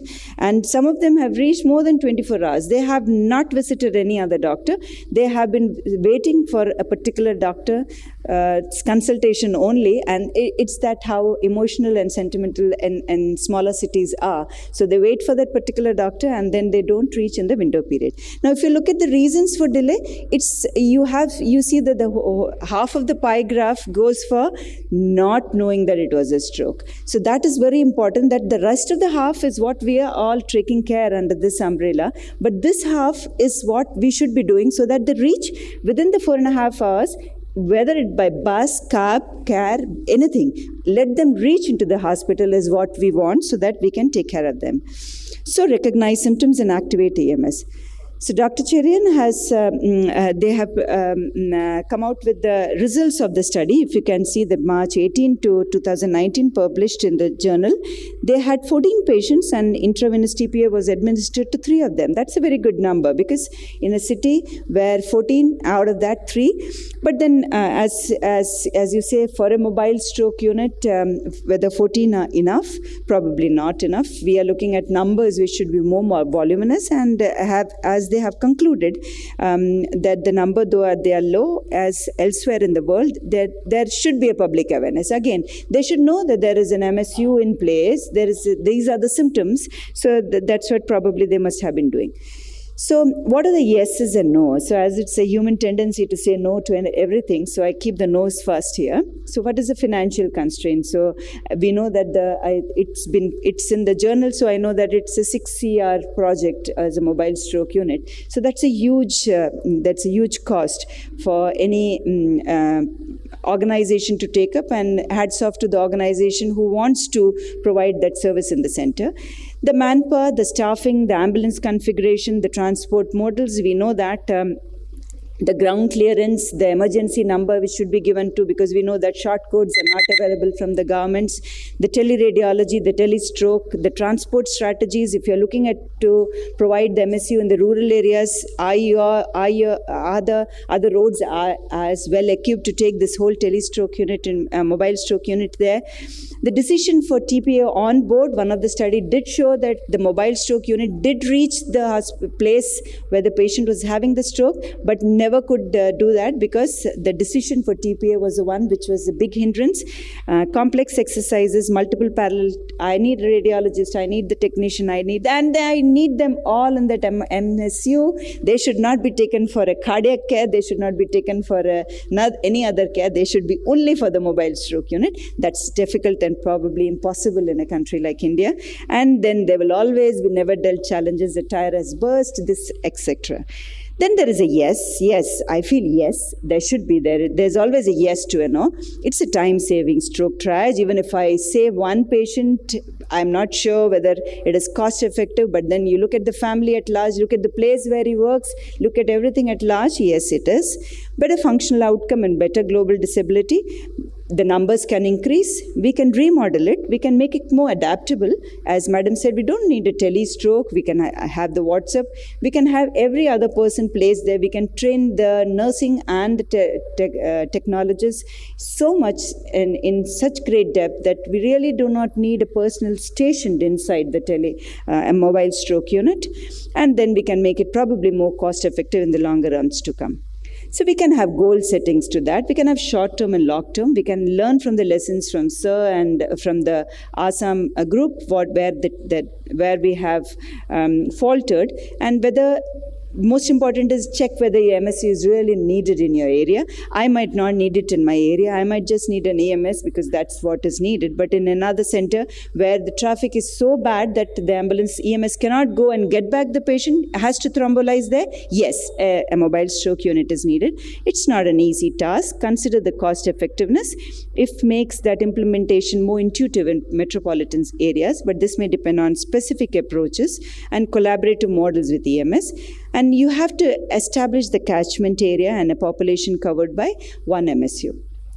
So as I said, the other hall is full and trying to do things which was never envisaged in the past. It always seems impossible until it's done. Thank you so much.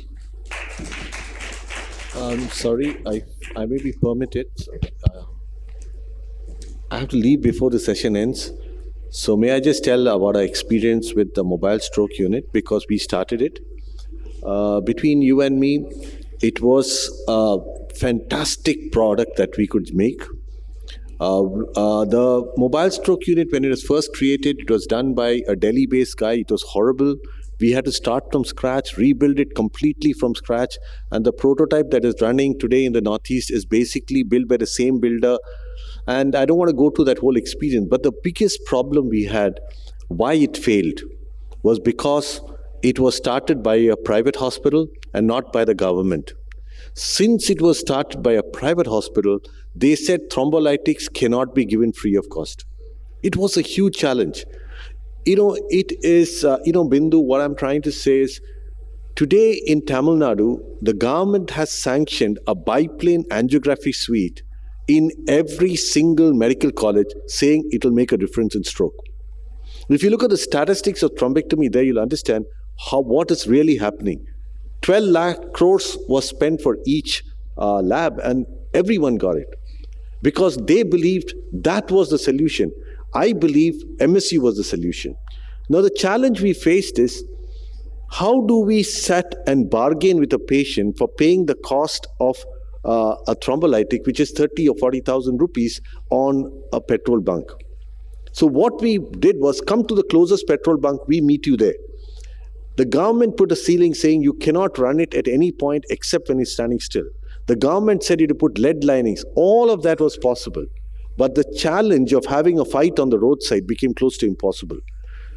Just next week, I'm meeting to dismantle the stroke ambulance, take the CT and put it in the ICU. We talked to the government 100 times. We told them that, why isn't that 108 cooperates with us? Whenever they said, no, we will not. So unless there's a private government partnership to make this happen, there was no way. It is not difficult to run it. You just need one nurse, and that nurse itself can be the tech. So he can do that job. And for us, one of our fellows used to travel. The images are fantastic. The transmission is nothing. Even if there's a problem, you work on your mobile phone, and you can effortlessly give the drug and shift the patient. I thought in a country like India, more than biplane cath labs, what we needed, because we have a very busy stroke practice. Even then, with all that, we will get 2 or 3 mechanical thrombectomies a month. Whereas the number of strokes that could be saved with thrombolysis is far more. And so it has been a disappointing journey for me, because honestly, it was a huge struggle to get the management to believe. And finally, it failed because however hard I tried, for some reason, they felt empty, and the investment for empty was the way to go. It bypasses the scan centers, which is our biggest roadblock. Once it goes to a scan center from a primary physician, they will never send the patient back. It just, go back to scan center, repeat a CT, and we lose so many of them. So the product is good, the CT is good, the ambulance is flawless, we build it for the Indian roads. It's a product that was on a concept, we showed it works, but we got nobody to support that program. So it's a disappointment. And truly, it hurts me, because I worked very, very hard. I used to sit with the builder to make it happen. We built everything on a stainless steel chassis because to bring down the weight. I mean, we did a lot of stuff to make that happen. The only hope is that at least somewhere the ICMR will take it as a project, and then it's still a success. Thank you. Thank you, sir. Thank you. Thank you so much. Sometimes we have Dr. Jitendra Saini now. Sorry, we could not introduce you. Yeah. So please start. Thank you. Yeah. So sometimes we need to look at solutions out of box or not in the real field. I come from a village which is just 100 kilometers from this place, and people who would have traveled from Delhi to Chandigarh must have seen a place called Shahabad. Shahabad is a very small town, but it produces half of India's hockey team and current captain of Indian hockey team. And it was done by one person who brought an AstroTurf there and made a difference to the lives of people. So we need to look solutions, we look to positivity in this negative environment. So anyhow, I'll come to my topic, wake-up stroke and CT. So in a wake-up stroke, the problem is that the time is already long time has passed. So what do we need to do? Can an NCCT work in such a situation? So CT, what it does, it shows the core, and diffusion also shows the core. So in that scenario, why are we even talking about it when we are all talking about that tissue has to be salvaged? So I'll try to bring some evidence that it can work. So one of the when we don't know when the stroke onset happened, so one of the concepts was that flare diffusion mismatch and timing of the stroke, which can. So if you have a flare which is looking normal and then a diffusion which is abnormal, you can find the timing that, okay, it is likely to be within less than 4 hours. Because diffusion abnormality sets in within 10 minutes. In experimental models it has been shown. Whereas a flare becomes abnormal in 3, 4, 5 hours. So it gives you a rough estimate that, okay, you are there within that time where you can actually give thrombolysis. Whereas what you see in hypodensity in CT is definitely the core it is. But the core is slightly bigger than what you are seeing on the CT scan. That's the problem there. Now, if you look at this study which came in 2002, and many other studies are there, just I'm giving an example of one study which says incidence is around 10 to 25%. But one point which they made, the clinical features, radiological features did not differ significantly from those who present with stroke with a definite onset. So the imaging as well as so clinical features might not differ, because once the vessel occlusion has happened, a deficit is set in. So whether it happens after 4 hours you examine him or after 1 hour you examine him, features are not going to change, but the radiology is going to change in that time period. But surprisingly, we expected more severe abnormalities to be there in the CT scans of patients with a wake-up stroke, but that was not the case. Then another study showed the perfusion-diffusion mismatch was present in wake-up stroke patients with a similar frequency what was there in the regular patients. So that was another point. Then this particular study looked at the early stroke signs in the NCCT of wake-up stroke patients, and they found that a significant number of patients actually have early CT signs on NCCT. And significant number of patients again showed perfusion-diffusion mismatch even after more than 48 hours if you scan them. So why do you think that this is happening? So one of the factors which have been elaborated is the chronobiological factors in the wake-up stroke.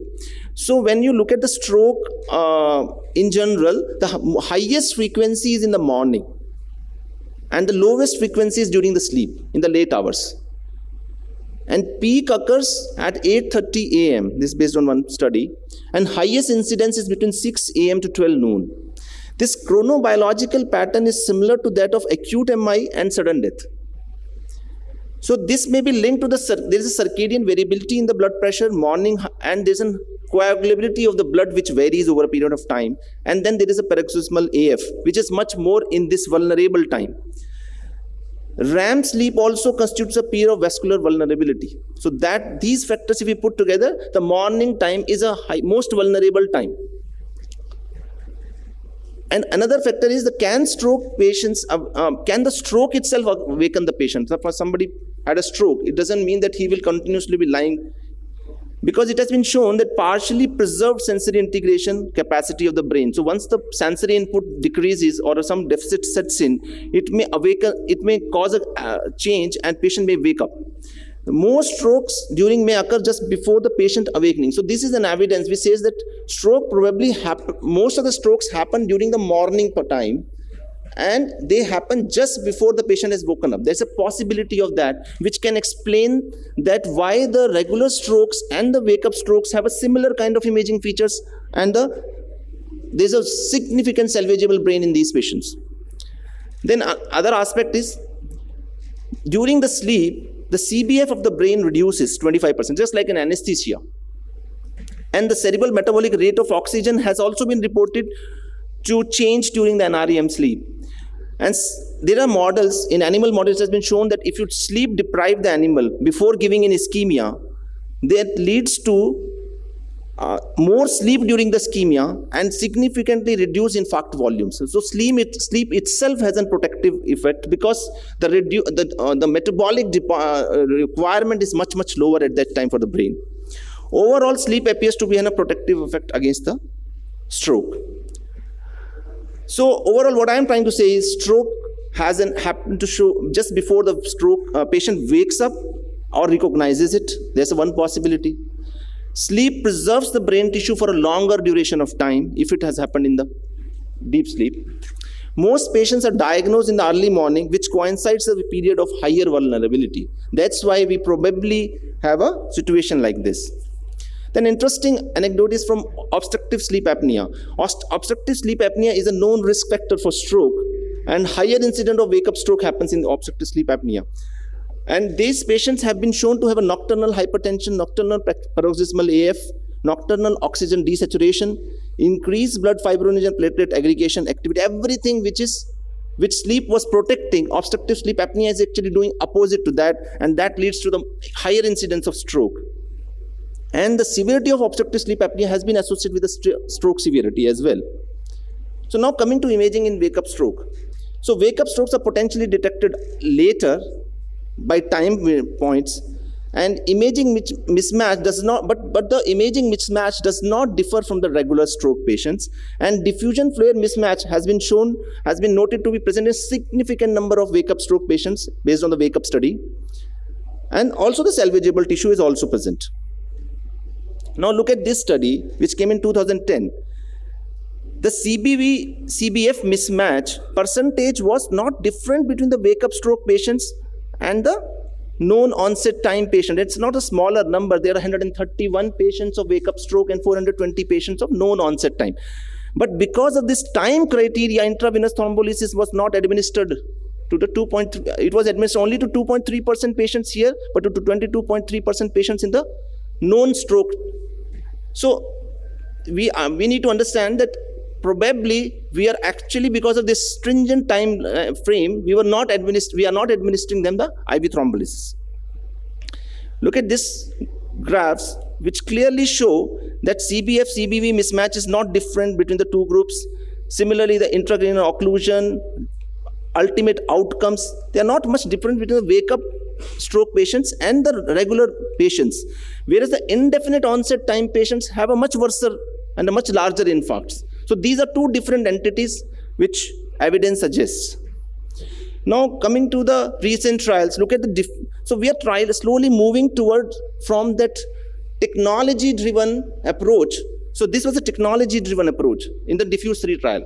Look at here, so some of the patients were wake-up stroke patients in this particular trial. Here the target mismatch profile was based on the CT perfusion and MR, which is bit difficult in all scenarios. From there we have moved in the DAWN study where we used this advanced method only to determine the core.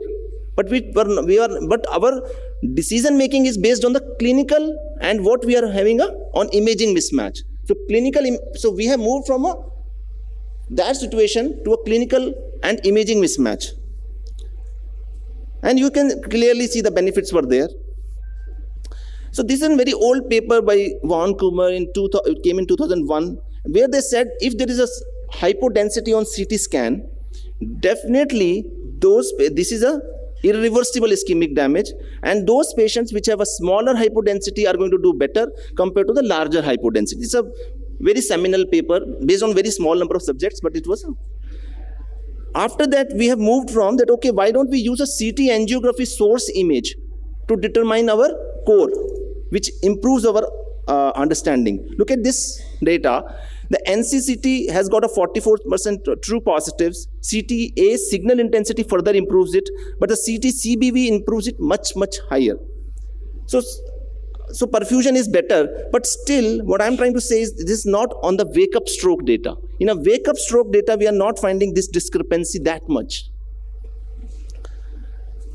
Now coming to this particular study, in this particular study, they gave IV TPA to the wake-up stroke patients based, not all the patients, but some patients underwent only based on CT scan.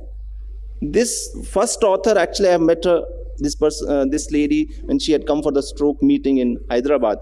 And she's a medicine person, but only specializes does only stroke actually on the neurology side. And she told in that meeting also that this is actually, we can use only a CT scan. It's a viable opportunity in a wake-up stroke. And this data clearly shows there were no differences in the proportion of patients achieving good outcomes at 3 months, mortality or bleeding risk complications in patients with wake-up stroke and the regular patients, thrombolized based on the NCCT alone. So there is an evidence for that. And this is a recent study where NCCT and CTA-based imaging protocol did pretty well actually.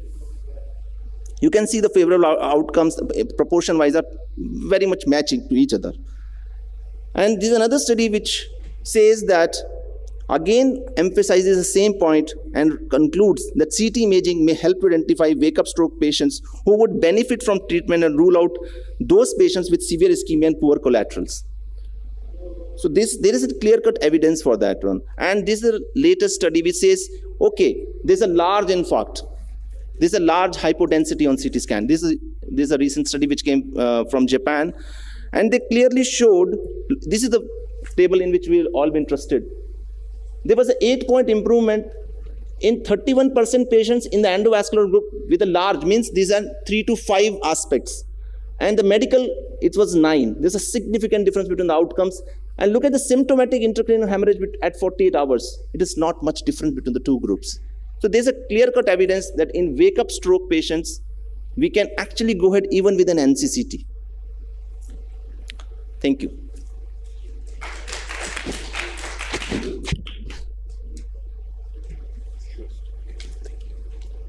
So now we move to the last talk of the session.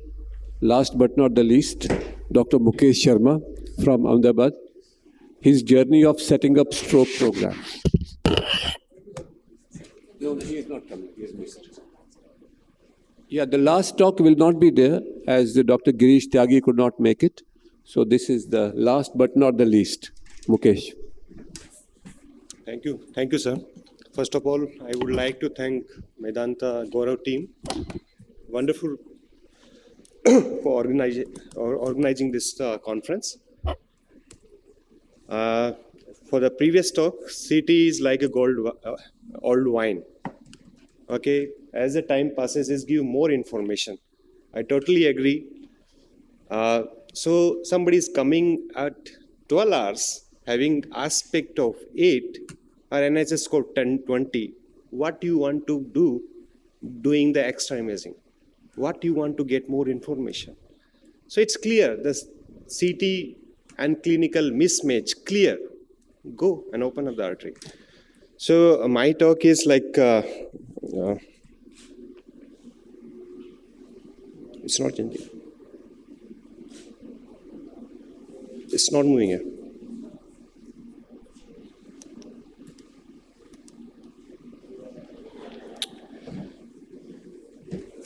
I think in India, government hospitals have different problems, private have the different problems. South have the different problem, Western India have the different problem, Northern have the different problem. Which one? Okay. So I did my DM from PGI Chandigarh, MD from Udaipur. I did my MD in 2001 to 2004. There was a big building for the cardiology department, only 6 bed in neurology department. We are around 38 who passed from the Udaipur Medical College, and we are practicing as a neurologist. Okay, and hardly 10 cardiologists who passed MD and became a cardiologist. So then I entered in the PGI, where we used to have the 26 bed, all the emergency managed in the emergency or in the medical ward. No emergency to the neurology department. Then I entered Apollo Hospital, that is the largest chain in Asia, still faced a significant amount of the problem in building a stroke program. And I know this problem may be different, but it is resistance from a different part. So till now, if any multidisciplinary hospital is built, these spaces are there for the neurology, OPD, and electrophysiology. Over. Where you are going to manage the stroke your patient? How you are going to make your stroke protocol? So it's lying, still lying. So stroke program means you have to start pre-hospital care, then emergency protocol, then stroke alert, then radiological protocol, then setting up neuro ICU, then stroke unit, and the last rehabilitation. Last 3, which can be offered in each and every stroke patient, still that is not functioning, even I can say best to best hospital in India. So we are talking in the government sector, and we always talk about the poor patient. But in India, more than 40, they can afford every kind of the facility, but they are not reaching at a proper time. So do we really need a stroke program to manage a stroke? Yeah. Around 15 lakh stroke is happening per year. Every minute somebody is getting a stroke. Every 4th minute somebody is dying. It's really, we need a stroke program. We need a stroke protocol. Yeah, every minute, every second, we are losing the neurons. And I think this slide is shown by every strokeologist whenever we talk about the time. So if you are doing the thrombolysis in a 90 minutes, then number needed to do is only 4 or 5, 3 hours, 9, 4.5 hours, around 13 hours. It's a time. So if you are managing a disease which need a time managed, you have to be fast. You need a protocol, all fixed step, fixed protocol, then only it is possible. Even for the thrombectomy also. So losing even 5 minutes, actually you are delaying one patient disability in 100. So times matter in each and every patient of a stroke. So in a 26-bed hospital where I did my DM, we had some program in those days. We had a stroke kit. I thank Dr. Dheeraj Khurana. With so many resistance, still he is running the show. So we used to have the stroke kit. Those who are posted in the emergency, he has to keep the key of that stroke kit. Consists of mobile, BP instrument, glucometer, actylase, and BP lowering agents. So as soon as the call from the emergency, there is a stroke patient, he has to call radiologist on call, CT technician, and Dheeraj Khurana, so we can thrombolize faster. And we started doing. So how that, this is the way I started doing the thrombolized patient from 2004 to 2007. Then I entered Apollo Hospital in 2008. First patient also was admitted under intensive care doctor. Okay, in the biggest chain of the in Asia, the hospital where there is a neurologist, still patient is under intensive care, and these drugs were going on.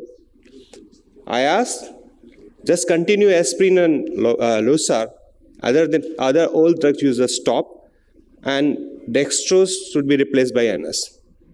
Now this is the cocktail usually given by the neurophysician whenever we ask for the reference. So this is practiced by the neurophysician. I know there are around 40-50% of the neurologists and most of the physician writing the cocktail. Okay, so we have to change this practice. That is very, very important. So challenges I faced and overcome.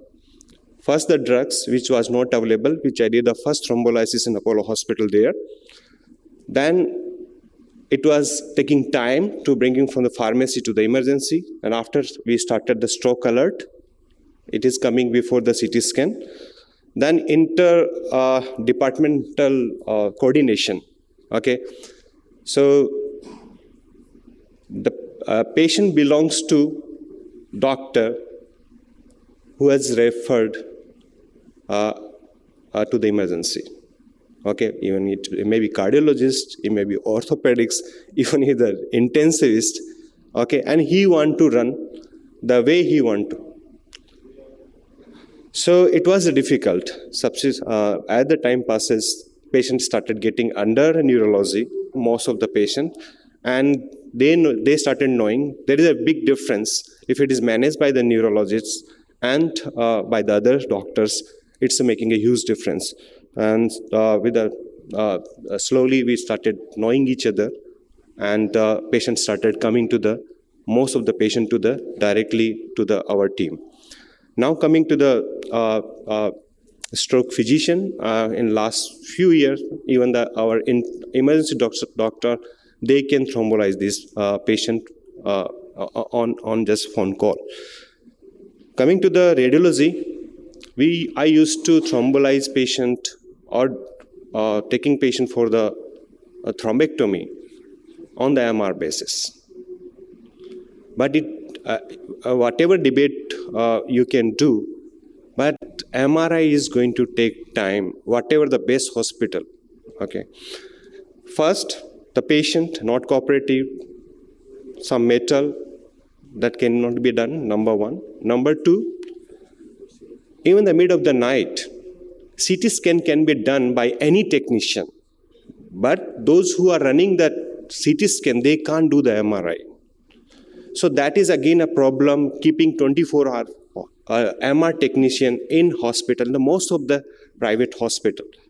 So we changed from MRI to CT scan based protocol. Adequate number of the skilled staff. As the time passes, the more skill they started getting, because we started more thrombolizing the patient, more patient. So that problem solved. Stroke team, stroke unit. I left Apollo Hospital 8 months ago. 15 years I fight for the stroke unit, but it is not built. So it's really difficult, even in the private sector, to build a stroke unit, particular a space where we can manage all kind of the stroke. They look for the finances, they look for the other doctor interest, and it is not always work.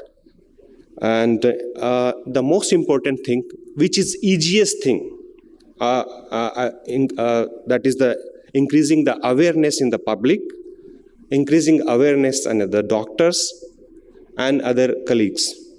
So I'm showing the case from 2008 to 2017. We changed significantly in that hospital. So I got the phone call from physician nearby hospital. 75-year-old having the stroke for last 30 minutes. So pre-notification is making a huge difference. You can see the thrombolysis rate is significantly better where the patient coming with a pre-notification, and door to needed time is also less. So whenever I take the talk to the nearby physician, I always discuss the pre-notification. You are referring, just give a call. So it can be managed in a better way, even in the daytime. So that is the one thing. So lady reached to our hospital about 4 o'clock, 10 minutes. Everything is done within 5 minutes. Patient was shipped, after the NHS score, patient was shifted to the CT scan, and CT scan done within 24 minutes. IV thrombolysis was started immediately. Patient was shifted to the cath lab. So in 22 minutes after the CT scan, patient was on the cath lab. And next 20 minutes, artery was opened up. And patient was out in the next 30 minutes. So this is the way we started doing the thrombolysis and thrombectomy in a systemic manner. You can see that door to CT time should be less than 30 minutes. It was 25 minutes. Door to needle time, it was 30 only. Groin puncture from CT is 22 minutes. It should be less than 60 minutes. So we have done it half of the time, which is target mentioned at present. So at present, this is the protocol, is the standard protocol across the world, which is followed in that hospital. Now coming to the stroke program, I am doing a lots of stroke programs nearby doctors, public awareness activity, Facebook's activity, Instagram activity to increase the stroke awareness. Again, prior notification is making a huge difference in making the decision. I started one more program, like is similar to Spoke and Hub, that is only practical possible if you have more strokeologist or thrombolyzer nearby you. That is very, very important. The second, my thinking is in MI, out of 100 gets the IV thrombolysis, okay, but in stroke, hardly less than 10. The reason is very clear. Whenever any doctors comes out from their parent college, they know how to thrombolyze the patient. But unfortunately, it is not true for a stroke patient. Okay, so we have to start more thrombolysis stations in medical colleges. If they know how to do the thrombolysis, then only it is possible. So it's very successful in the cardiology because the physician has involved in that process. Okay, so we have to educate all the physician.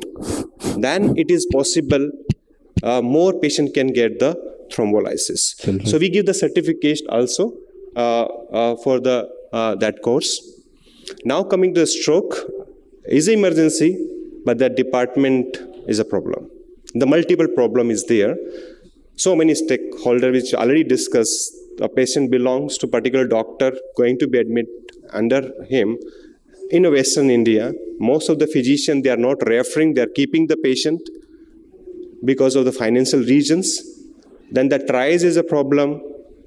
Proper neurological assessment. So triage and proper neurological assessment in an emergency, only if you are taking the regular classes for your emergency in ICU doctor, then only you can solve these problems.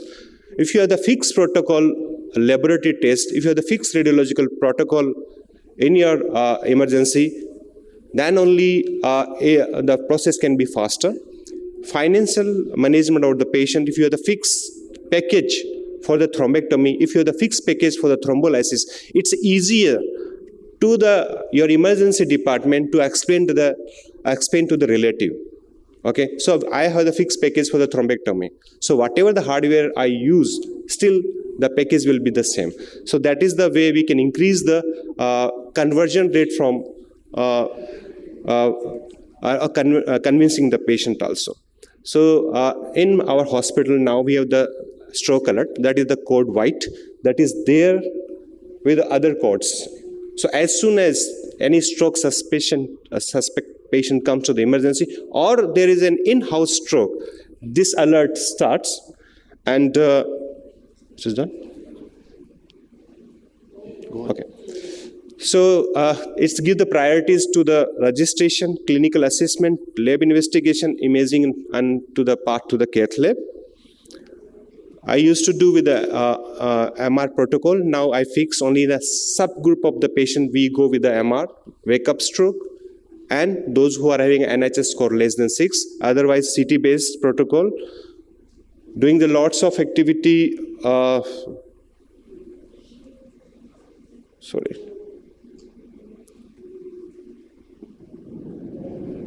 So this is the broad map, how the patient come into the hospital and how we are managing the acute stroke. Sorry.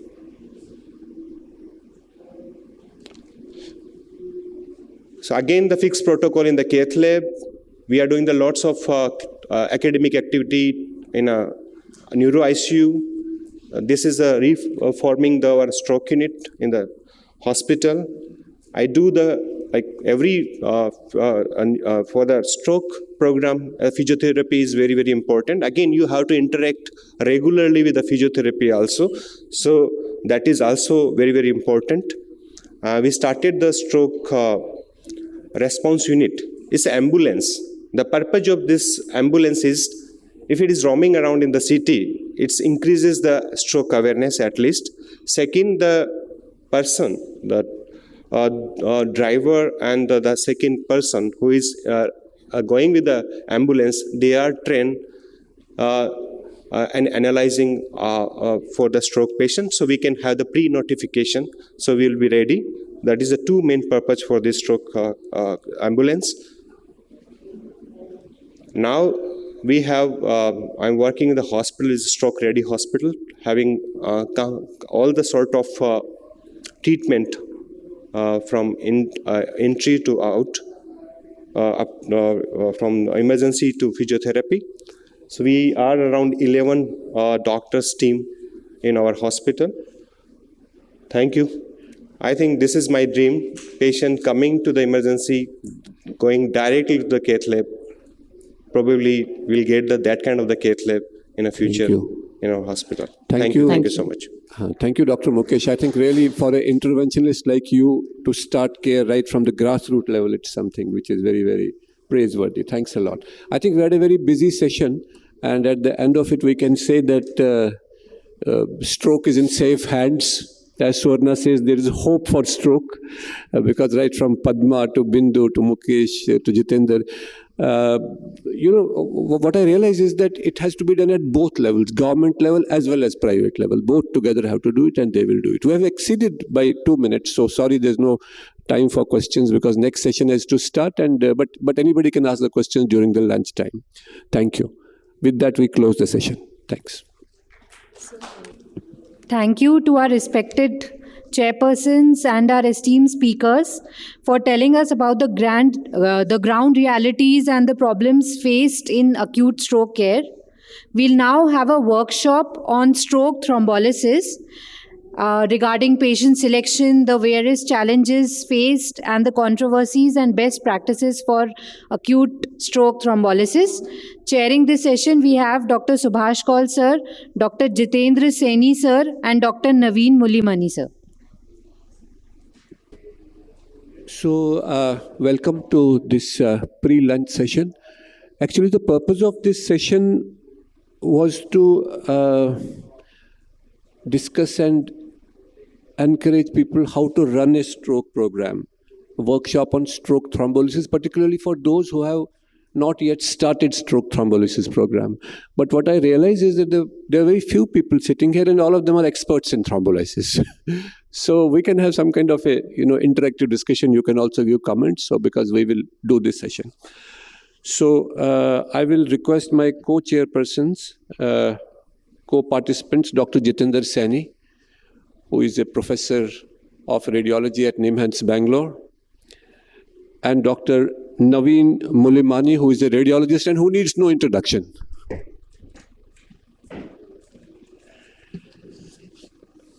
You are working in Mumbai at Belgaum, yeah. And Dr. Dheeraj had to go back. Actually, he was also there, but he had to go back. So, can you show me by show of hands how many of you are thrombolizing actively at this time? Stroke thrombolysis. Okay, so then we are on a good footing. All of us, we are on the same page. So what I will do is that I'll just do a context setting. After that, I will invite the radiologists. They will give their comments, and after that, I'll talk about some challenges, which is a presentation. And at the end of it, we can have some question and answer session, and we'll finish this thing. Dr. Anand, please come. We are waiting for you.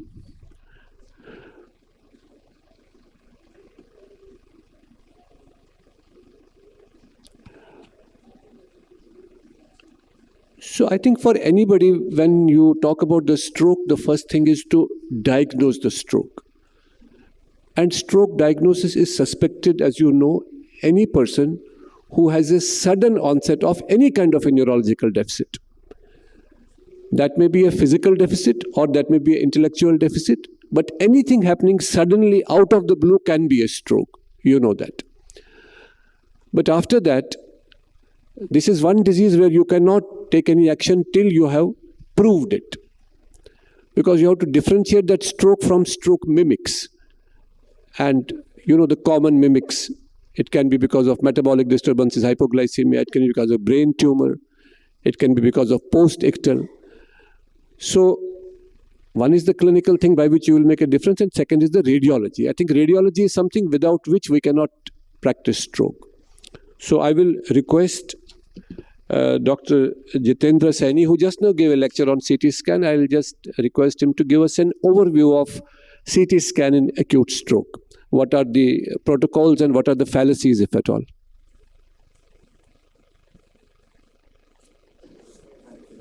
Yeah, you can talk.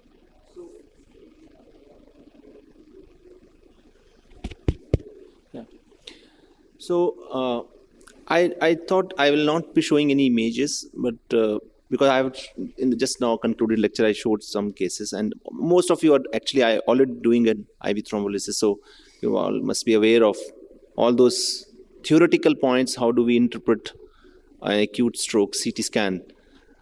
What I'm going to talk is more on a larger picture, that in a current availability of so many technologies, which like including CT and MRI, which is now widely prevalent. Now we are not talking in a situation where we say, okay, MR is not available. I was recently in Itanagar, where there was an MR, which is it is in Arunachal Pradesh. And I think we have enough number of technology available, machines are available, so that's not the question. The question is, what should be the available protocol? How to make best use of resources so that we consume less and less amount of time. Dr. Naveen will be anyhow talking about the comparison between CT and MRI. But what I'm trying to say is that do a CT scan. All the vendors, they have very good machines, and even a 2-slice CT scan, which is I think nobody now manufactures. All the 16 slices is the minimum what people are manufacturing. So all the machines can do the job. You don't require any very sophisticated softwares, because the CT scan brain is a very, very, very basic minimal examination.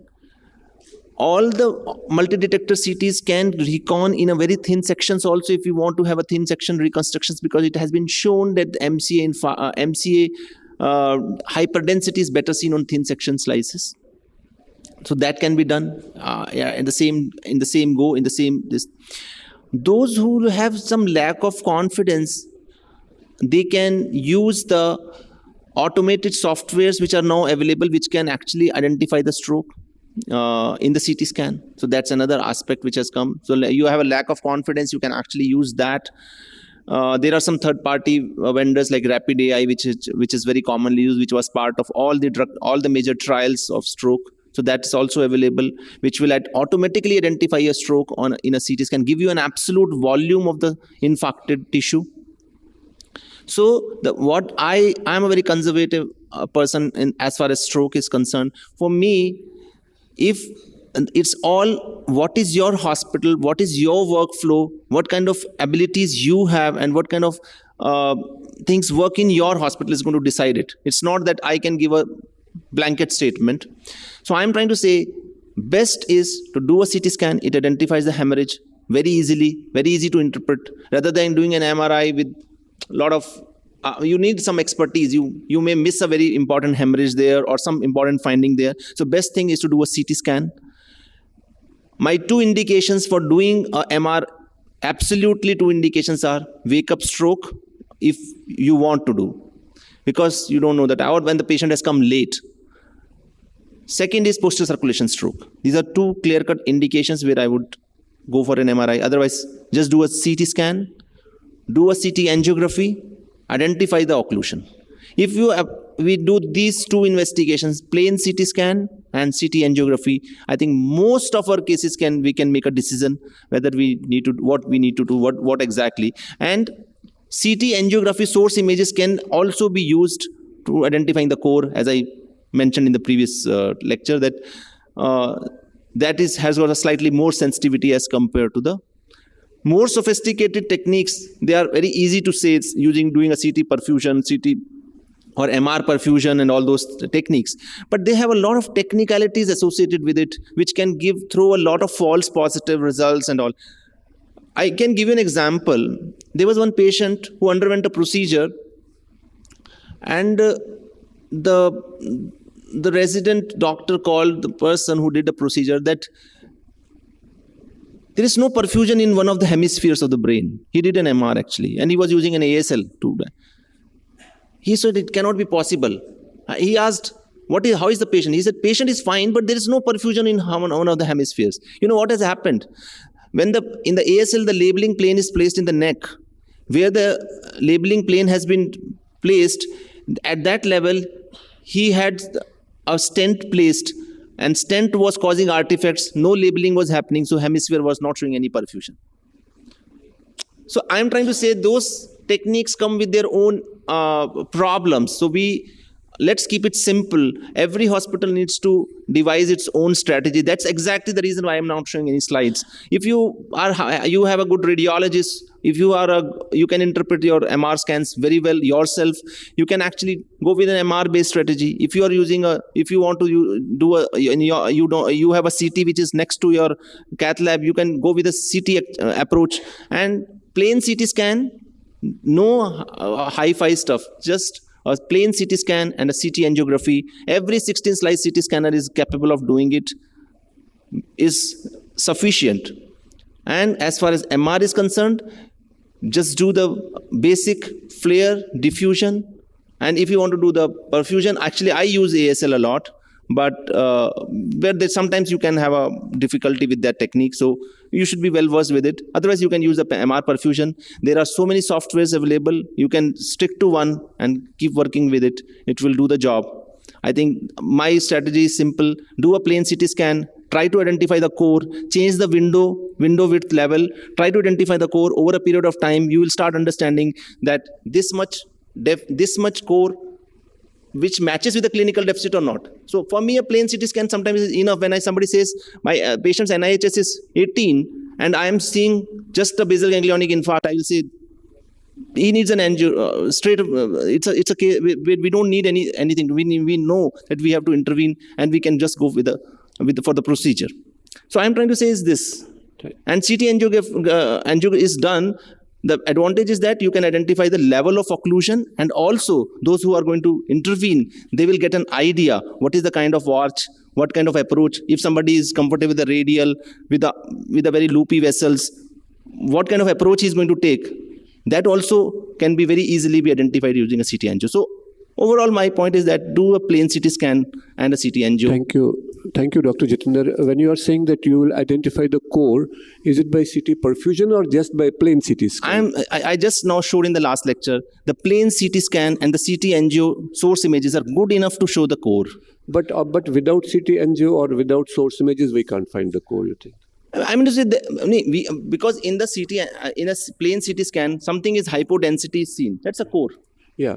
And but usually they say that in the first 6 hours CT may be normal, or you think we can find. Yeah, exactly. That's what I'm trying to say. If the CT is normal, this means then it's a much more a reason that we have a lot of salvageable tissue available with us. Okay, that's if the CT has become is showing abnormality, then we have non-salvageable tissue. If CT is normal. Any brief comments, please feel free, but make your comments very brief.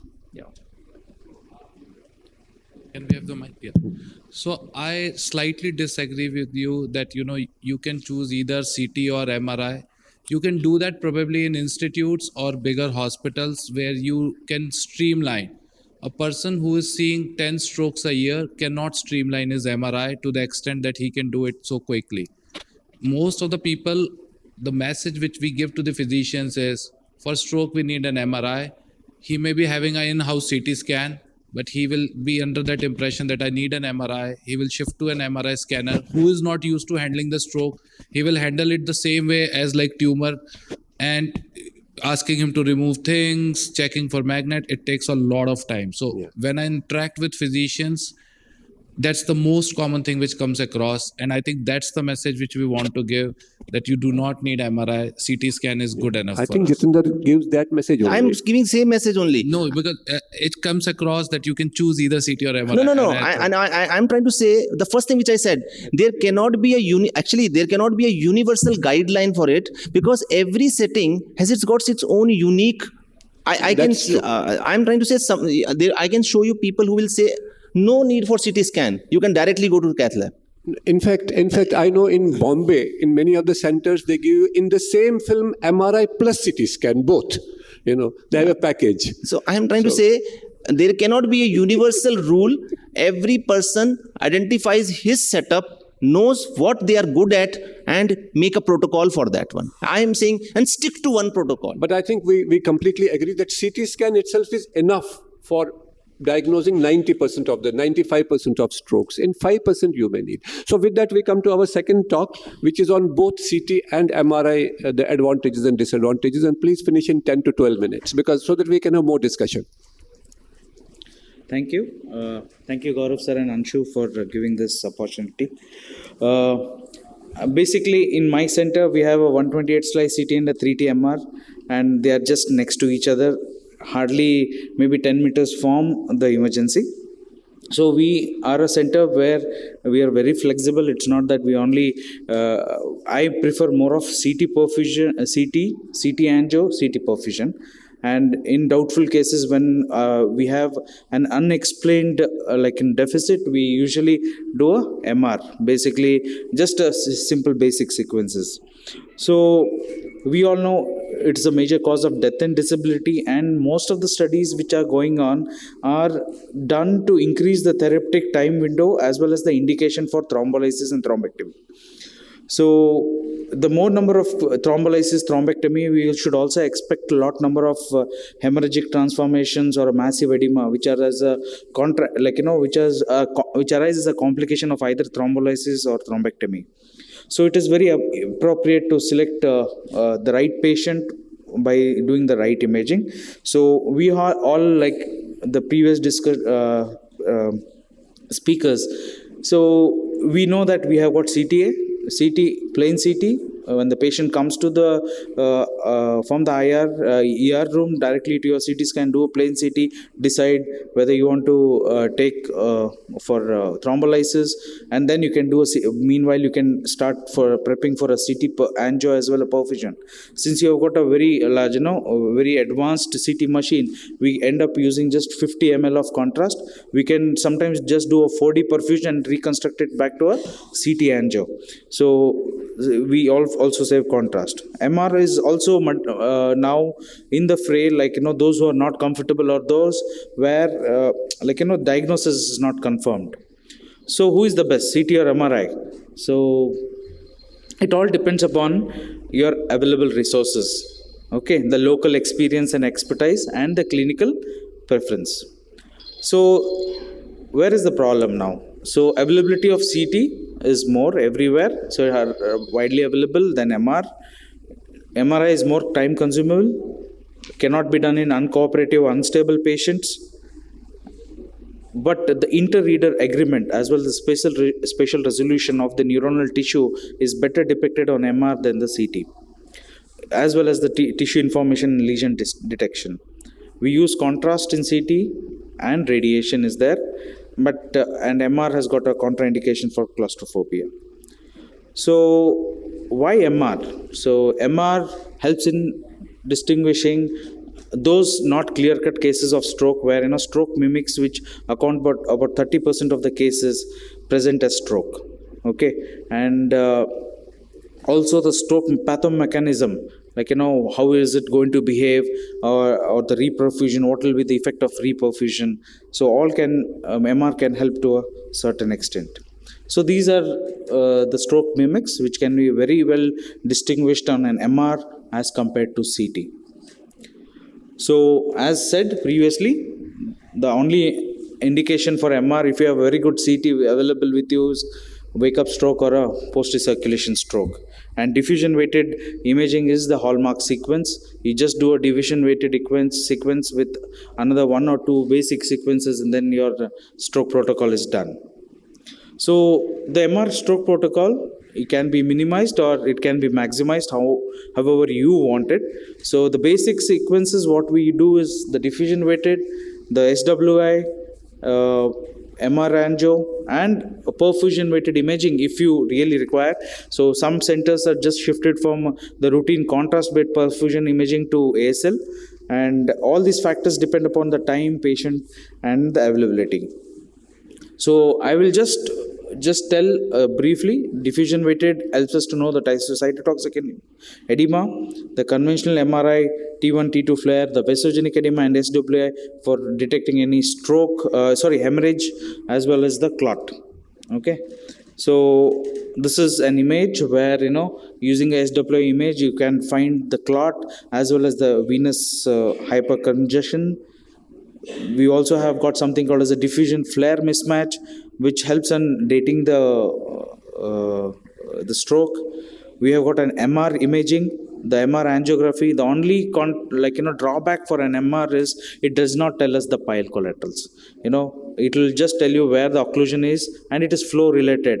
If the occlusion is down under, you will have say that you'll have a complete occlusion and you will not be able to tell about the pile collaterals. The perfusion weighted imaging has come, which was basically DSC imaging, and now with the newer ASL available, you can have a non-contrast imaging, and this perfusion is required for depiction of the penumbra. Okay, the salvageable tissue. So this is how the perfusion diffusion mismatch is done. You do the diffusion imaging and then compare it with the perfusion, and you have a salvageable tissue. So diffusion is infarction, perfusion, salvageable tissue, the penumbra is infarct, but mismatch. Okay, so these are the discrepancies when we get into a diffusion perfusion weighted imaging. So now I wanted to say, we all say that the MR might not be available. Also, there will be a delay in MRI. At certain places, we always say people complaining MR is not available, it's not, patients are there, and so there are sequences which have been devised to reduce the for the ultra fast neuro protocols. Another advantage of the MR is knowing your clot. Okay, so is it really important? Yes, it helps us interventionists as well as the neurologists to plan what type of clot they are going to thrombolize or do thrombectomy. Red clot is very easy to do a thrombectomy or thrombolysis, while a white clot is it may not react similarly. So the clot imaging has become one of the most important things, because it will decide how many passes you take, or whether your thrombolytic agent is going to do the work or not. So interreader variability, this is just a slide where most of the trials now believe that MR has got a diffusion weighted MR as compared to the NCCT is better, and it's all depends upon what your hospital has to offer you and what your patients are affordable for. So that's from my side. Thank you. In a case of CT scan, we need to look, because there's no diffusion there, so mismatch is by looking at the CBV and CBF, or you can use the MTT. So MTT prolongation will be the area which, and if subtract the area of low CBF from it, so you will get a penumbra information. Or you can do a CBV CBF comparison and you can find out which is if there's a mismatch, then that's the salvageable tissue. So recently what has happened is, the CT is doing all the work almost what MR is doing. So only in cases where there are mimics, or it's not a clear-cut stroke, MR plays a role, and as well as in posterior stroke circulation. Otherwise, perfusion, CT perfusion imaging, with even reduced 4D perfusion, you can reconstruct a CT angio. You don't have to take another 50 ml also. Gaurav, you have any point? So my argument remains the same. It depends where you are. Yeah, correct. That point well taken. So even for CT perfusion, and I'll tell you, I'll not name the hospital, but it's one of the premium hospitals into a tier B city, and they started this. They are doing CT perfusion, but they do not actually know how to interpret the data. Yeah. And so you can get the good pictures, you can come into the meetings and say it's equal, but then there has to be a qualified person to read the data also. So that point I well taken. I'm saying let's keep it simple. I'm trying to say CT is must, because hemorrhage detection is a very easy process on CT scan. CT angio gives you an occlusion information, which will even help you to plan the procedure, as well as give you an idea what kind of challenge you are going to face. If, for example, somebody with a very, very tortuous arteries, or where exactly the occlusion, what kind of hardware the intervention is needed, all that information can be very well be taken out. The second thing is that, which we have all forgotten, is that if patient is uncooperative, what happens? You are doing a CT perfusion, you are doing a CT angio, you can actually, patient moves and you can actually miss the information there. So that's another challenge. And there are no good solutions to it other than the brief and abbreviated protocols. But as much as we abbreviate the protocol, we lose information also. So, I think in a best-to-best center also, if you want to do the intervention, the CT is good enough.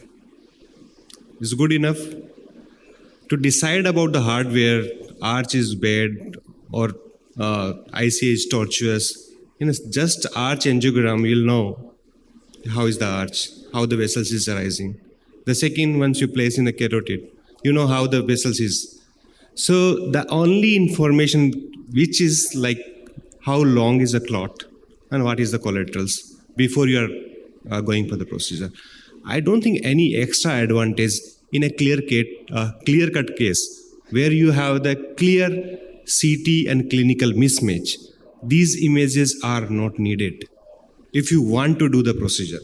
If you don't want to do the procedure, then you can go ahead, whatever test you want to do. I think in my personal experience, doing an MRI is going to scare you more for the procedure. And just CT scan help you more doing the more thrombectomy. Probably you'll get the more and more studies going to publish.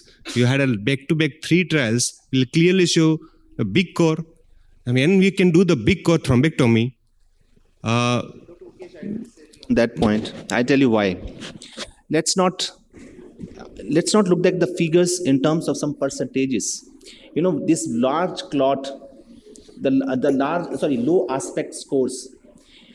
When you do a procedure in these cases, we need to understand that these data is coming from a very socialist countries. And in our country, it's not like that. What about those 70% patients which do not get which are going to have an hemorrhage, not get a recanalization, and setback of some 5 lakh rupees? So, and also the rehab care is let me complete my point. Rehab care, actually, one point which actually upsets me a lot, we don't give importance to the rehab physicians at all. And ultimately, the patients who are not going to improve, neither an intervention is going to make a difference to their life, nor a neurologist is going to make a difference to their lives. It's a rehab person, and rehab care is not cheap. It's very, very expensive. So when we say low aspects, we have to be very careful in that. The low aspect data is coming from Japan, coming from European countries, which have a very good support systems. Unfortunately, that kind of information we are missing is that there's a cost coming with those adverse outcomes. So what are you thinking with the large core patient going to behave with this big infarct? Is making some hemorrhage in that area is going to change something? If somebody is having a massive MCA infarction, if something, little bleed is happened there, so it's going to make any difference? I don't think so. No, it's not. Just okay. I think we can. You want to make a brief and last comment? Yeah. See, you have a MCA infarct. It's a malignant infarct. You go for a decompression. It's good.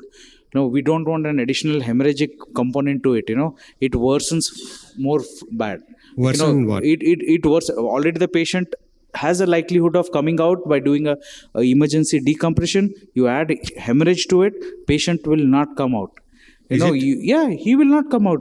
We have seen it bleeds. Once it bleeds, it bleeds massively. In all the 3 trials. No, I am trying to say let us be practical. Mukesh, let's be scientific. We are sitting in a scientific forum. If your point is taken, there is no protocol. Every stroke patient do a thrombectomy. No, I am talking about the protocol. Yeah, exactly. So what you are saying is a large infarct is not a contraindication. First trial where the large core in where the actually diffuse and dawn was planned actually published in a JAMA where they did CT perfusion based thrombectomies. Okay, and the best outcome was like a prevention of craniotomy. Even all these 3 trials, select 2, Angel, okay, and this Japanese trial. If you go through the literature, you will see the less number of the patient needed a craniotomy where the thrombectomy was offered. So in lots of paper available, open artery is always better than the closed artery with the craniotomy. And I can show from my mobile also lots of CT scan where the infarct size before the thrombectomy has a huge area of hypodensity, which reduced with the thrombectomy. Sir, I would just ask you one more question. Now you said that, there was a very positive result with all the thrombectomies you've done.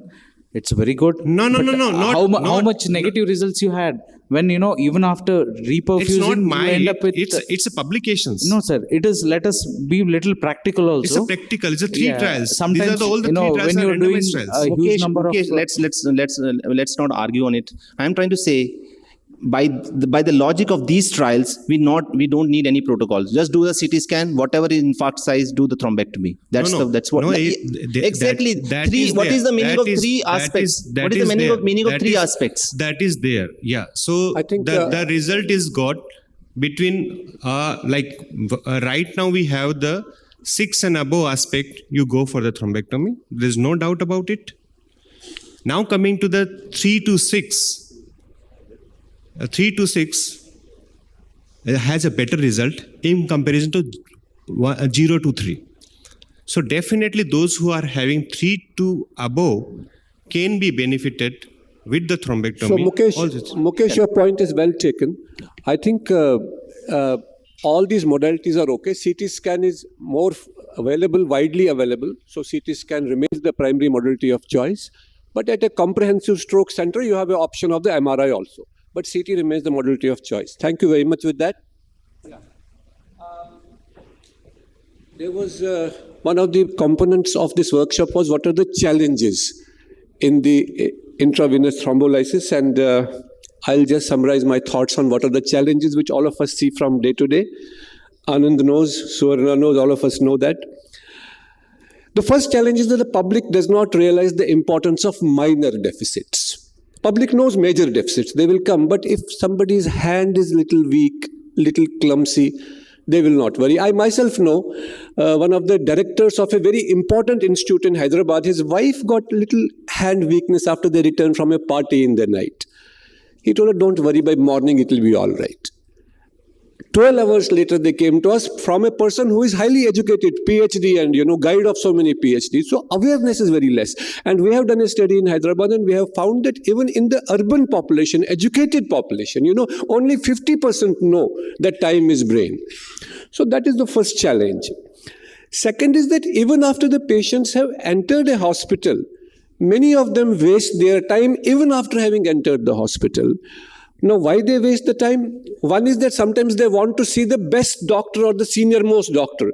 In my own clinic, I have seen patients waiting for, these are the minor strokes, not the major ones. The mild dysarthria, which has started 3 hours back. He spends another 2 hours waiting for me. And I say, why you were waiting? They said, no, we wanted to be seen by you only. And in that time, the window is only out. So, I think it is not necessary only to have stroke-ready hospitals. We need to have stroke-efficient hospitals. Many times the patient goes to the emergency department and waiting in the trolley there. By the time the doctor comes and sees him, and by the time another half an hour is wasted while he is in the emergency. So this is another challenge. Third thing which I realized is that it is unreasonable for us to ask a patient what time your stroke developed. I mean, do you think if a person will get a hemiplegia, he will look at a watch at that time? That what is the time? Because we talk of minutes at that time.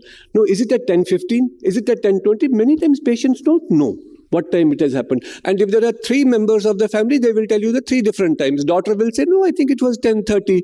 Brother will say, no, it was already 11 o'clock. And we go so much by the time. I remember we had a patient sometime back in the morning, and my resident called me. It was a Sunday. I said, is he in the window period? He said, yeah, he's a window period. I said, what time he has got the problem? He said, about 10 o'clock. I said, okay, if it is 10 o'clock, then it is, then already he's in the 3 hours, so we can give it. Then his daughter said, no, sir, actually he got it 9 o'clock. I said, look, for me, it makes a lot of difference, 9 and 10. No, it is 10 o'clock. I said, okay, if it is 10 o'clock, then let us thrombolyze him. It's only 3 hours. So you can see diffusion is a pontine infarct. And but flare also, the changes have already come. Now, I thought if it's only 3 hours and flares have already come, so probably there is some problem there.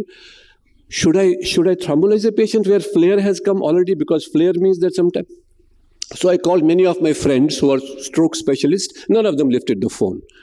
Now, what kind of stroke specialists are there who don't lift the phone? I told Padma also didn't lift the phone. Rohit also did not lift the phone. So then I thought that this is also one challenge, that stroke specialists don't lift the phone. Only Pawan Oja lifted the phone. So Pawan said, don't worry, if it is 3 hours, don't worry. Sometimes flare can come within 3 hours also, you thrombolize him. So now I documented that stroke has started at 10 o'clock. This is 3 hours, start the infusion. Now while the infusion is going on, this is IVTP, and the patient says, doctor, can I tell you something? I said, what? He said, actually the deficit started at 8 o'clock in the morning only, because at 8 o'clock I was finding there was a little numbness, and I looked at the bottle, most of it was already over. I said, okay, but thank God nothing happened to him.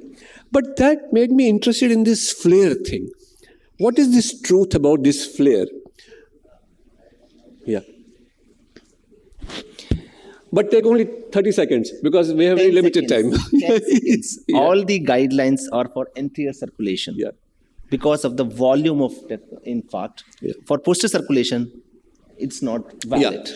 So what I realized from the flare is that flare becomes positive in 45% before 4.5 hours. So if you take 100 patients of window period, many of them will have flare positive. So we don't have to worry about the flare as long as we are sure about our timeline. And flare becomes positive in 100% only at 7 hours. So that means there will be many patients, because it all depends upon the collateral and all. So there will be many patients at 5 hours, 6 hours in whom flare will still not be positive. So we have to know that. So exact clinical timing is very important, not just the flare. Now the other issue, and this may interest the radiologists, because there is an attempt to extend the IVTPA by 9 hours, but that's on perfusion imaging. That is very important. You have to do perfusion imaging. And in perfusion imaging, they are asking for a PD mismatch of 1.2. But if you look at dawn and diffuse, they are asking for a PD mismatch of 1.8. So this is now a controversy. Which is the correct one? I think nobody knows the answer yet. More trials are required. But this is a controversy, 1.2 or 1.8. And this is one of the articles which says that maybe a larger ratio of 1.8 to 2.6 should be taken. You see, when we take these decisions make a lot of difference to the patient. It's not just thrombolizing a patient. What is going to be the outcome? What are going to be the complication? The patient asks all these things. So this is one more controversy. Should we take 1.2 perfusion mismatch or should we take 1.8? In fact, according to me, 1.2 is not a mismatch at all. It's very little. They're almost equal. So we should go to 1.8. Now, the other thing, we just have this discussion between MRI and CT scan. One of the problems with MRI is that it gives you some information which you don't need. It gives you some information which dissuades you from taking some decisions. Many times when we do MRI, it shows some blooming thing, some little hemorrhagic transformation. Now, this hemorrhagic transformation, many times you may not pick on the CT scan, only the blooming will show you. So what do you do in these patients? In fact, I asked the same question to Carlos Molina and some others. What do you do? He said, I will then go back to CT scan and do the CT scan. And I will go by what CT is showing me, not by what MRI is showing me. Because MRI is showing you some information which was not even counted in the clinical trials. So that is one more challenge here. The other challenge is, and particularly this happened during COVID times, should we thrombolize if a patient has thrombocytopenia, let us say 90,000? 95,000.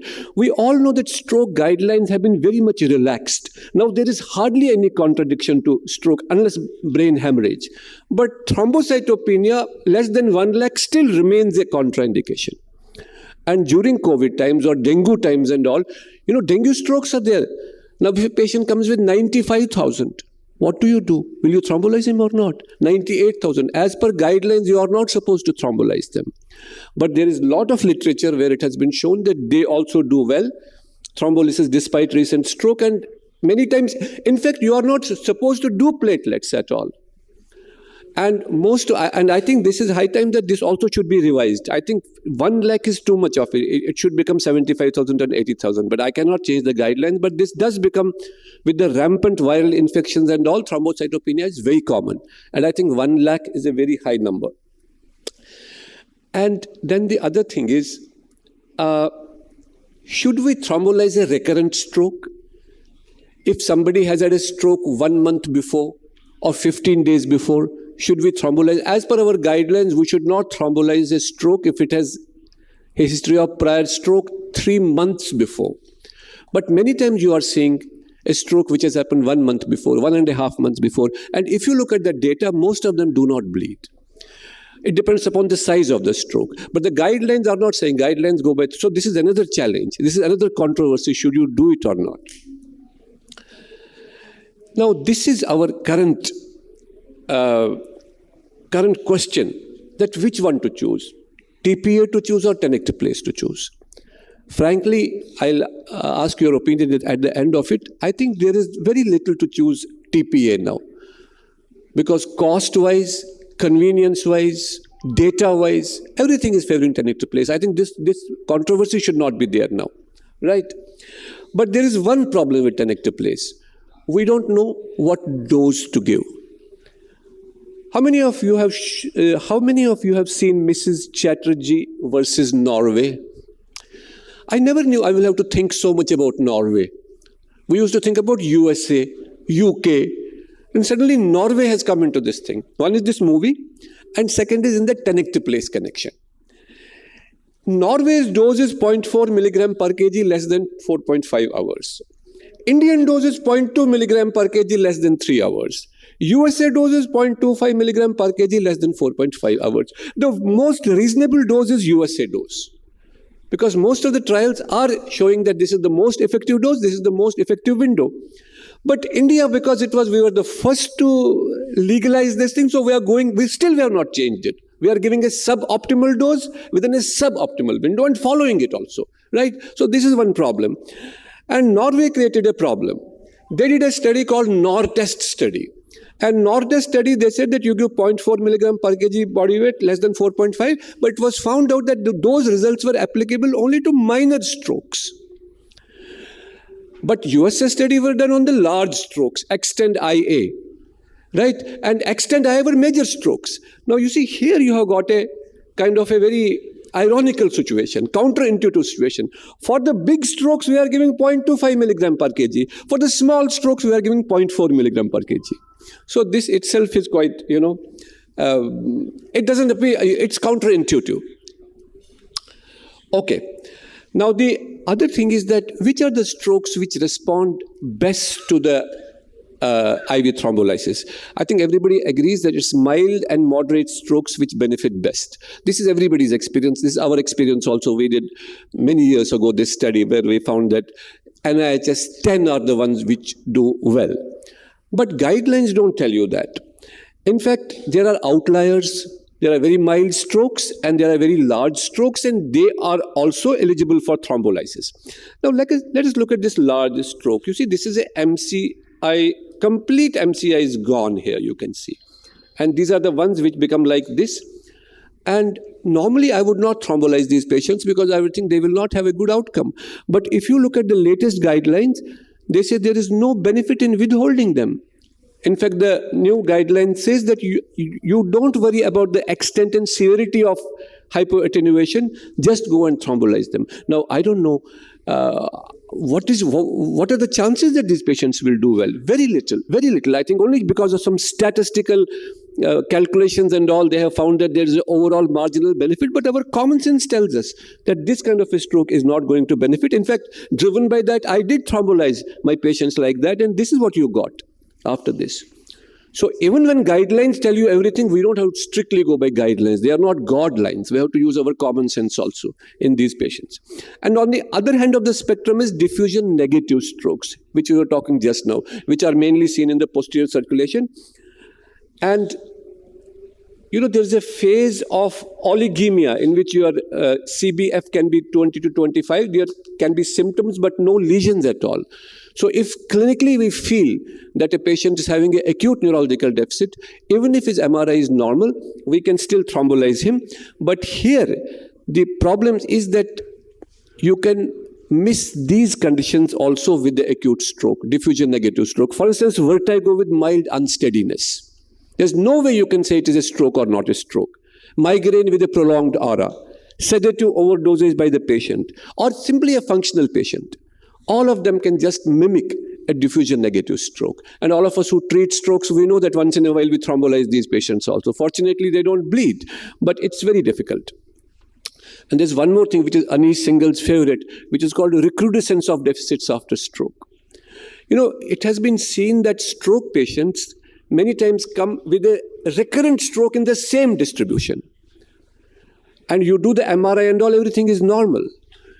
Exactly as in multiple sclerosis, you see Uthap's phenomena, in which they're the same deficits. Again, in stroke also it has been seen. And but sometimes you cannot make out, you're not sure whether it's there, and you can end up thrombolizing. But I think we should know this condition. We have to be aware that there can be recrudescence of stroke in which there is no new infarct, but the same deficit. And usually it is precipitated by some infection or some fever. So it's important. But very interesting is the dilemma of minor stroke. Minor stroke means just a minimum deficit, who has recovered also, but still there is a very residual deficit remaining. Now, most of the studies have shown that these so-called minor strokes actually progress. And there was a trial done by Pooja Khatri, which is called PRISM trial, in which she looked at these minor strokes, and her basic premise was that thrombolysis will be helpful in these minor strokes. But what she found was that there was little more bleeding in the minor stroke. So therefore, they should not be thrombolized as long as they are non-disabling. So that's where our current guidelines stand, that if you have got a minor stroke, which is non-disabling, probably it is better not to thrombolize them. Now the question is, what is the definition of non-disabling stroke? In the trial, they are saying non-disabling are those which do not interfere with your activities of daily living. Now, what are activities of daily living? Those have also been defined. That's like shaving, like wearing your shirt, like wearing your slippers, like walking up to your bathroom. If you think that these are not being interfered with, then it is a non-disabling stroke. Don't worry about it. Don't thrombolize. And you have to ask the patient that, can you live with this much of deficit if they don't progress? And that is the catch. The catch is that it's a premise that if they don't progress, they may progress. This non-disabling may progress. And second thing is that life is beyond these activities of daily living. Now, this is a patient who comes with a mild facial palsy. It's not interfering with his activities of daily living. There's a small infarct in the brainstem. Now, should we exclude this patient, thinking that it's a non-disabling stroke? So that is the question. So mild speech slurring, mild hand clumsiness, minimum limping, mild facial asymmetry, simply hemisensory symptoms, these all will be excluded today from thrombolysis. But we know that all of them are, in fact, in neurology, I think every symptom is potentially disabling. So therefore, this lower NIHS, unless it is zero, I think we should thrombolize them, these patients. But it remains a controversial issue. It remains a challenge because a lot of people will argue against it if you go by the guidelines. And in the morning also, we talked about this capsular warning syndrome. This is one of the most colorful syndromes in neurology. And I'm sure many of you must have seen where a patient comes with 5, 10, 20, 25 TIAs from morning to evening. And in the end, they will settle with a permanent neurological deficit. But I have many times given TPA to these patients, and in half of them, the strokes have stopped. In half of them, not in all, but in half of them, the strokes have stopped. So in summary, I think that we have many challenges and controversies. Even now, even after so much of MRI and CT scan and knowledge and trials, still we have got challenges in stroke. First challenge is to sensitize people about minor deficits, that minor deficits also can be devastating. That's a public health thing which needs education. The challenge is to make our hospitals not just stroke ready, they have to be stroke efficient. Each and every doctor in the hospital has to realize, many times in my own hospital, so-called tertiary hospital, patient is waiting outside radiology while some prostate imaging is happening, and the TPA patient is waiting outside. So they have to be stroke efficient. Now the other thing is that many times MRI gives you information which is not required in taking a decision. For instance, a little hemorrhage, which on CT scan you might not have seen at all. So therefore, that way I think CT scan has an advantage in some situations. The challenge is when the flare changes come before 4 hours. Some of my residents say, sir, flare has already come. Should we thrombolize it? And I think we should have to give them clear cutting. Flare has nothing to do with the timing. Timing is timing. You have to be very sure clinical. Whether flare is there or not, we should not worry about it. And thrombocytopenia and second stroke is really an issue. Currently, patients are being excluded based on these factors, but I think we should take a call on that. And if there's a mild thrombocytopenia or a small stroke, even if it's a recurrent stroke, they should not be excluded from thrombolysis. And controversies about the dose of tenecteplase. I'm sure many of us are still giving suboptimal 0.2 milligram dose, which based on some trial of 2014 and all. I think that should be changed. We should go straight with 0.25 within 4.5 hours. And controversies about very large. We should not indiscriminately thrombolyze them just because it's in guidelines, because outcome is not going to be good. And we should not exclude small strokes, because the chance of hemorrhage, if at all, is very, very small. Even in Pooja Khatri's trial, it was some 1%, 2%. But if we don't thrombolize them, there is a real risk they may progress. And controversies about the capsular warning syndrome. And I think in my own personal experiences that we should take a chance and thrombolize them. At least nothing will be lost. Chance of bleeding is very less. So, you know, while we talk of these guidelines and these pathways and all, behind that, the active thought of the doctor, quick and active thought is very important. The moment patient comes to us, we are his only friend at that time. Nobody can take a decision, neither the cousin nor they don't know. Only we, the doctor, in whose contact he has to come, you have to think yourself in that situation. We are his only friend at that time. And we have to very actively, intensely think what is best for him and give that judgment and do that action, rather than very mechanically putting him on some stroke pathway and tell him, bye-bye, bye-bye, Mr. Rao, now you are on a pathway, you are on your own. No, we have to hold his hand, and we can even, if possible, bring him back from that pathway. You might have thrombolized a wrong patient. Bring him back and take the appropriate action. So I think I finish here, and if we have got some more time, any comments from seniors, younger people, anybody is welcome, so that we can. Gaurav was very keen on this session, on this workshop, and I think radiologists had a lot of discussion, and you also heard them, and I gave a clinical perspective, but now it's open for you.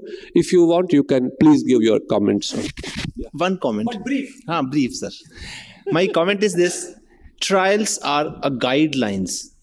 Ultimately, if the trials were like a frozen path, what is the need for any one of us sitting? Then a computer can do the job. Every step it can go this way and that way. So I am trying to say, guidance that they give general guidelines. They are not absolute.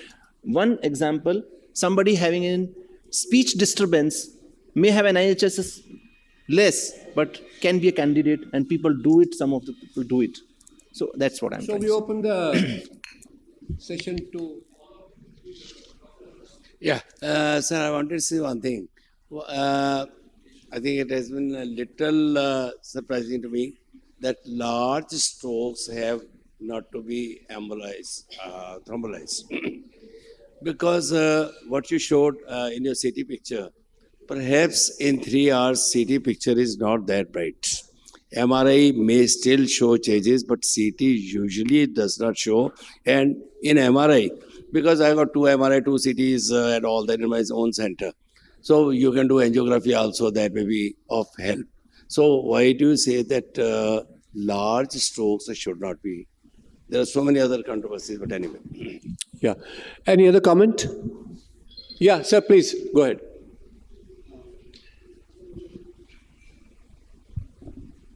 Thank you for attending a very such session. I am postgraduate doctor, and I got my MD medicine degree in 1985 as I was discussing with Dr. Saini.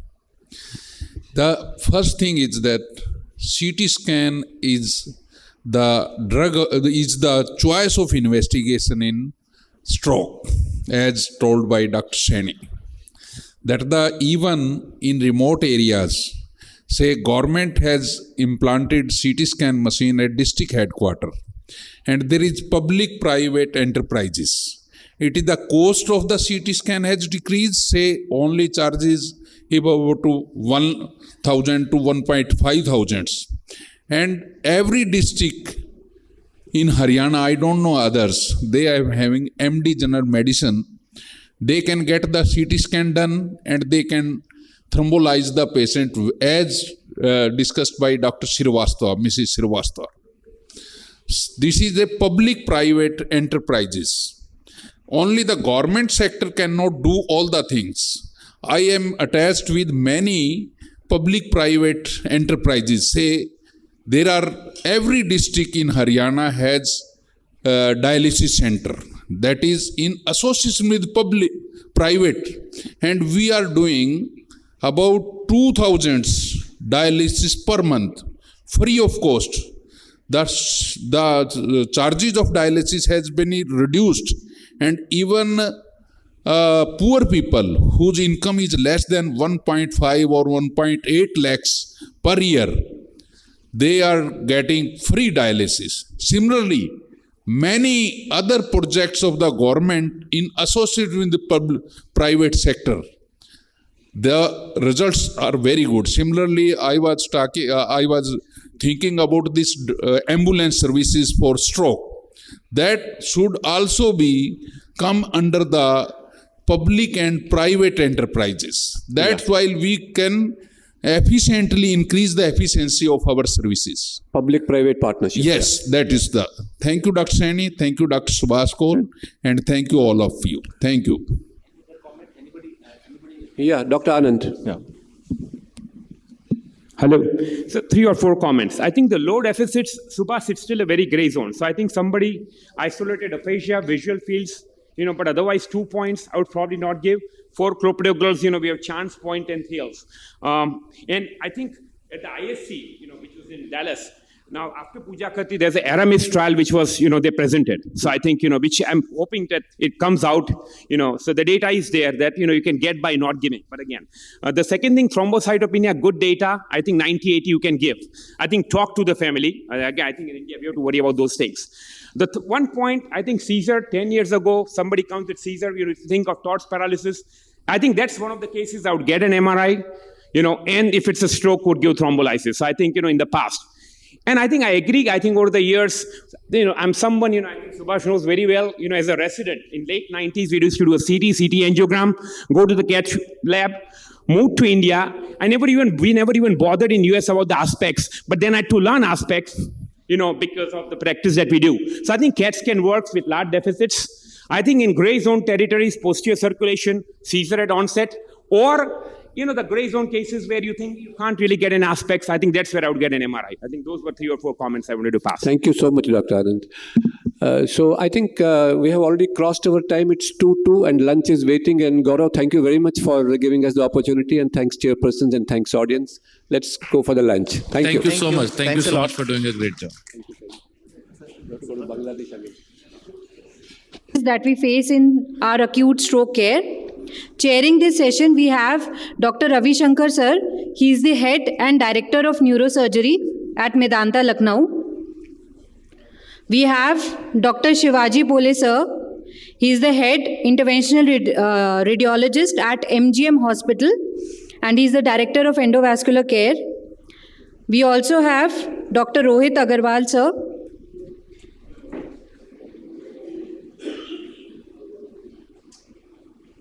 He is a senior consultant of IR and interventional neuroradiology at Medanta, Lucknow. We also have Dr. Andre Volny. I ask my chairpersons to kindly come on the stage and introduce our first speaker, Dr. Mukesh Sharma, sir.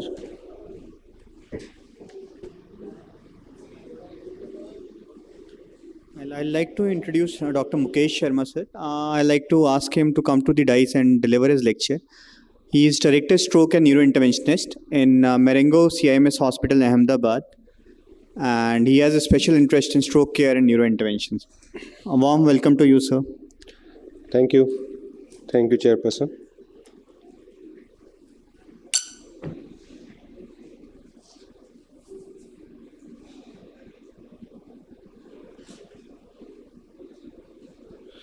So my talk is on endovascular treatment of stroke in young, challenges and real-time decision. So like in elderly, the causes are same, but percentages are different. So the most common cause of young stroke is ESUS or cryptogenic stroke. Second is the cardioembolic. Then premature atheroma, dissections. So these are the leading cause of stroke in a young. If young stroke, like embolic stroke is coming, it's more easier removing the clot comparatively to elderly. Even in the late window, okay, a patient is coming with a large infarction. If you do thrombectomy, and patient usually do better because they don't have multiple comorbidities in comparison to elderly patients. You can see the CT scan just after thrombectomy was done, and it saved the craniotomy even with a large infarction, and subsequently that area of infarction sunken in the next 15 days of the CT scan. So they do better if done on the time. Challenges start if something else is there. Like this guy, a gentleman, had a stroke while playing the tennis. He's just 36. He reached to some other hospital where TNK was given, then shifted to the hospital. We directly took this patient to the cath lab. So this is the angiogram, IC angiogram. You can see there is some thrombus at ICA terminus, and beyond that there is not significant flow, but it's not completely occluded the artery. So I usually go by the snake technique. Snake technique is we are taking directly aspiration catheter without help of the microwire and microcatheter.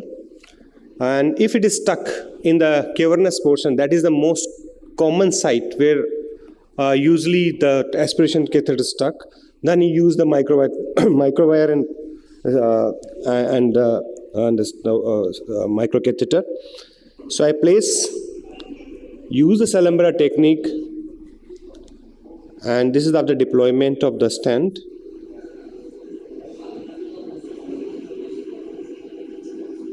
And remove the stent. There was a little bit better flow, but the thing is there. The clot is there. So I did the 3 times with the same result. Ultimately, I decided go with the just aspiration technique.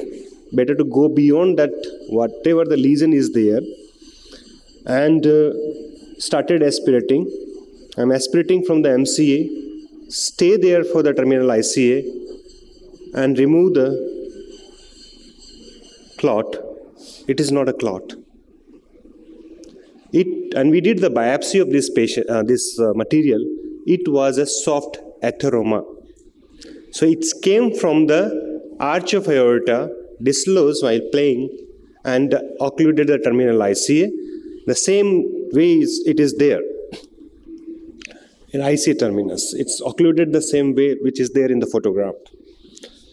And this is the portion of aorta which is taking the contrast, and contrast is staying there.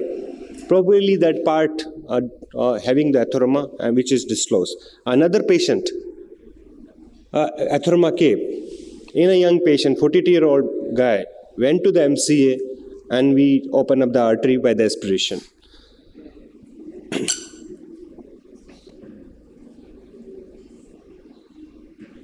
Sorry.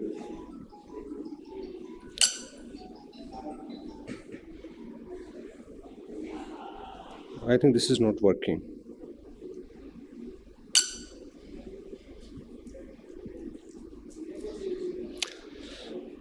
Actually, this angio is not working.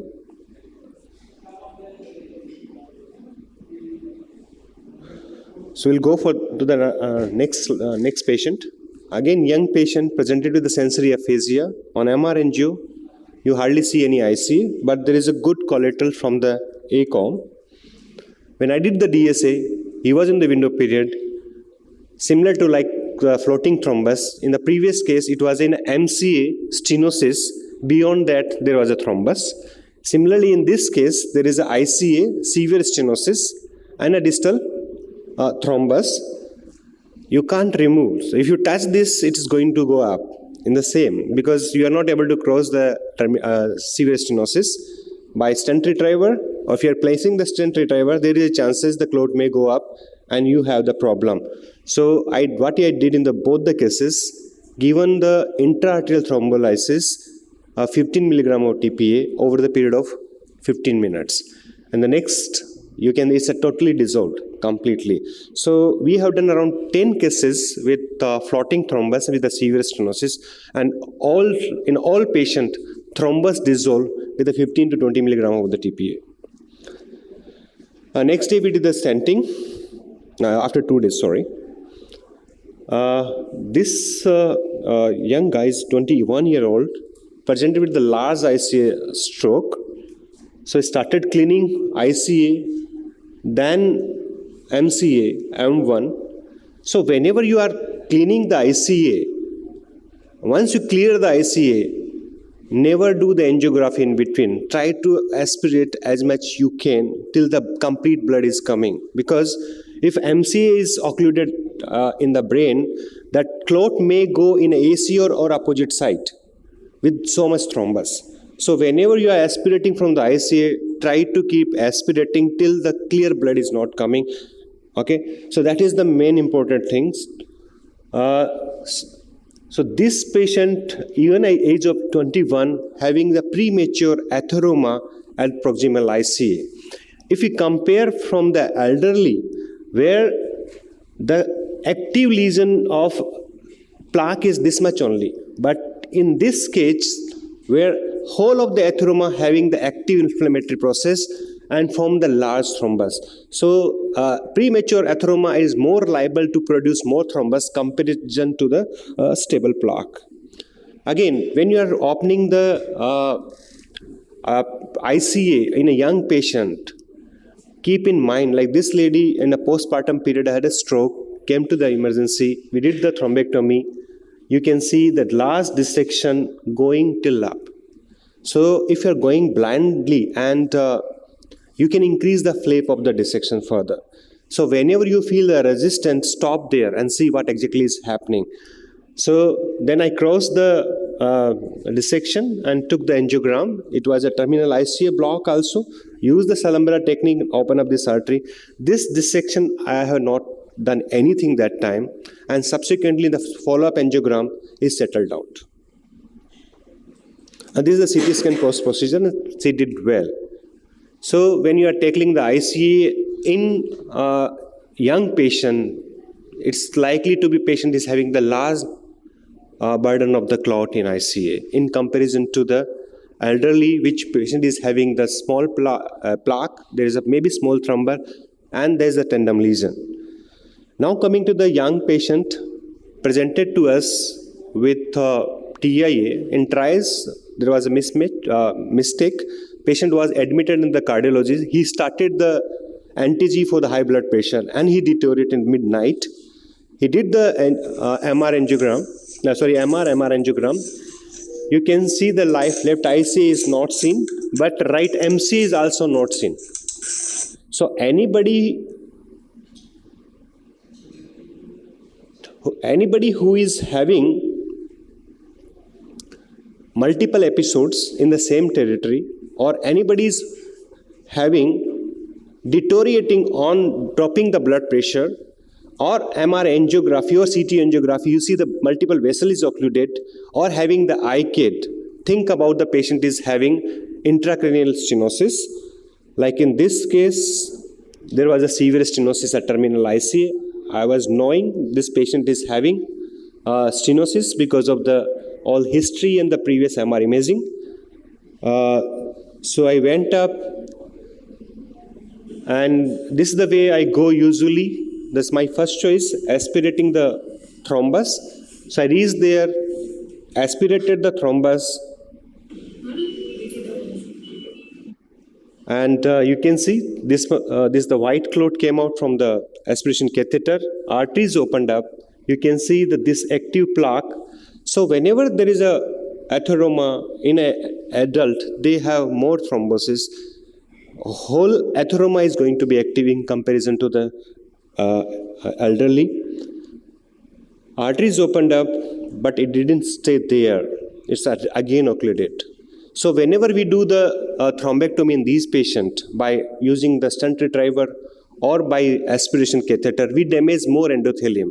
So it increases vulnerability for form the thrombus more actually.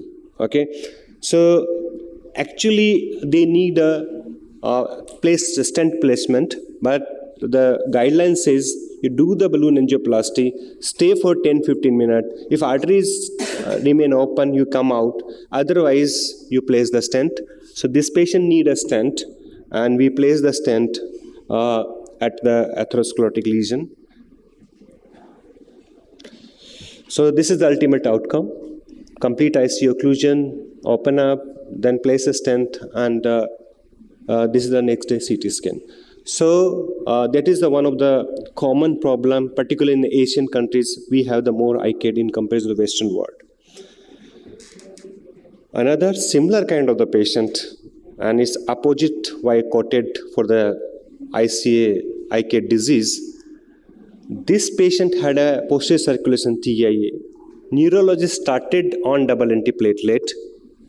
After 7 days, he worsened. So what do you think? Any comment from the audience? Yeah, this one is done. The first is with the TIA, and after 7 days, the second one.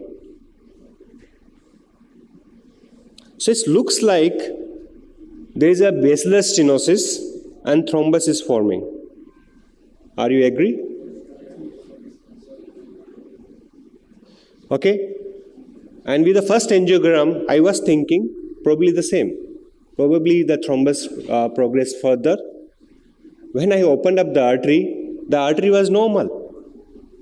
No stenosis.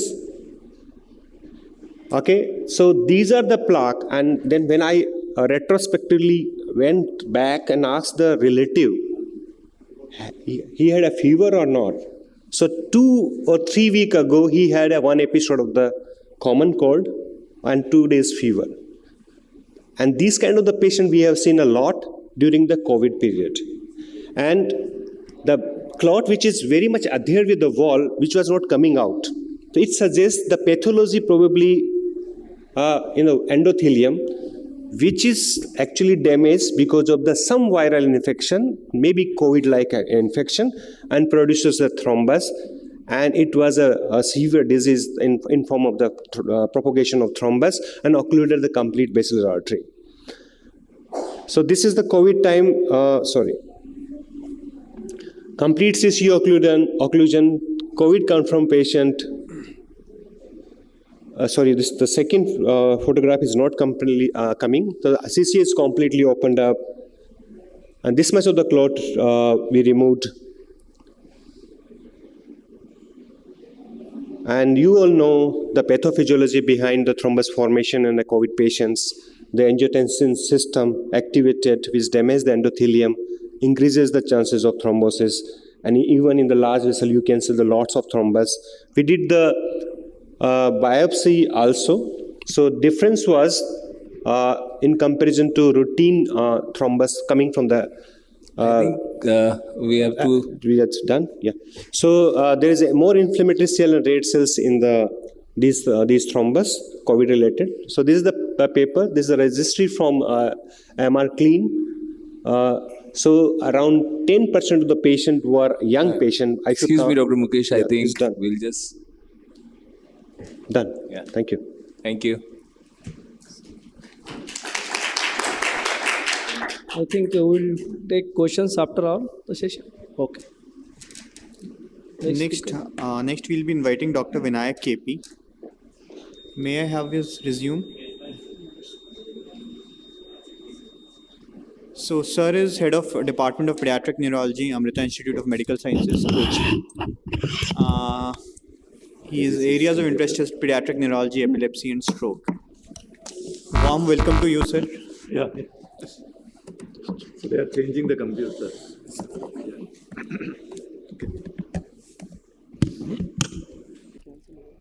Outset, I would like to thank the organizers, the Medanta Neurosciences team and the intervention team, and Dr. Gaurav and my friend Dr. Atmaram and others for doing this wonderful program, and also thinking about this rare entity that strokes in infancy and childhood as one of the topics. So the stroke is a stroke at any age, but what is specific for infancy and early childhood is stroke is primarily a disease of the elderly. And most of the causes, the risk factors and the pathophysiology is the degenerative vascular disease. But there are other causes of stroke. Whenever there is a vascular occlusion can occur in children also. And when it happens, it is a long-term morbidity. But the point here is when you have, it's a highly skewed for the adult population, and the overall diagnosis and differential diagnosis becomes difficult, and taking any treatment which is well accepted in the adult literature and adult practice, taking into pediatrics becomes much more difficult because of so many reasons. So that is what I am trying to cover. See, what are the challenges in the diagnosis or the management of stroke in children? That will be the 15-minute talk. First is the differential diagnosis and the symptomatology, and the different risk factors and management.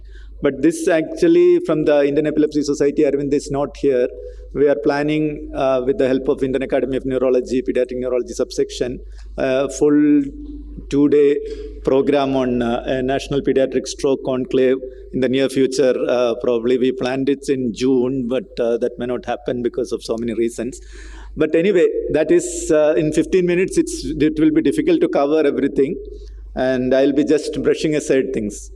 So what is the problem? The differential diagnosis, stroke has got a lot of mimics, and this mimics kind of thing comes very, very important when the overall prevalence of that disease comes low, and then the other prevalence of other diseases are high. So compared to children, there are a whole lot of stroke mimics in children, and then especially if you are looking at smaller children, this becomes much more difficult because the stroke presents with not a fixed neurological deficit as we see in adult practice. So the commonest in children are in a ICU setting or the ER setting is epilepsy and seizures, and most of the time the pediatric people will treat everything as a seizure because seizure is such a common thing in pediatric practice. So this is not of very academic interest. See, the TIPS trial, the thrombolysis in pediatric stroke study failed because of this issue. They were not having it's a very ambitious trial to take thrombolysis into pediatric practice. You can see that they screened around 100 patients, and out of that, 54% was stroke mimic. That means the screening per se is a problem. So that means once you take up a trial, so trial is a situation where people look at this in a much more systematic way compared to usual clinical practice. So in a trial this is happening, that means the pediatric ER is not at all a place for thrombolysis.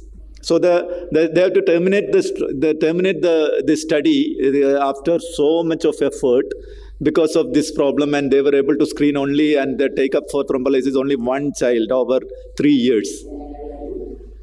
So with that, I will go into the symptomatology. What is different in children? What are the challenges? See, you all know that the pediatric medicine stands on this. Children behave differently. Otherwise, there is no need for a pediatric practice separately. There is no need for pediatric subspecialists. So the point here is what I wanted to emphasize is children behave differently, but the different age groups behave differently. The symptomatology is different. So a guy like this, and about 10 years, and an adolescent, and is like a young adult. So you can actually manage like a young adult. So the most of the risk factors may be similar, especially with the increase in the lifestyle diseases. The adolescent stroke is almost like a young adult stroke. But when it comes to less than 5 years, it's definitely different. The presentations will be different, especially neonatal stroke is totally different. So this neonatal stroke, the point is you have a stroke in the CT, but the presentation will be seizures and encephalopathy because you can't get a distal weakness in an unmyelinated brain. So you get only a diffuse edema. If you have a large MCA infarct, the second day the child will throw up a seizure, and then most of the time the neonatologist diagnose this as if they are not doing an MRI most of the time in a sick patient, and then that will be diagnosed as an encephalopathy and then treated as sepsis. And after 6 months, when the child started sitting or starting walking, then they realize that there is a weakness. So the point is, distal weakness is very difficult to pick up in a stroke, even with a large MCA infarct. So, and most of the presentation will be raised ICP presentation. So, and then the point here is the risk factors are totally different here. This is a one-time thing. There was a study planned, Vivek, remember that there was a kind of combination study where the stroke in pregnancy and stroke in perinates actually having a lot of common risk factors because of the peculiar hypercoagulable state in that period of pregnancy, which is actually needed for preventing postpartum hemorrhage. So the overall system per se is highly prone for stroke. And on top of that, you have this right to left shunts, the physiological right to left shunt, the ductus venosus, ductus arteriosus, and also the foramen ovale, which is there in the fetal thing, and any issues in the fetoplacental blood circulation, which is with hypertension, you get atherosclerosis there, and the classical arteriosclerosis can occur, and you can get thrombus there, and then it can go to the brain, and the brain being a cerebral circulation being a very low pressure circulation that can suck in all the clots, and then that's the commonest cause of perinatal stroke. The implication is there is no need for long-term antiplatelet antithrombotic agent. So if you see a stroke and then you get a referral where somebody has done an MRI and you see a large MCA stroke in a newborn period, you don't need long-term thing because most of the time the risk factors are one time. The right to left shunt is already closing, and then the source of embolism is usually the fetoplacental circulation, and the placenta is out means the source of embolism is out. Umbilical cord nodes are the other cause of the commonest thrombus, the source of thrombus. Coming to the etiology, see the most important thing is whenever you think of pediatric neurology, you think of this kind of rare genetic causes. Okay, there are so many genetic causes of stroke. I am not going to the details of that. That is a very rare thing. But what is common in our practice? There are three groups we can say. One is hematological disorders. The other one is cardiology disorders. So they are primarily secondary strokes. But what is coming, normal kids who is coming with a stroke, most of them are arteriopathies. And whether it is a transient arteriopathy or a progressive arteriopathy, that's the only issue. So this is a common presentation. When you have a child who has got a fever 1 week back, and then who has got sometimes they will have a sudden fall, and then they will come with a lenticulostriate infarction like this. And you will get, if you do an MRI, you will get this kind of focal narrowing, the distal narrowing. And this is called a transient cerebral arteriopathy. The exact cause is not very clear. They say that it's a post-infectious thing, and it can progress actually. That is the one issue. So if you do serial MRIs, actually they can show initial progression and then they stabilize. And some cases it becomes normal, but some cases even after 3 years we have serial MRIs, it's not becoming normal all the time. So we don't have any clear evidence to say that, and most of the investigations will be normal, and we don't know what is it. It is considered as a monophasic vasculitis, and the point here is how long to anticoagulate, so give antiplatelets, and what's the chance of recurrence is not very clear, but most of the recurrence occur in the initial 1 year, and after that mostly it stabilizes. But the other issue is, are we dealing with a progressive arteriopathy? And most of the time they they come with recurrent TIAs and strokes. And this is just a this terminology is being used now compared to a focal transient cerebral arteriopathy because there is a progression in that. Compared to that, the other vasculopathies in children is what we all know. They present with very, very different presentation. They come with a dementing illness. They present with a arterial presentation, a kind of diffuse developmental delay or seizures. This child presented in the early infancy with severe developmental delay and seizures. It was more like an epileptic encephalopathy. We took this MRI. MRI was showing this kind of cystic encephalomalacia, and only the MR angio picked this. MR angio shows a cutoff of the vessels. So this is a Moya disease. It was a familial Moya disease. There was family history. And if you look at all the arteriopathies of childhood, the most of them are the monophasic arteriopathies, but you can get an equal number of progressive arteriopathies if you follow it up properly. And post-varicella angiopathy is actually we are seeing, but many times the clear relationship is not so clear in children. And dissection you all know. And this is one thing I will again project here for the stroke physicians and the other adult colleagues. This is a specific Indian entity. Mineralizing angiopathy of it has been reported specifically from India, because the history is like patients, early childhood or toddlers or around 5-6 years of age, they will have a minor fall and then they will cry for some time and then they will go to sleep and then wake up with a neurological deficit.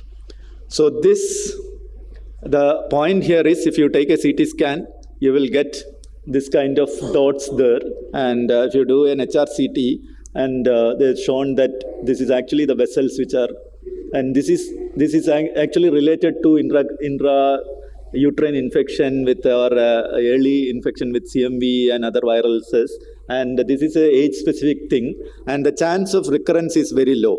So if you see this, the implication of that is you don't need long-term a lot of investigations. If you do a CT scan and demonstrate that in the Indian context, this is almost this syndrome. So we are seeing it every now and then now. So there is no need for a protein S, protein C, and an extensive vascular investigations for finding out the cause.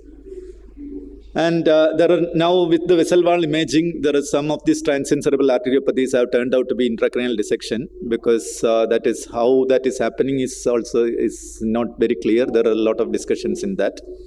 But again, the outcome is a little more complex if it is a dissection compared to intracranial dissection, compared to the standard transient cerebral arteriopathy. And the most common cause of vasculopathies in children is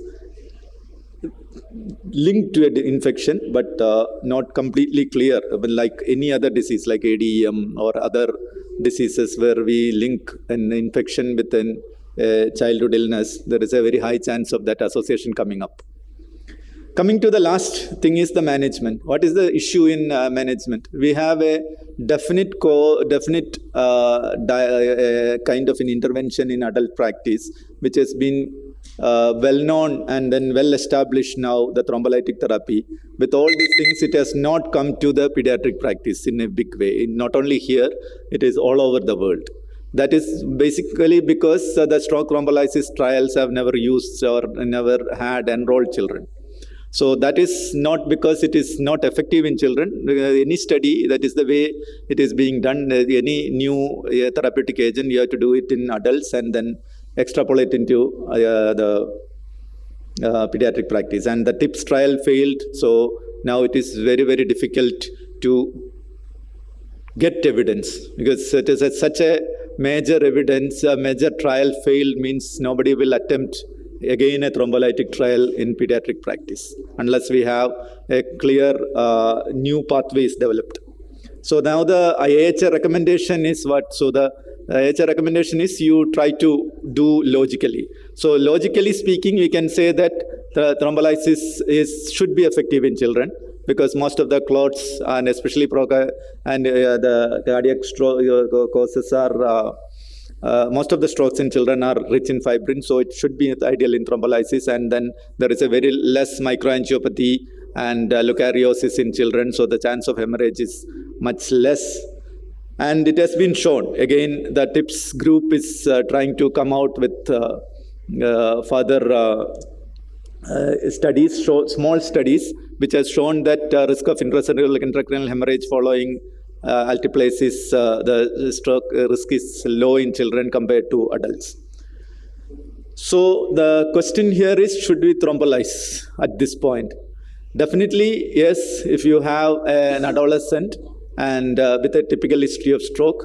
But if it is a very small child, we can have surprises.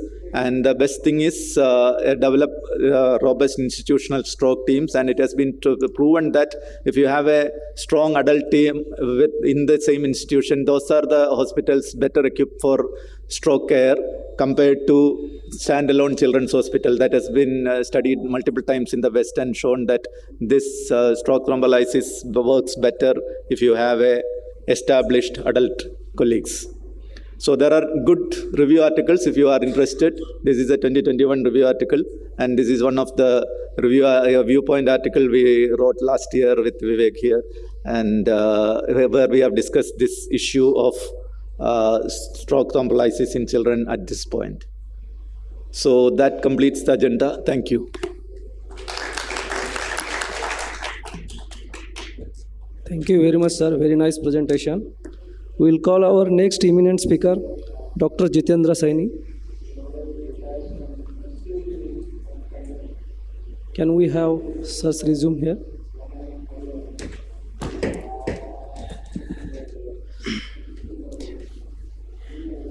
Thank you. So I'll... Welcome, sir. Good afternoon. So I'll be showing 2-3 cases where something unusual, means I felt it is unusual. Okay. This is case 1. It's a 50-year-old male who had no comorbidities and presented with weakness. And CNX examination showed complete right hemiplegia with Broca's aphasia and NIHS of 20. And his CT showed aspects of 7, and CTA revealed a left middle cerebral artery M2 segment occlusion. Patient had no contraindications, and he was thrombolyzed with tenecteplase. And but he didn't improve. And later on, we did an MR and showed confirmed that abnormalities are there, and we took the patient for DSA.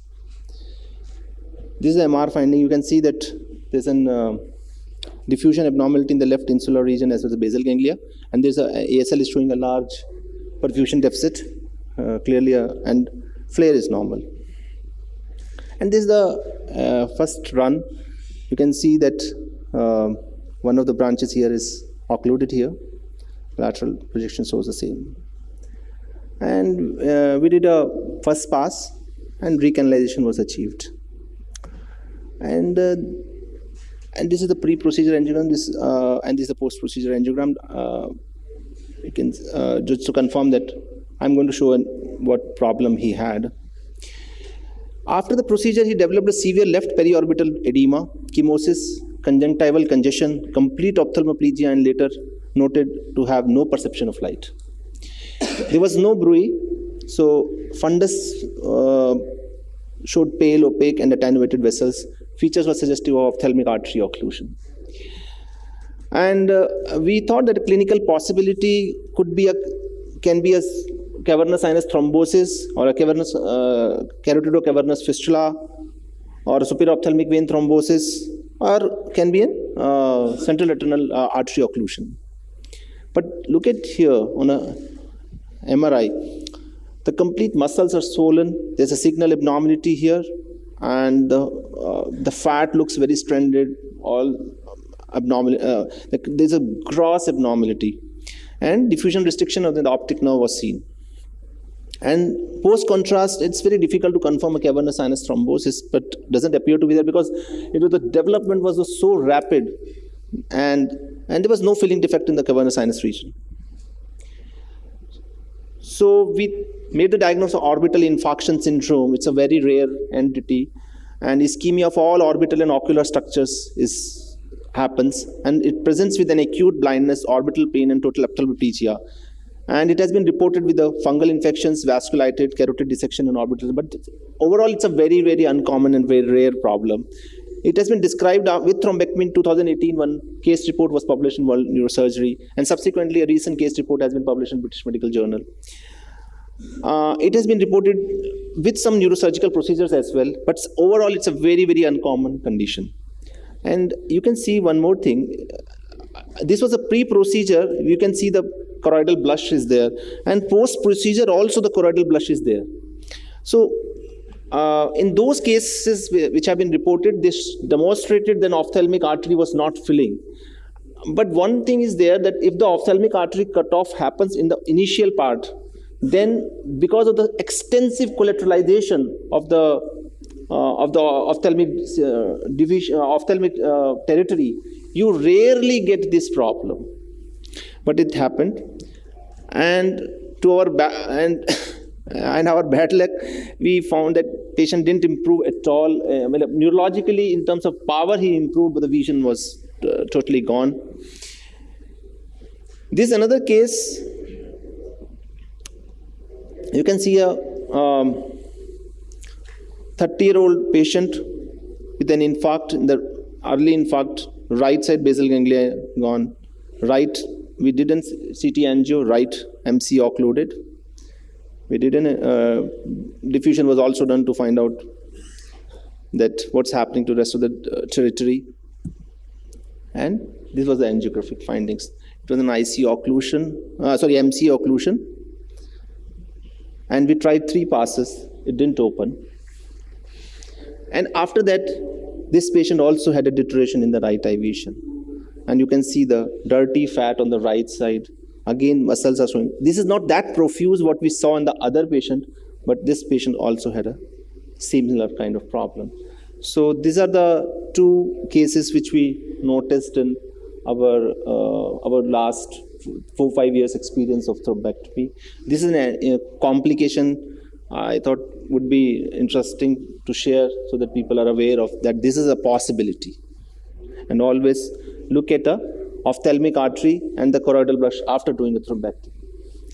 This is my last case. This is a 45-year-old lady presented with sudden onset weakness of the right upper and lower limb with aphasia. CT showed this temporal pole region hypodensity, suggestive of that M1 occlusion is there, and left side some hypodensity is seen here. We did an left IC injection, showed complete occlusion. And then subsequently,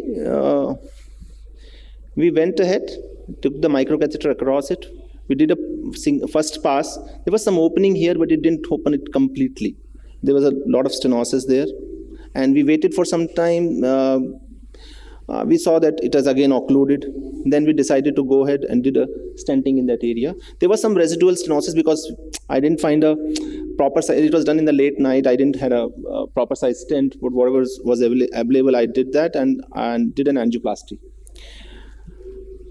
But after that, when we did a CT scan, immediate post CT scan, what we are observing now, that left thalamus and the left PCA territory, everything is showing hyperdensity. It appears to be we made a diagnosis of benign contrast extravasation, which has happened. But why I am sharing this is that normally it happens in the territory which is infarcted or ischemic. It doesn't happen in the territory which is actually normal. If you go back to the angiogram, you can see that now the preferential flow here, whatever contrast is preferentially going into this PCA territory, with some going into the ACA. So contrast, so one of the, what people propose is that it happens because of the endothelial dysfunction caused by the ischemia, and most commonly the basal ganglia, because there the endothelial doesn't have much, a small amount of ischemia leads to a disruption, and that the contrast extravasation happens in basal ganglia mostly. But contrast itself causes an endothelial dysfunction. This is a proof of that, where we never took our catheter inside it. We never did any meddling in the PCOM, and we had this benign extravasation. And subsequent, on the next day, we can see the complete contrast has cleared off, and there is an hypodensity which was seen pre-procedure also is as after the rest of the brain appears normal. Thank you. So nice presentation, sir. We will take the questions after the session.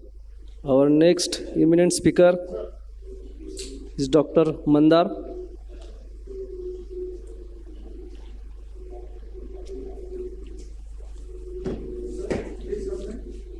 Dr. Mandar is a senior fellow, Department of Stroke and Neurovascular Intervention, Medanta.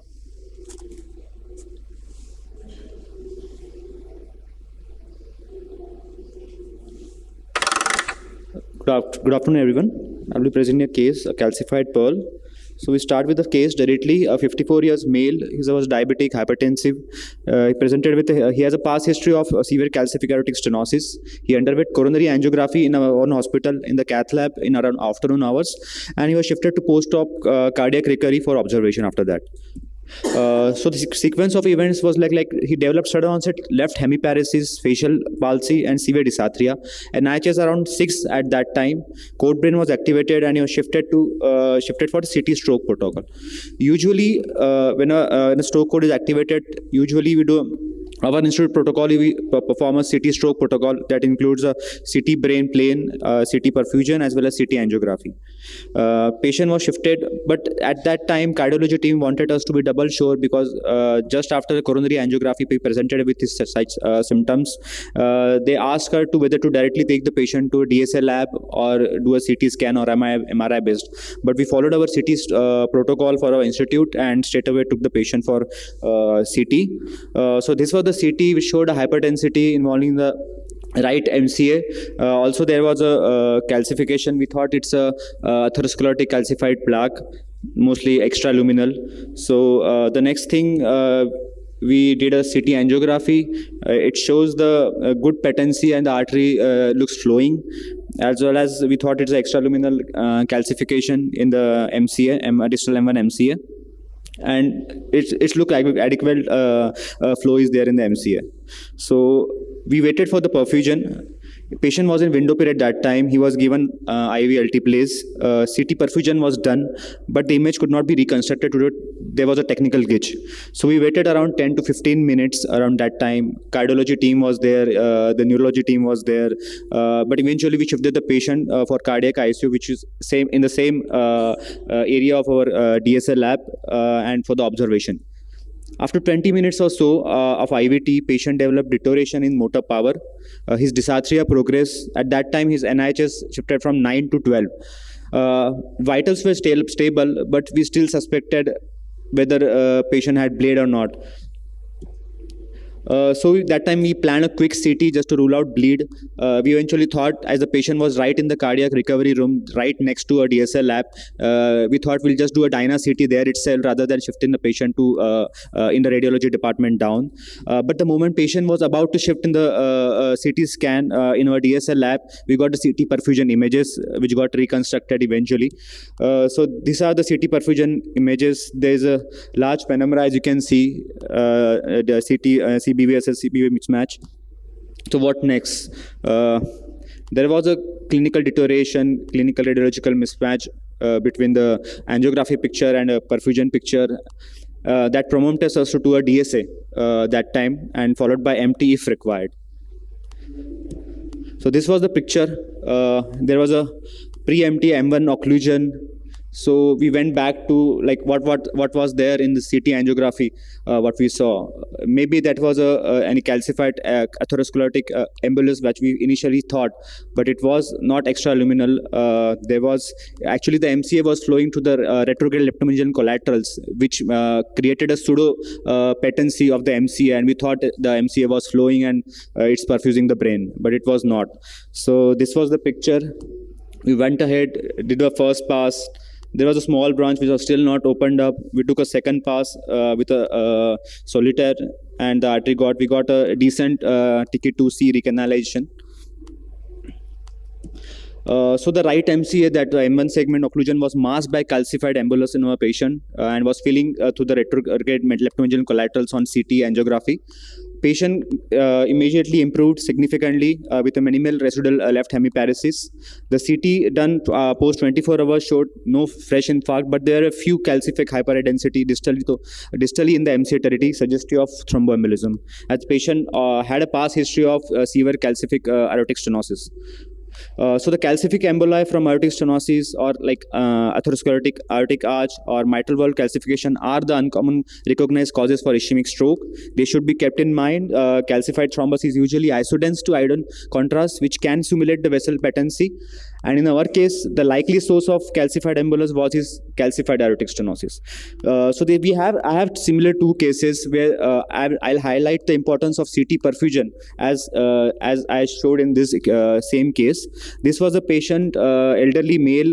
He was a CKD patient. He had presented to us with high NIHS. He was in window period 30 minutes. Stroke brain was activated. CT brain did not show any gross infarct that time, even though he was a high NIHS. So what next? Will you thrombolize this patient or not? That was our right question. But we had CT perfusion in our center. We did a CT perfusion straight away. There was very less penumbra left. So we decided whether to give thrombolysis in patient or not. So we discussed with our team. Then we straight away went to the MRI scan, whether the brain tissue was any left, salvageable tissue was left or not. So we decided to do a MRI sequence and it showed a large area of diffusion restriction. So this is the example that CT perfusion helped us. If we eventually directly went with thrombolysis just after CT scan, it had been a catastrophe. So similar case for posterior circulation, we know CT perfusion is not that ideal for posterior circulation, but in this case, he's again elderly guy with an NIHS of 18, presented with altered sensorium, decreased movement on the right side. While shifting to CT, there was a fluctuation in his sensorium. This was the CT. It did not show any gross infarcts in this. We did a perfusion scan. As you can see, we can see a perfusion mismatch, CB versus CBF in the artery of Purchon of area, bilateral thalamus. And there was in CT angiography, there is a artery of Hibner was missing. So this was the perfusion in detail. As you can see, it's a clearly artery of Purchon infarct. In this patient, again, we discussed whether to thrombolize this patient or not. And we sometimes the CT perfusion may underestimate or overestimate, at least in posterior circulation, what we encountered in many of the posterior circulation stroke cases. In those cases, we prefer to do MRI sequence. As you can see, there is a diffusion restriction, but there was not that much in flare, but the ADC was black in this patient. So these are the two extra cases where I highlight the importance of CT perfusion cases. In the first case of the calcified embolus, it detected a major vessel occlusion in setting of calcified thrombus, which potentially created a pseudopatency of the vessel. If CT perfusion was not there, we could have just missed the patient. In MRI, if many of the centers, when there is non-availability of CT perfusion study, you can do a MRI sequence, SWI sequence, where you can actually see a calcified thrombus. Where we can actually rule out this patient. There is not a pseudopatency of the vessel which has been detected, and those patients could have been missed for the mechanical thrombectomy part. Thank you. And this was the paper our center published in Neurology India for the calcified pearl. Thank you. Thank you, Mandar. Very nice presentation. Is there any question from audience to all these four speakers? If no question, I think Mukesh Sharma is there. That I want to ask about the floating thrombus in the ICA, which they have took the intracranial stenting. Initially, sir has done the intraarterial thrombolysis and followed by the stenting. I think ICAD giving the recurrent stroke, we can cover on the same sitting, that is covering the floating thrombus as well as the stenosis and putting the stent. That is, I think, the one way to treat. Any question?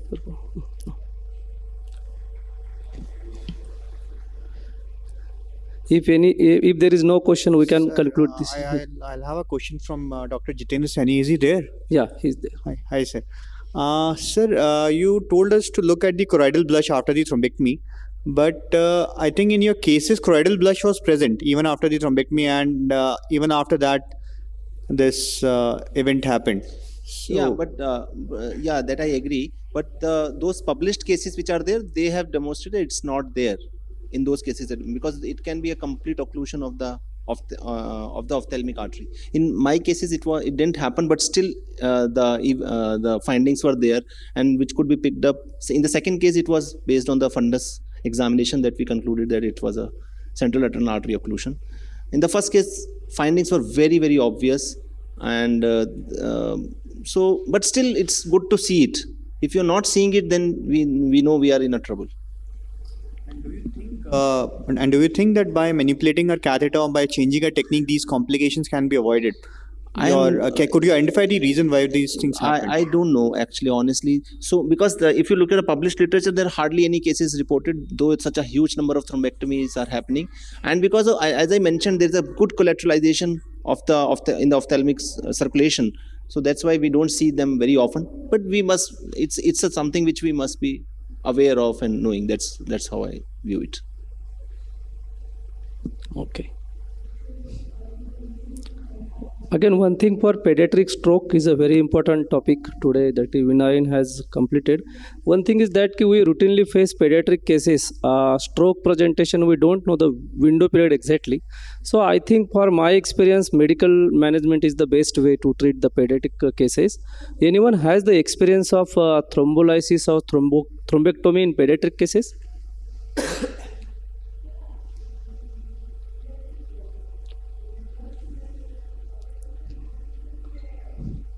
Okay, we'll conclude this session. Thank you so much. Yes. Thank you to our esteemed panelists and speakers for this important session. We now come to the last session of this 3-day academic 4th NICE Live conference. This is the Cerebral Coffee for Intellectuals, where there is a discussion on an amalgamation of various important topics for acute stroke management. Chairing this session, we have Manmohan Mendiratta sir. He is a senior consultant and director of BL Kapoor Hospitals, Delhi, with more than 350 publications to his name. We have Dr. K.S. Narang sir. He is the director of Minimal Access and Image Guided Neurosurgery Department at Medanta Hospital. We also have Dr. Maneek Mahajan sir, who is a senior neurologist at Fortis Escorts, Amritsar.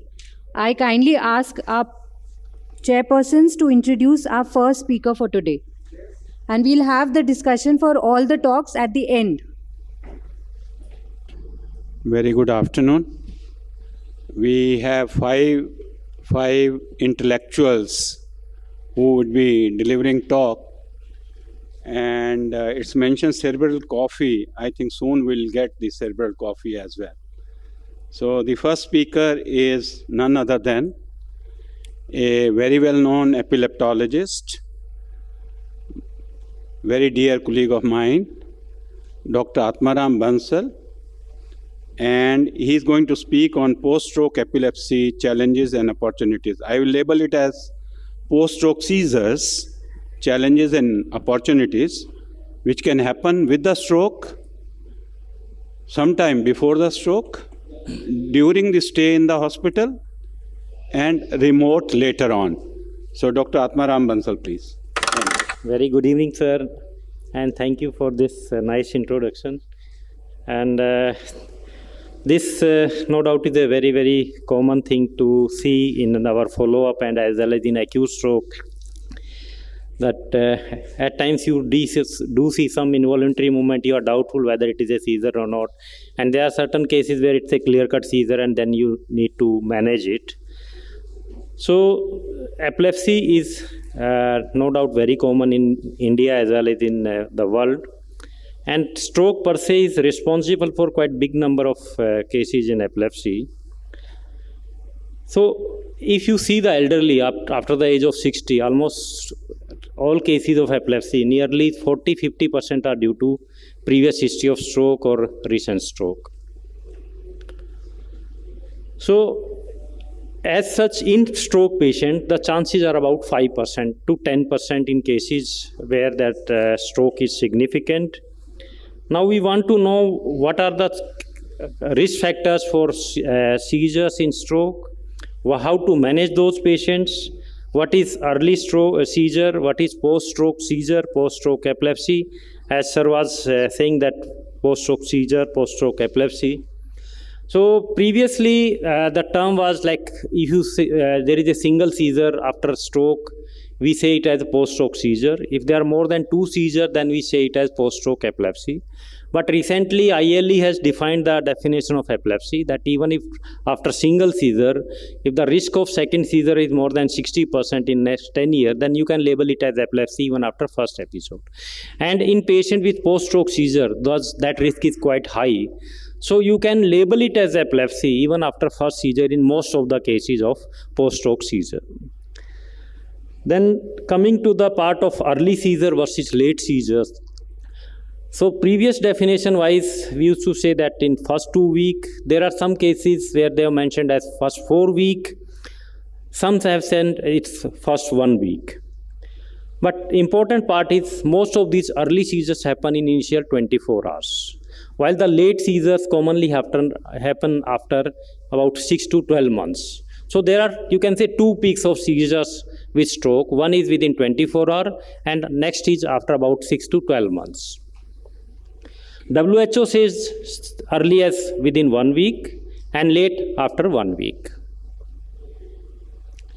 So in case of early seizure, the pathophysiology is different. It is more of due to acute injury, acute excitability, blood-brain barrier problem. In late stage, the pathogenesis is, it's a clear-cut network formation, gliosis, inflammation, neurodegeneration, hyperexcitability, and then it becomes like a network of chronic epilepsy. And then it starts firing. And those cases, even the risk of status is there. So coming to the risk of recurrence, it's quite high, especially if it is late onset. Almost 90% chances that if somebody is having post-stroke seizures after 2 weeks, that person can have very high recurrence chance. So you can report it, label it as practically as epilepsy. So what are the risk factors? One is high INHI score, large artery, early seizures. So if somebody has early seizure, those patients are also likely to have late seizures. Cortical involvement, MCA territory. These are some of the risk factors which have been documented, and one score is given select score. So in select score, it has been mentioned that the higher the score, then higher the chances of seizures. Coming to stroke type, no doubt that subarachnoid hemorrhage is having the very high chances of seizures, especially in MCA aneurysm. Then lobar bleed, extensive ICH, cortical infarcts, and then CVT. So CVT and SAH, these are the 2 types of stroke where the risk of seizure is very, very high. Location of stroke, multiple seizures, large seizures, temporal lobe. Then in some cases it has been mentioned with subcortical seizure with the explanation that possibly MRI has not picked up the cortical damage, maybe at microscopic level or at neuron level that is not picked up by MRI, and that's why it is causing seizures. In rare cases, even in caudate hemorrhage, it has been mentioned, but isolated thalamic hemorrhage is very, very rare. Now, this is new thing which has been reported, that when you thrombolize a patient, there is a slightly increased chance of seizures compared to the patient who are not thrombolized. And the reason mentioned is that there is probably release of NMDA receptor activation, and that causes some kind of plasmin activation, neuronal death, and hyperexcitability by NMDA pathway. So coming to the management of seizure, first and most important thing is whether it is a seizure or not. Because once you label it as a seizure, you practically need to treat lifelong. So make sure that diagnosis of seizure is very, very clear. The semiology should be discussed in detail. Eyewitness we should interview and then only label it. In terms of investigations, most of the time the investigation may not be of very much help, but if you are doing EEG and you are finding periodic discharges, spikes, then you can kind of help in making a diagnosis. EEG is helpful, especially if somebody had seizure or there is a suspicion of non-convulsive status, the patient is not coming out, stroke is not able to explain the sensorium. Those cases, no doubt, long-term EEG monitoring can help to look for any non-convulsive status. Role of prophylactic anti-seizure medication. There are some guidelines which say that especially in large hemorrhage, subarachnoid hemorrhage, you can give it temporarily. Otherwise, from pharmacological point of view, for early seizures, we can give for about a month. But in case of late seizures, we need to give it for a long. So can we give some medicine which can even prevent some kind of epileptogenicity?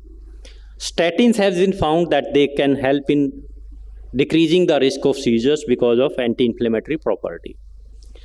Among the newer drugs, some drugs like levetiracetam has been reported in laboratory way only, not in humans, that it reduces gliosis after post-stroke and it can reduce the chances of seizures. Another part is about perampanel. It has also been mentioned as potential anti-epileptogenic. So which drug should be given in a patient who has post-stroke seizures? Traditionally, first-line drugs like carbamazepine, oxcarbazepine, then valproate, phenytoin, pyrobarbital, these were the drugs being given. But because stroke is more common in elderly population and the risk of drug interaction is high, so we should prefer drugs with lesser chance of drug interaction. So among these three L, levetiracetam, lacosamide and lamotrigine, these are good choices because of practically no chances of drug interaction. Brivaracetam is another drug which can be used, and perampanel which can be used. So in initial cases, you can use injectable with minimal drug interaction and which can be given in oral formation.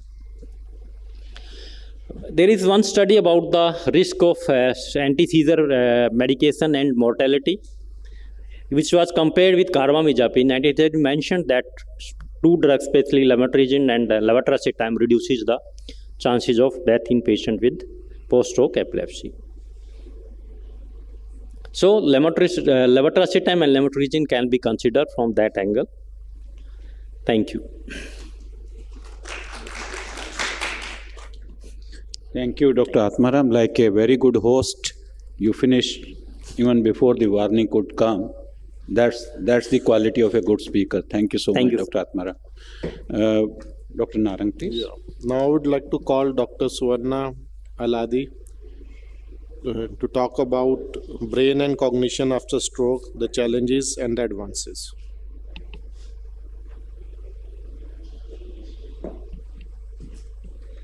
Dr. Narang probably may not fully know about Suvarna. She represents India at world level in the field of dementia. And she had been the head of a task force of WFN. We are very proud of her. Dr. Suvarna, please.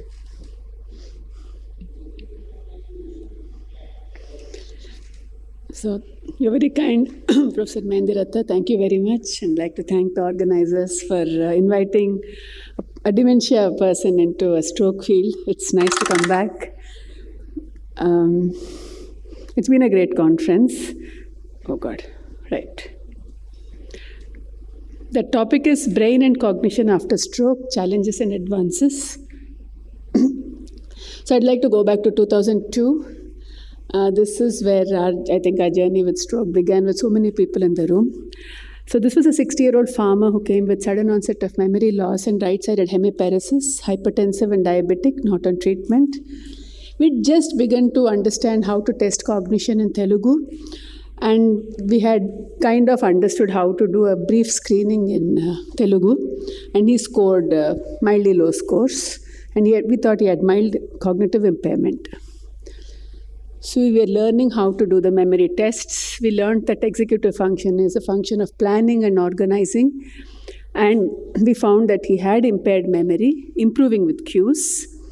And we understood that there are major cognitive domains: memory, language, visuospatial, praxis, attention. And now this is something that everybody really has knows, and they do it regularly. But it was a very exciting time to see people as they were presenting with their symptoms and confirm them on tests.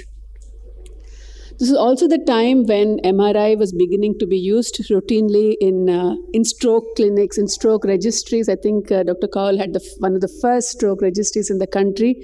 And with this MRI in this gentleman showed some subcortical infarcts, and you can see both his middle cerebral arteries are stenosed significantly. So we made a diagnosis of acute ischemic stroke with cognitive impairment with multiple subcortical infarcts. There were associated white matter hyperintensities. Mechanism of stroke was an in word then. We just began to use the word intracranial large artery disease, and he had inadequately controlled multiple vascular risk factors. Now, this is post-stroke cognitive impairment. So he was given clopidogrel or aspirin, statins, advised him to control hypertension, and he became slowly better. But a year later, very slowly, his memory was worsening. He'd become dull and disinterested. He had lack of concern and empathy, outbursts of anger, irritability, low mood, with occasional urinary incontinence. He did not have a recurrence of stroke. Nothing had happened suddenly. His cognitive scores dropped. He worsened in his cognition. He developed impaired social cognition. He was unempathetic. He couldn't recognize that this lady was smiling. And he became demented. So from post-stroke cognitive impairment, which can occur a few months after stroke, he developed a progressive dementia. And that is what we call post-stroke dementia. So this has been around for some time. Thomas Willis from the Circle of Willis, he described many cases, dullness of mind, forgetfulness, then stupidity, and afterwards fallen into a palsy. So this was well known. As you know, it was not a common disease, but then it was Alois Alzheimer, whom we know to be famous for Alzheimer's disease. He also worked on understanding the vascular basis of dementia. This is Otto Binswanger, who described the Binswanger's disease. And in 1975, this is Vladimir Hachinsky from Canada, who described the Hachinsky ischemic score and said there is an entity called vascular dementia, which is different from Alzheimer's disease. It occurs due to recurrent strokes. But now we know it's very common. 1 in 3 or 2 in 3 people with stroke will have some form of cognitive impairment. And it's our problem. It's very close to home. This was again around 2002 when we were realizing that there is definitely a stroke epidemic in Asia, but the numbers of people with dementia were also projected to increase. And this was thought to be due to a high prevalence of vascular risk factors. You can recognize several stroke neurologists with Professor Hachinsky here. This was around 2004 when this entity we took back home. I think Dr. Vijaya, Dr. Kaul, Dr. Hastak took thrombolysis back home. And I took back home vascular dementia. And then we started working on it, and in the memory clinic, we found that 1 in 4 people with dementia actually had vascular dementia. Even now, stroke neurologists and cognitive neurologists work in silos. And this is not just in India, but it's across the world, which is why most stroke trials do not have a cognition as an outcome, and stroke neurologists are more interested in the acute phase. They should be, it's important. But I was very lucky, we could work with the stroke registry. So we had the Hyderabad Stroke and Dementia Registry where every person with stroke underwent a cognitive assessment. And we found that again, 2/3 of people who had a stroke had some form of cognitive problems. And many of them were multi-infarct dementia. We had a few people who had a strategically located dementia. So coming to the topic for the day. Today, what are our challenges based on the advances that have happened in the last 20 years? And what are the implications for us as clinical neurologists? The advances have been, we are able to make a better and comprehensive diagnosis. How do we manage them in this era of thrombolysis? There was no thrombolysis just beginning then, but now we're all doing thrombolysis. So what has cognition got to do with thrombolysis? Are we better at predicting prognosis? Conventional factors, are there any novel ways of doing this? And how do we rehabilitate people with stroke? Can we prevent stroke? The concept of reserve and resilience.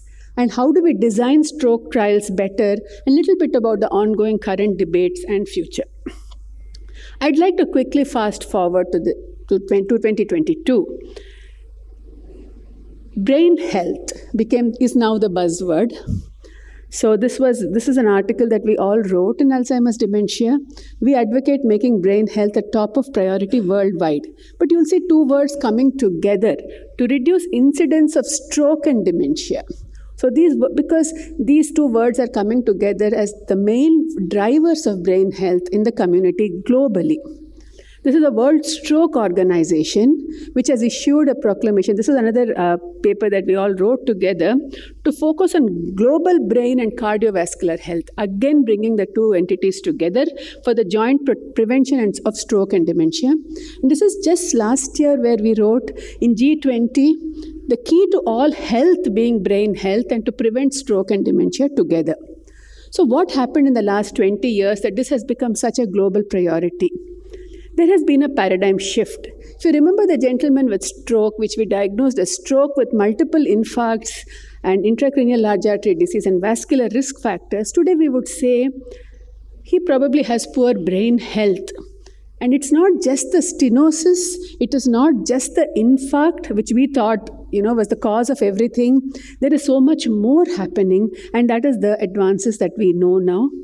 Beyond the obvious infarcts and hemorrhages and heart disease, we now know of the concept of neurovascular unit. So the neurons, glia, and the supporting cells, they are responsible for blood regulation, blood-brain barrier, and these are the structures that are at the center of protecting our brain. And if untreated, hypertension, diabetes, and acute stroke, they lead to neurovascular dysfunction. In fact, after a stroke, and we're talking about this clot, I've only heard about the clot. There is a cascade of inflammatory mechanisms that are set in the immediate, intermediate, and in the late phases, which really destroy the brain with time. It's not a one-time event. And that's why brain health now is being defined by some as a so you don't ask somebody, did you have breakfast or are you feeling well? You should say, how is your neurovascular health unit? I mean, how brain healthy are you? Are you able to withstand cerebrovascular insults, the deposition of Alzheimer's disease and FTD proteins in your brain? Are you able to withstand metabolic disarray when you have hyponatremia? Is COVID producing worse symptoms in you neurocognitively? So this is what vascular disease does to the brain. And if one has a healthy neurovascular unit, then one can actually withstand this, bringing us to the point of brain health. And this is the paradigm shift.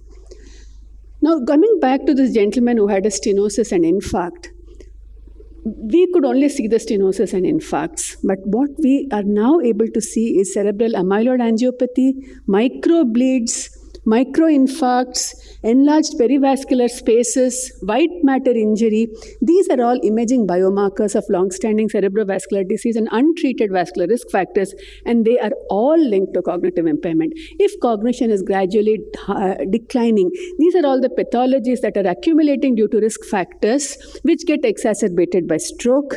And this is a study we did across 9 Asian cities showing that in Asian communities, there's a lot of white matter disease. And stroke and vascular disease worsen, interact, facilitate, and there's a bidirectional relationship between Alzheimer's disease pathology and stroke. So I'd like you to look at these two panels. So in the first, you have a person with stroke and his amyloid imaging is positive. In the second, you have a person with stroke, but his amyloid imaging is negative. So tomorrow, when you are thinking of prognosis in a stroke patient, you might want to do an amyloid imaging to actually predict whether he will worsen or not. The other advance, especially in our countries, is that we are no longer dependent on naming the presidents of America to diagnose memory loss. We can name our prime ministers instead. And we were able to develop a toolbox across 5 sites in India in 6 languages, including Indian English. So we can actually make a diagnosis within 5 minutes, 30 minutes, or 60 minutes. And this has many people Dr. Padma, Manjari, so many people from across India have contributed to this. We have the MOCA in 5 Indian languages. They're all freely available on writing to ICMR. But however many tests you do, when you get an individual patient, you have to understand their cognition, because stroke is a very focal disease and it produces focal cognitive deficits. There was this gentleman who had come again to Dr. Kaul who said, every place looks new to me. I can't recognize people's faces. Clearly a case of prosopagnosia. Those batteries won't work. We have to show them faces of our famous people, our monuments. So Hyderabadi could not recognize the Charminar, he cannot recognize Chandrababu Naidu, and this is a posterior circulation stroke. So tests have to be tailor-made. The next advance we've been hearing about is thrombolysis. Does thrombolysis help in improving cognition also? Is it just motor weakness or NIHS? Is there a role? The jury is still out on this, but there is emerging evidence that thrombolysis there's a trend towards improvement of cognitive functions over time. We need more studies to explore this. Now, this was a slide Dr. Kaul gave. You'll hear me repeat his name because we work together. This was patients at high risk for intracranial hemorrhage following thrombolysis. Today morning's talk. And what is mentioned is large infarcts, prolonged symptom to needle time, high blood pressure, pre-treatment with antiplatelets, advanced age, leukoariosis. There's also evidence that you cannot really predict who will get. One of the important factors that predicts some hemorrhage is microbleeds. And there is evidence that cerebral microbleeds that are again linked to cognition are a risk factor for thrombolysis. So there is a fear of hemorrhage in people with cognitive impairment. Okay. So FDA has granted approval for this new drug for Alzheimer's disease called lecanemab. I'm sure all of you are aware of this. Just in the last month in NEJM, there is this case report of a gentleman who received lecanemab. It will come to our country for Alzheimer's disease, developed a stroke, was given thrombolysis, and had extensive and before giving thrombolysis, he did not have any evidence of significant microbleeds in the brain, but after giving thrombolysis, he developed necrotizing vasculopathy. And this, the authors felt, was associated with TPA infusion in a patient with lecanemab. And there is a rejoinder to this saying that it may not be related to TPA, it may not be related to lecanemab. So these are the kind of discussions that we are going to see in meetings like this in the future for the next generation. Very quickly, I'll go through. Brain is very plastic. It can get reorganized. There's tremendous scope for rehabilitating a person. So from plasticity, we move to ability. There are many evidence-based methods of improving life after stroke. You can prevent stroke through the way you live. We demonstrated that if you can speak 2 languages, you actually, even if you have a stroke, you can have better cognition. And so there are many things you can do in life that will actually protect your brain after you develop a stroke. Sports, education, music, meditation, social networking, all of these have effects on brain, white matter, gray matter structure. So if one wants to improve life after stroke, it's important to live a good life before. And that is what evidence is saying. Future is we need to develop evidence for our people. Global trials are very important. Cognition should be an outcome. We have to impact policy. And we are doing a little bit in Karnataka to make sure that the people in the grassroots level receive the care that they need. So I'd like to conclude by saying that there has been tremendous understanding in brain pathophysiology, clinical medicine, and public health. And so we know the interaction between stroke and neurodegeneration, and we're now able to improve cognition and life after stroke. Thank you.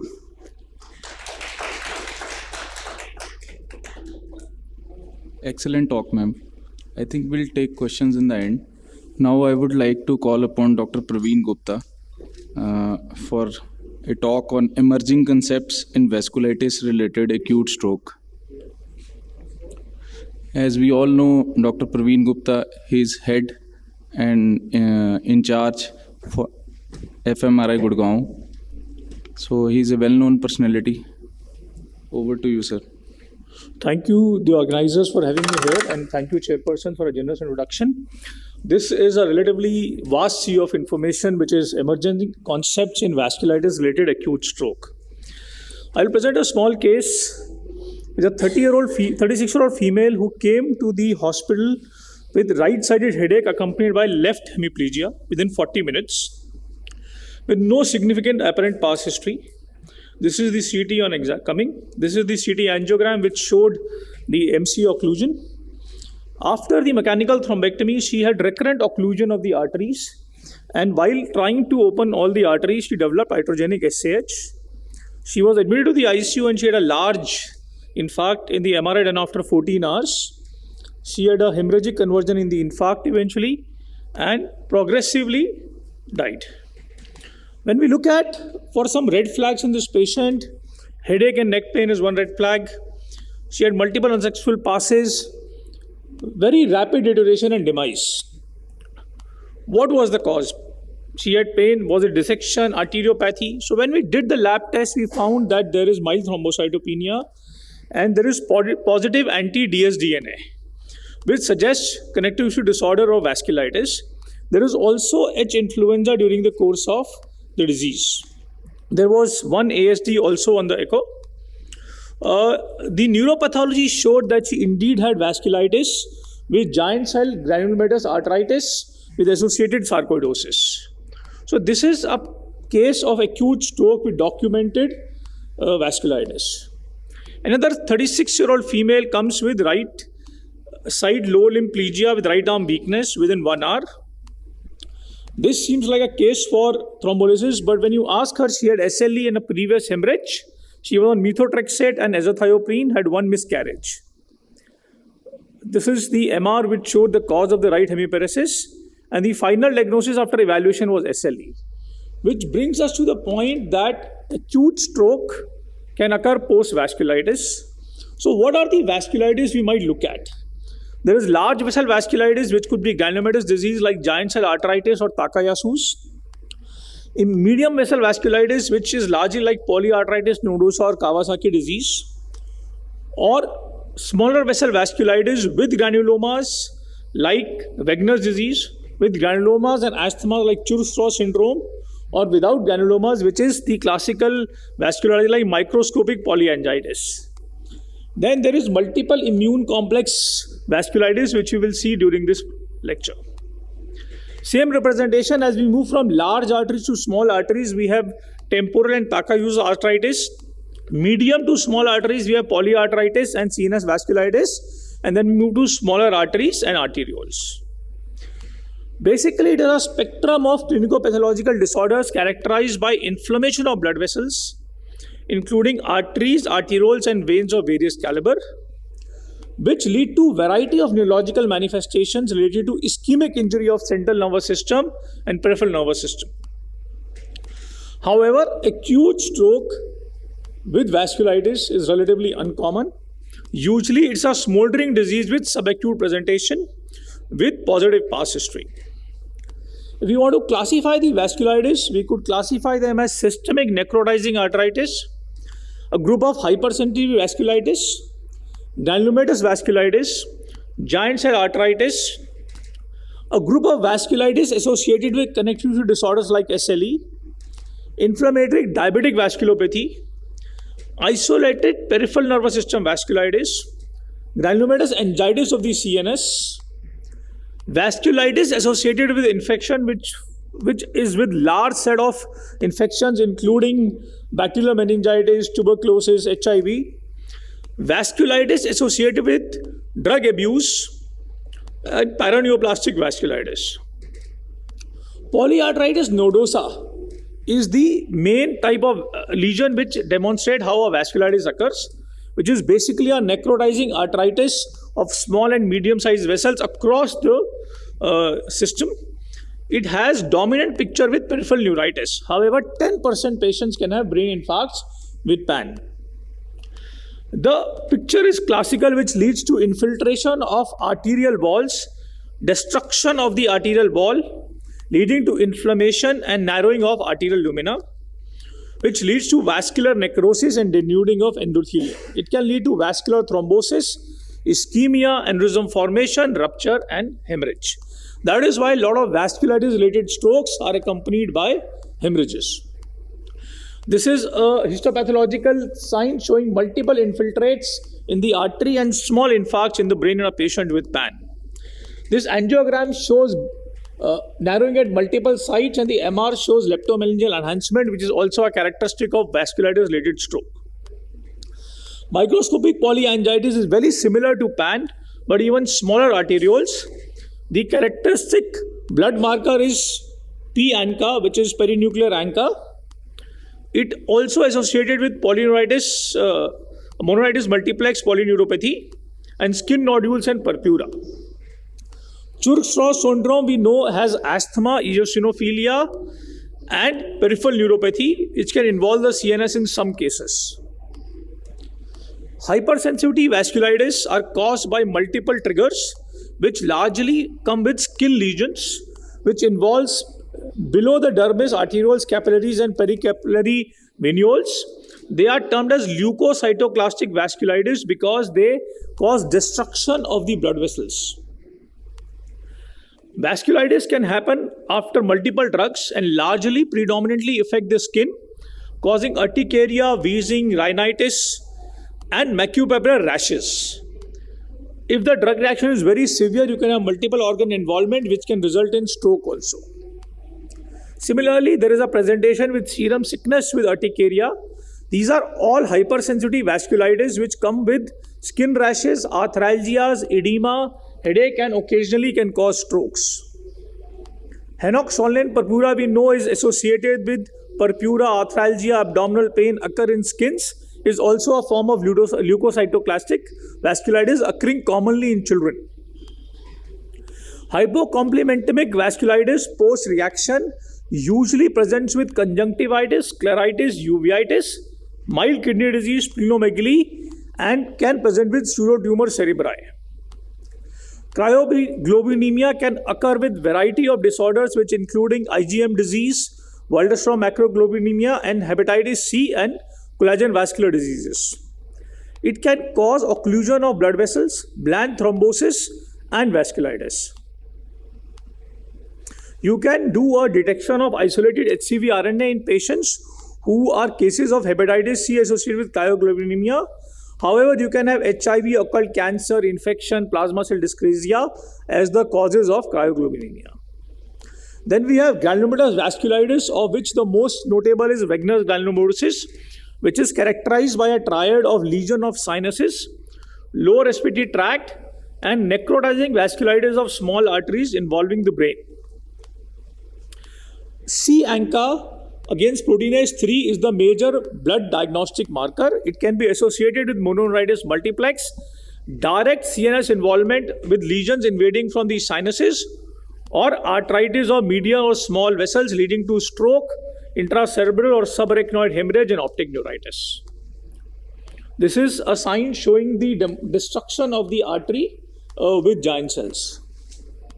Then we have lymphomatoid granulomatosis, which causes lymphoreticular disorder causing strong involvement of CNS, which can lead to hemiparesis, ataxia, seizures, strokes, myopathy.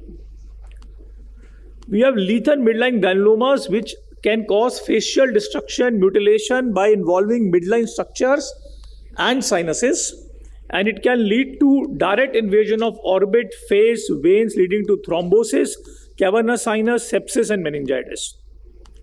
We all know one of the common causes of headache in elderly is giant cell arteritis or temporal arteritis, which is hallmarked by elevated ESR and CRP, which causes headache, scalp tenderness, thickened nodular and pulseless superficial temporal artery, visual loss, and jaw claudication.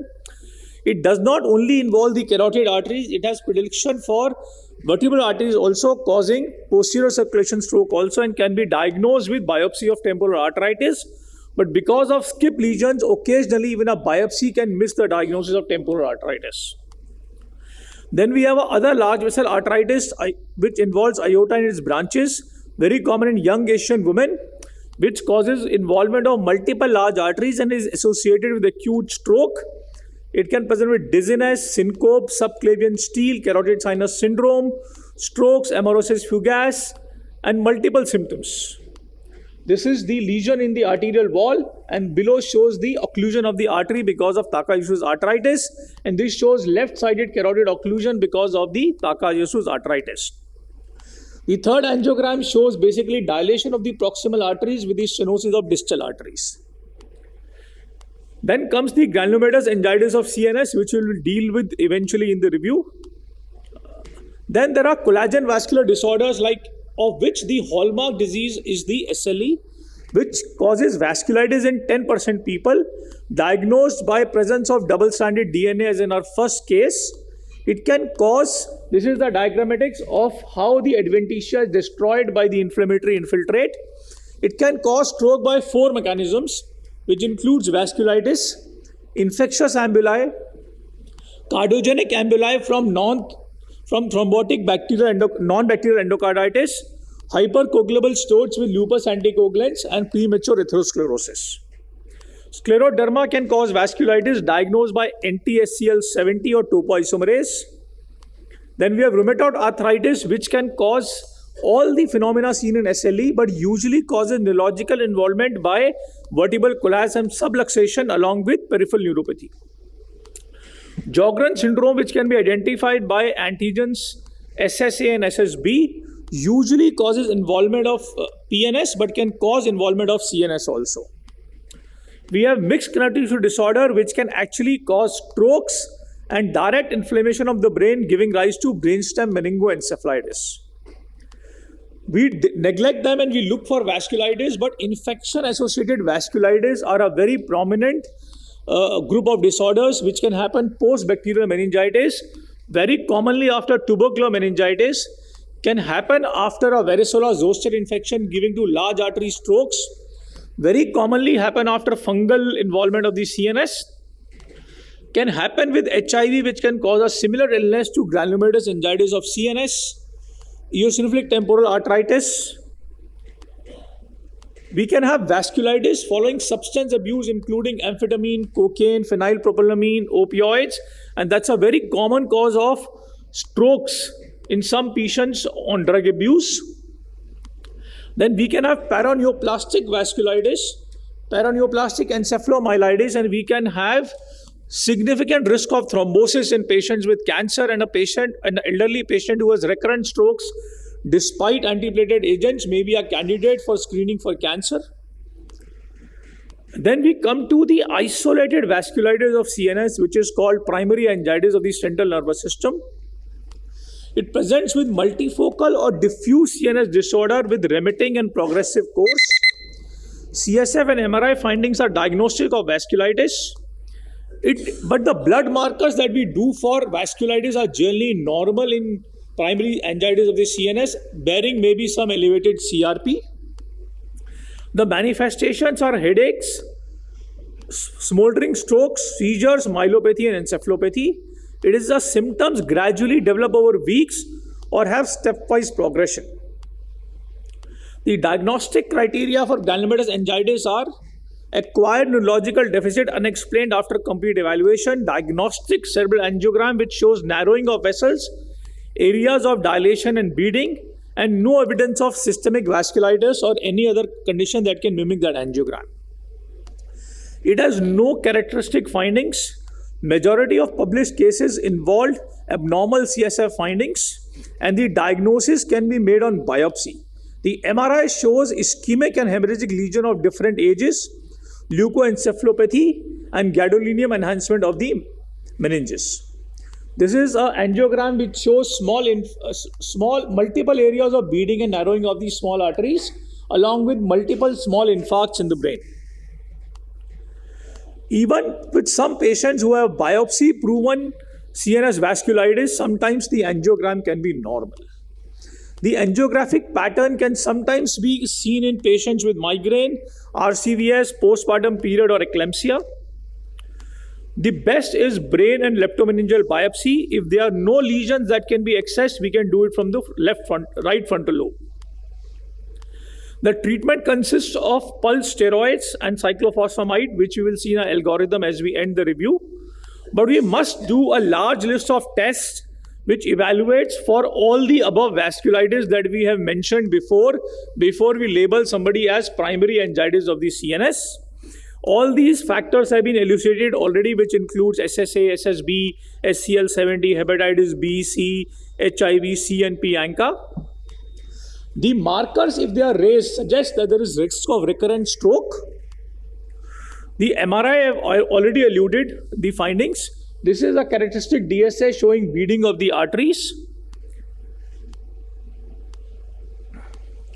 We can also do cerebral vessel wall imaging to differentiate between cerebral vasoconstriction syndrome and central nervous system vasculitis, where if you see in the first picture above, there is no enhancement, but you can see the enhancement of the vessel wall there. And here the narrowing in the C and D goes away, but in the vasculitis, the narrowing persists. So if we were to make a flowchart of how to go about, we can do a fundoscopy and MRI to confirm CNS vasculitis. We could see retinal vasculitis on fluorescein angiography. If we find that the MRI is suggestive of vasculitis, we can do a CSF. If doubt, we can consider leptomeningeal biopsy.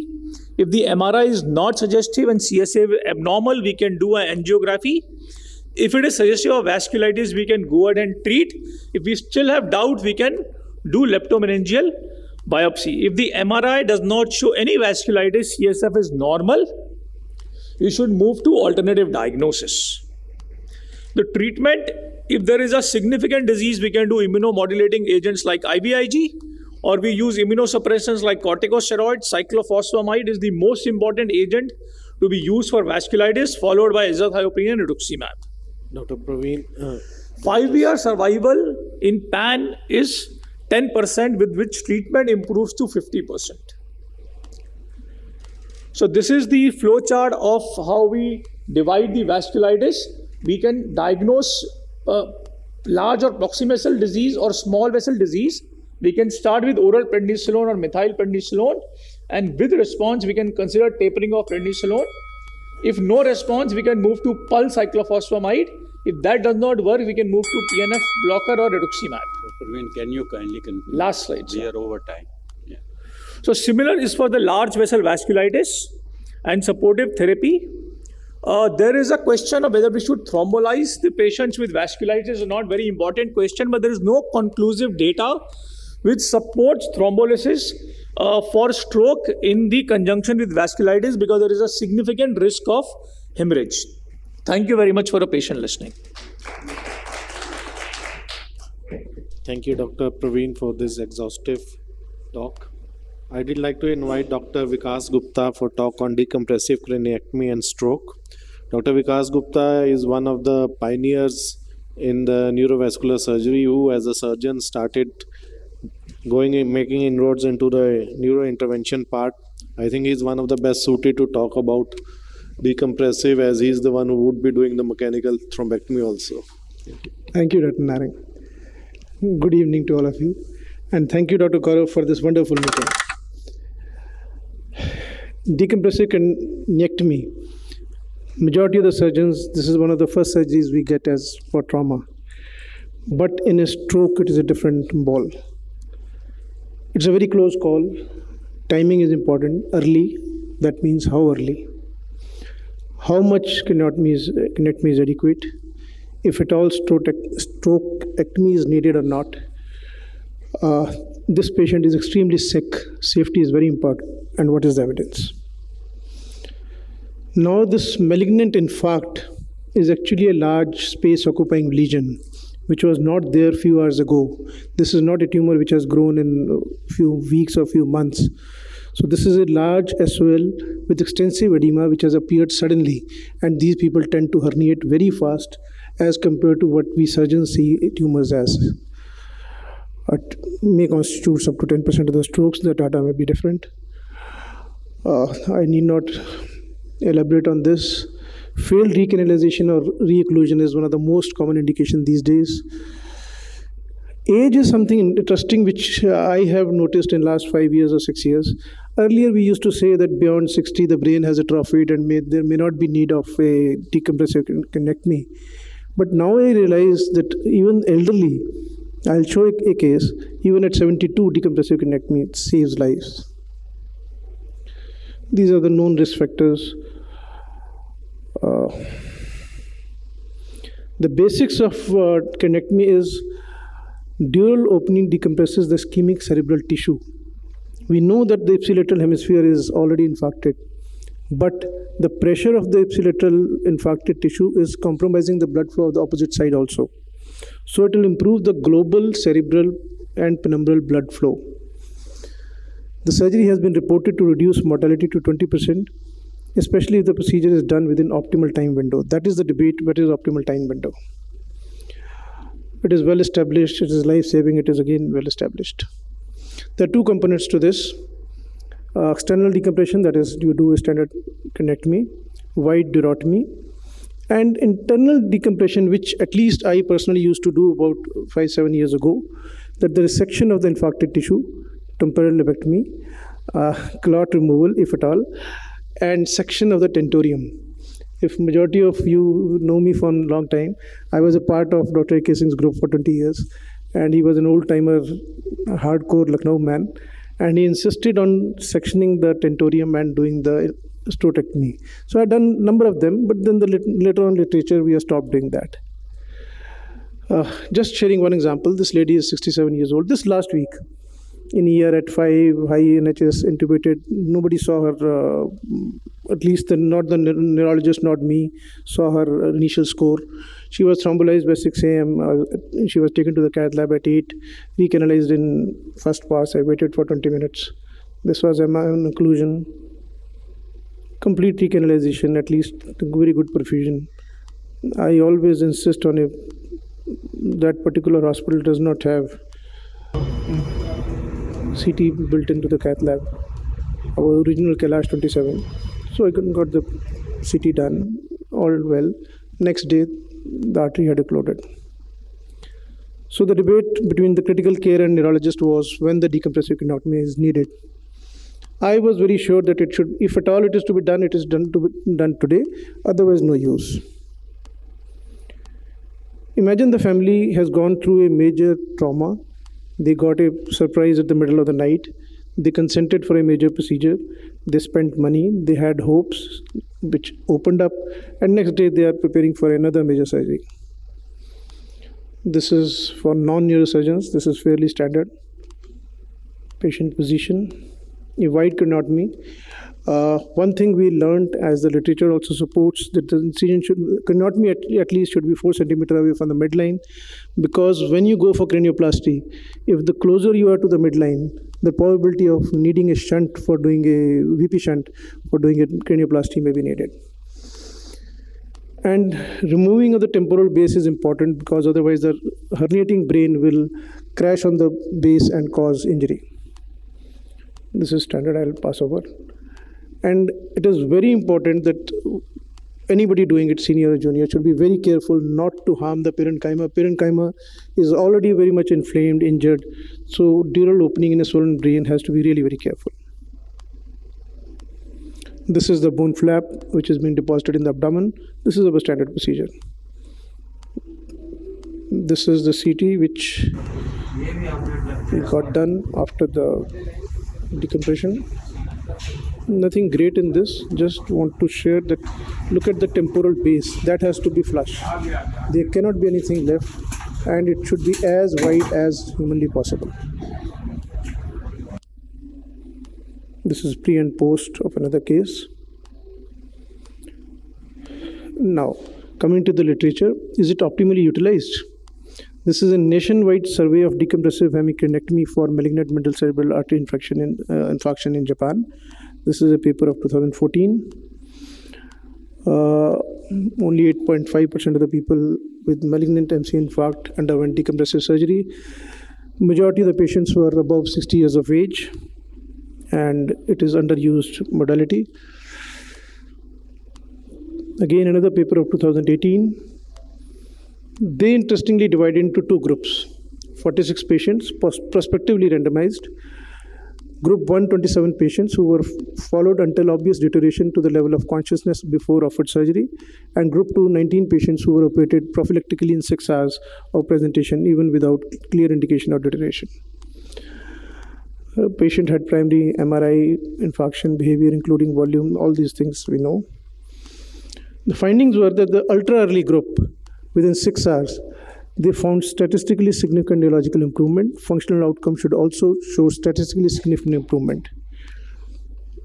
52% of the group 1 died as a result of delay in surgery or its other consequences. This was a group where they waited till the deterioration. Another significant difference was in the progression of infarct volume, which was observed more in group 1.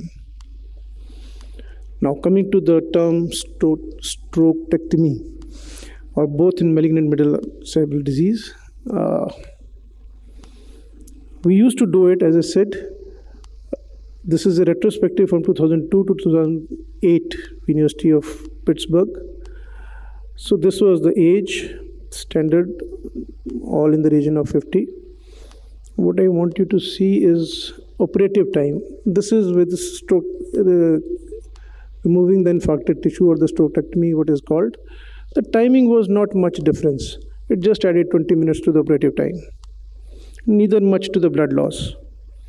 But please look at this outcome. If you just do decompressive connectomy, so the outcome, this is good outcome in almost 70% of the patients. Adding strokectomy does not help much. So that is the evidence why we stopped doing it. After IV thrombolysis, honestly, there's no contraindication according to me. I do it. There is some aid by modern hemostats, something like Surgiflow or FlowSeal. Our own dictum is as soon as possible. Once we see that artery has shut down again, or artery has come too late, the more typical. Out of the 10 thrombectomies I do, I say 10 stroke patients I do, 2 are thrombectomy and the rest 8 are candidates for cranectomy. Even if ICH has occurred after thrombolysis, decompression has to be done. Young male CVT, another entity which is very troublesome, deteriorated fast. MR venogram, I will skip these, they may not be relevant here. Too many videos have been talked about. So he survived for 10 days. Decompressive craniotomy in venous stroke is something very, very different kind of a disease. It's an entirely different animal.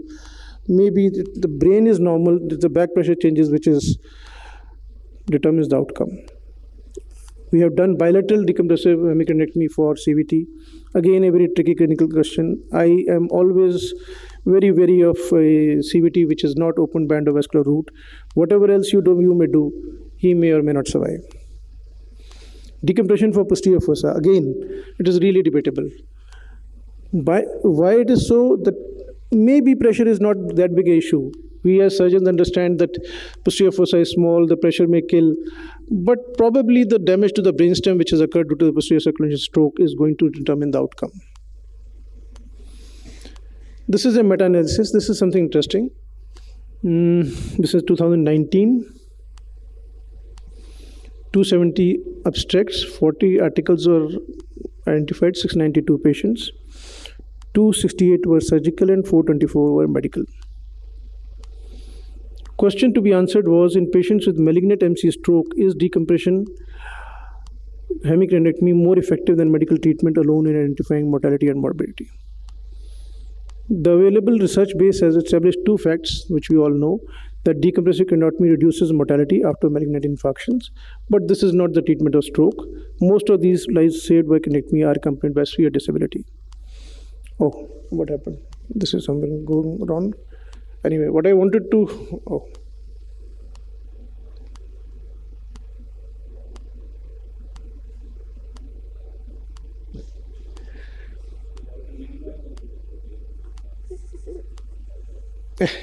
Anyway, what this data showed was that in that group in which the strokectomy was added, it did not offer any significant benefit over the simple decompressive craniotomy.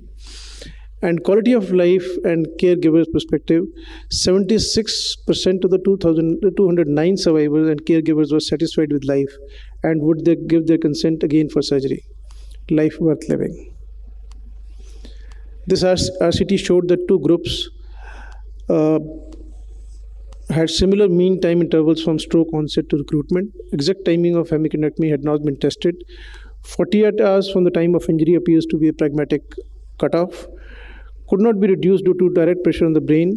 Could be due to reduced pressure on the brain and minimize secondary ischemia resulting from reduced blood flow by increased tissue pressure or arterial compression. Conclusion of meta-analysis was survival is high, so is the morbidity and the cost. Quality of studies show different views. Professionals do not consider decompression worthwhile if severe disability occurs. Despite experiencing high rates of disability and depression, patients are happy that they underwent the operation. From my perspective, it's a surgical procedure used for the number, as I said, in the head injury. We offer cranioplasty after the STOMI course is over, maybe after 3 months. This is a sheet we normally use, synthetic sheet. This is a fibrinogenic sheath, so that whenever we go for cranioplasty, we do not damage the brain again. Again, I'll say that whenever I go for this, I always remember this is a life-saving procedure in a very, very sick patient who is through a very lot already. Surgical complication has to be avoided by all means, whether it's a senior surgeon or a junior surgeon. The technique has to be meticulous and don't be in a hurry. And coordination of the treating team for optimal timing is crucial. That is why stroke teams are needed. Expectations have to be realistic that this is not the treatment of stroke. Thank you.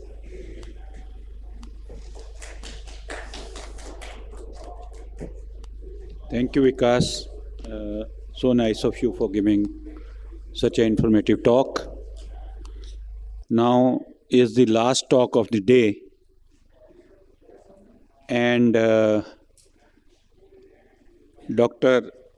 Atula Vajpayee is the shining star in the field of neurointervention. I remember he organized a high-end neurointervention workshop at Udaipur, and it was very, very successful, and till date I remember that workshop. Dr. Atula, please. You have 15 minutes to aspirate the basal ganglia hemorrhage.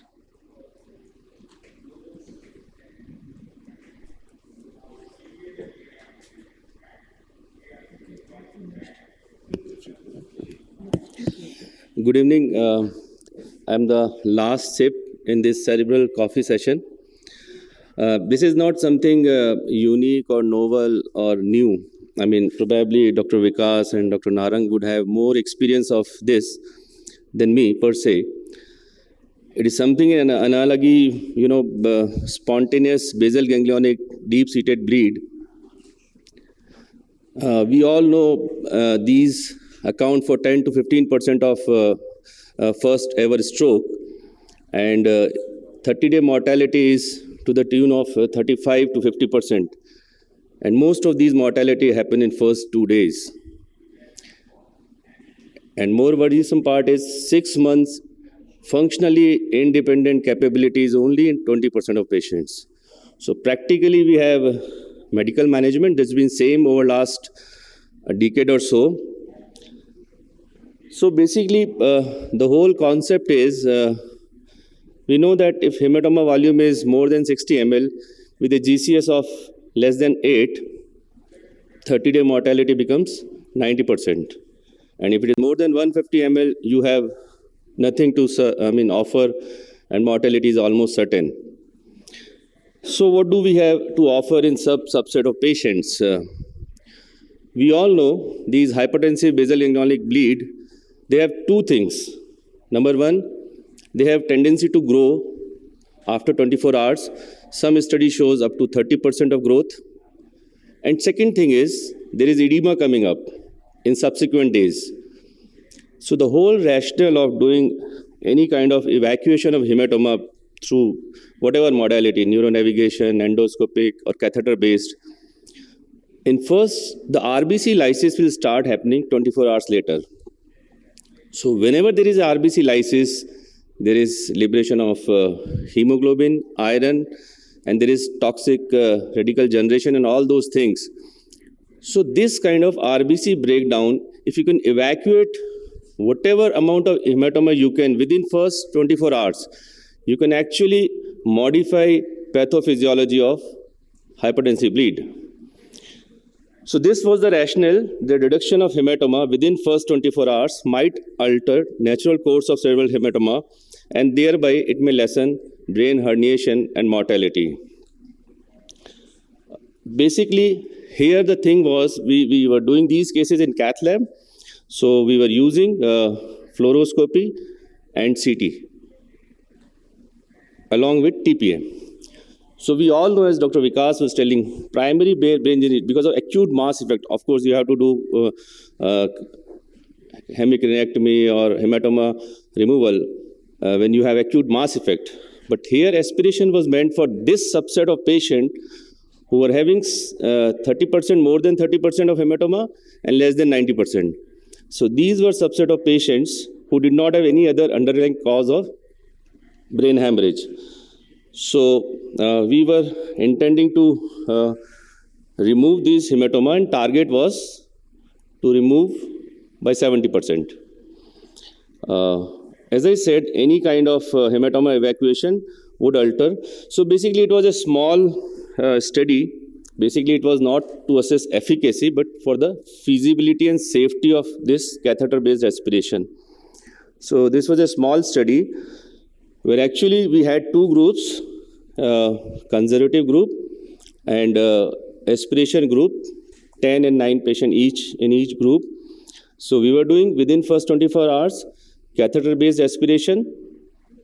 Along with that, we would give 1 milligram of TPA at the time of aspiration and repeat it 12 hourly. And it was up till 48 hours.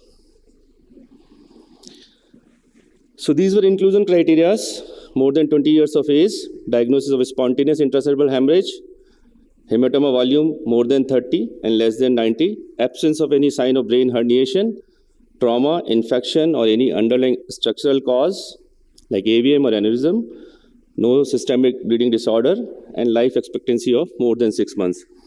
So these were the patient, and this is how it was done.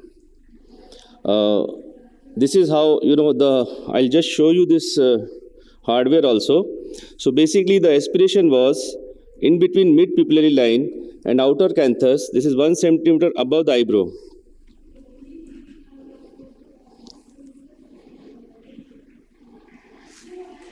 So this is, you all are aware of this sheath.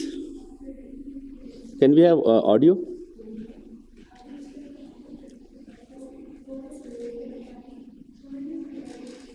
So basically this is 11 centimeter long.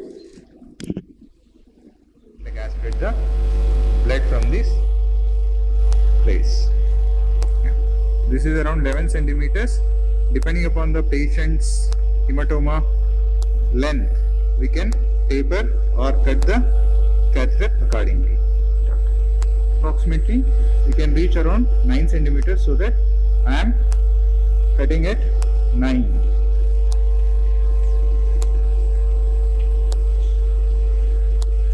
If you clearly observe this, there is the obliquity. So oblique cutting of the tip of the catheter, which permits easy entering into the hematoma along with side holes also. Any blockage in the catheter, so which can be overlooked by, or which can be avoided by side holes. 1 or 2 side holes, approximately within 1 or 2 centimeters, we can make and keep it aside. This is the catheter preparation. Other than this, nothing else is needed. A sterile 6 French catheter, which is approximately 9 centimeters in length now, with the tip obliquity along with side holes within 2 centimeters of the tip to the catheter. Catheter preparation to enter into the cranial puncture, through the cranial puncture. This is the instrument which we use it for fist drill over the frontal part of the bone. Around the cataract, when what is the angioscope? Okay, like the position of the CR, along with patient position and surgeon's position, and the section would be there. It will be standing. So the patient is having right-sided capital ganglionometry. This is midline, this is nasal, and this is midpupillary line, and this is lateral part of the eye. Between these two, like approximately mid of the Is it audible because? Midpupillary line to lateral canthus. You are going to keep a visbid approximately 1 centimeter above the eye. Here we are going to give the local injection, and we are making a cranial puncture from here. So that which usually is that our cranium will be a triangular shape and anteriorly apex and posteriorly biparatal base reform.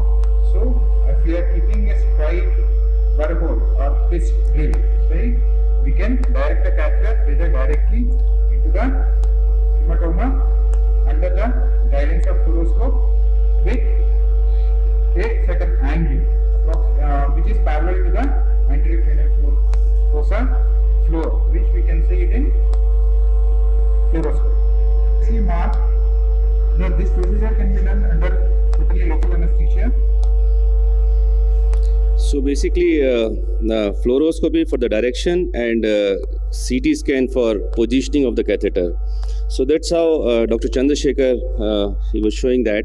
So you do aspiration, that is mechanical disruption, and then chemical reduction is you instill thrombolytic through this catheter at 12-hour interval up to 48 hours. So target was more than 70% reduction of hematoma volume. If you see here, I mean, this is before, this is after positioning, and there is progressive resolution of the hematoma. And at 2 weeks, this was almost clear.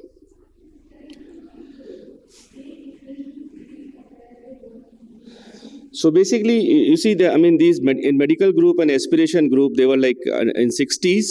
Hematoma volume was around 60 ml on an average in the both groups.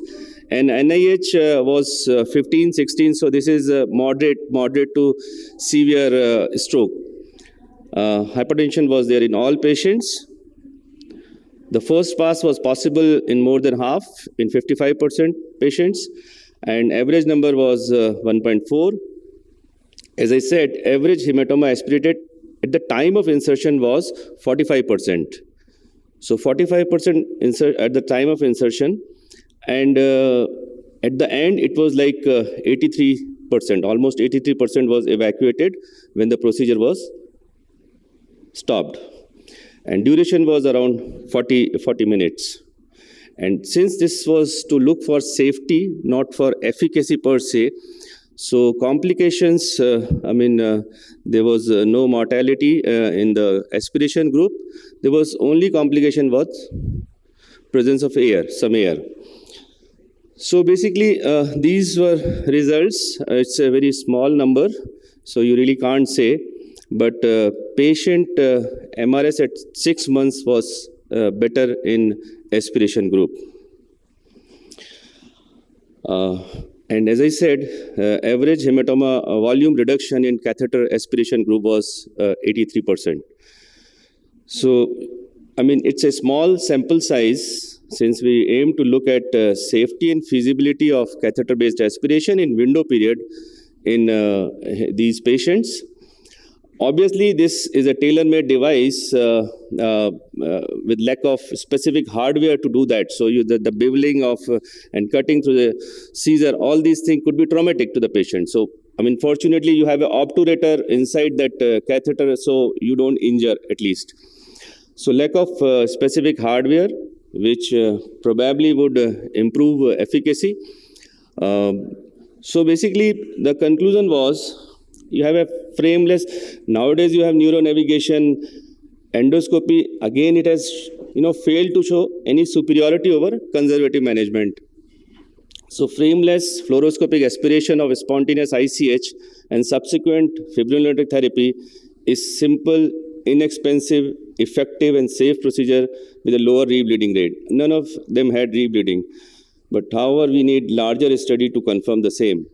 And basically the whole idea of presentation was having, input from your side. Like I was talking to Dr. Vikas, I mean, he has done many cases of aspiration in the past, but somehow this never picked up, and it is not a popular tool, and it is probably underused tool.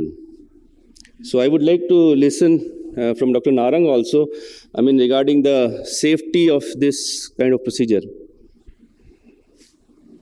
Safety, I mean, blindly doing it requires a lot of experience. If any junior doctor is doing it, I think he will end up doing more harm, because it's as like putting in a VP shunt, we do it. But there are cases where we require even navigation for VP shunts for chinked ventricles, or cases like intracranial hypertension. So if there's already a mass effect, going in blindly can be a bit dangerous. Though we can, if it's proven to be something, the hardware can be made. It's not going to be expensive.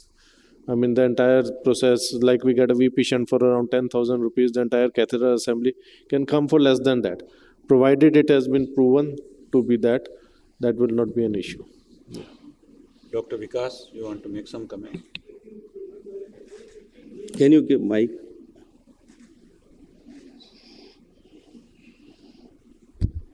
In 2015 DNA, we had presented about 100 cases of intracerebral hematoma.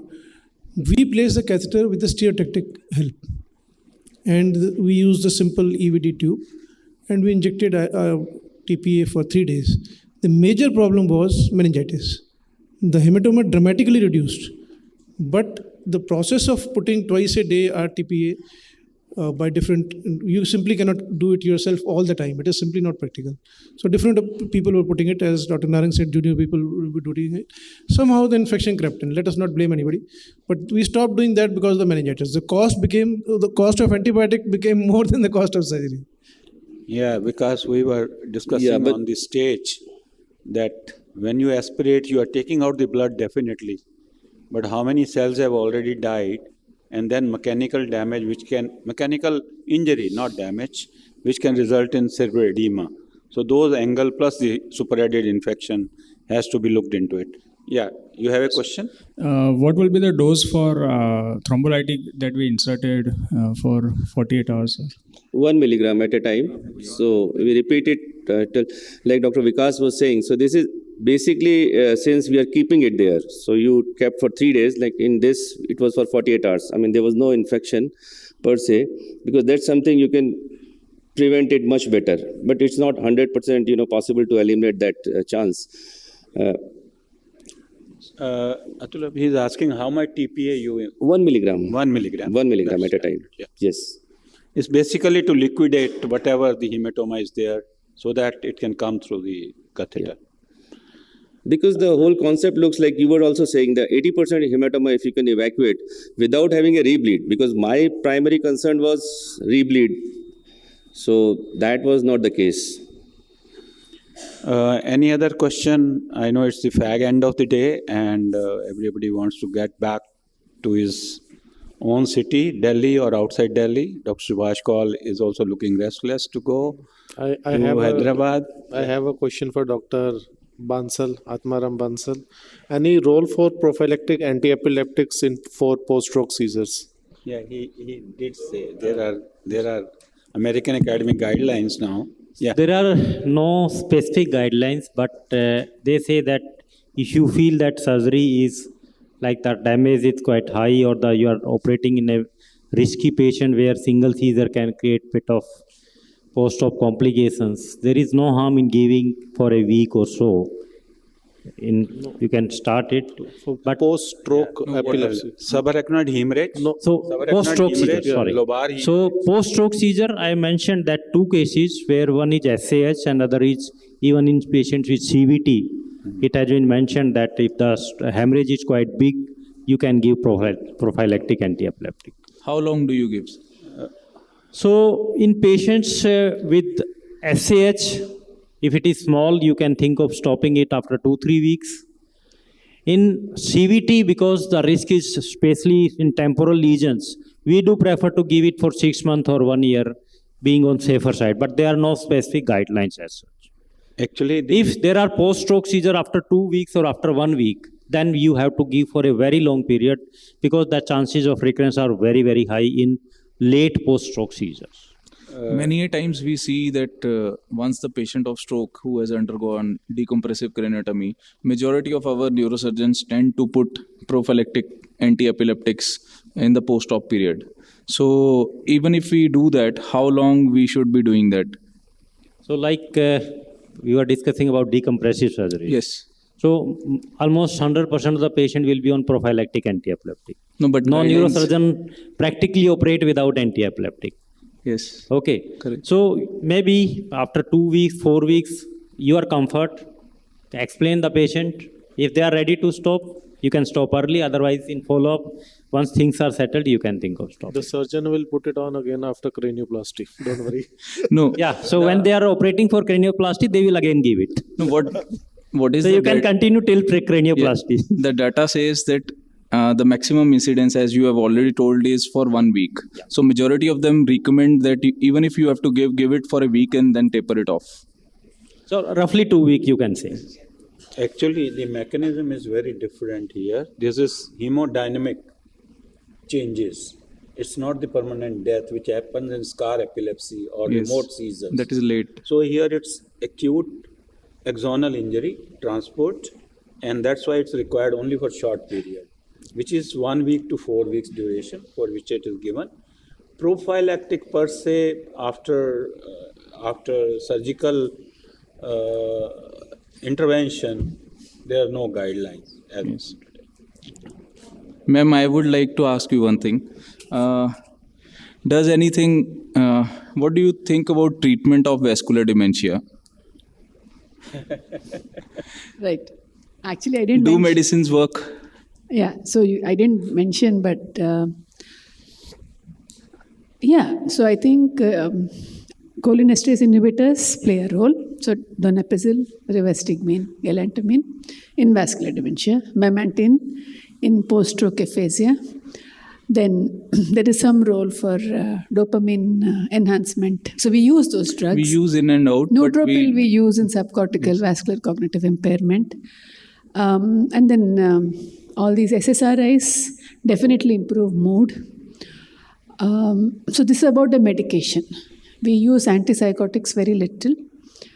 There is lot of work on enhancing blood supply, but nothing. Again, improving blood supply with the pentoxifil and all of that, you can try in isolated cases. Is there any data that these do work? I mean, like we have cholinesterase for Alzheimer's, we do have a data that it definitely benefits. So do we have... Yeah, for vascular dementia also, it definitely benefits, yeah.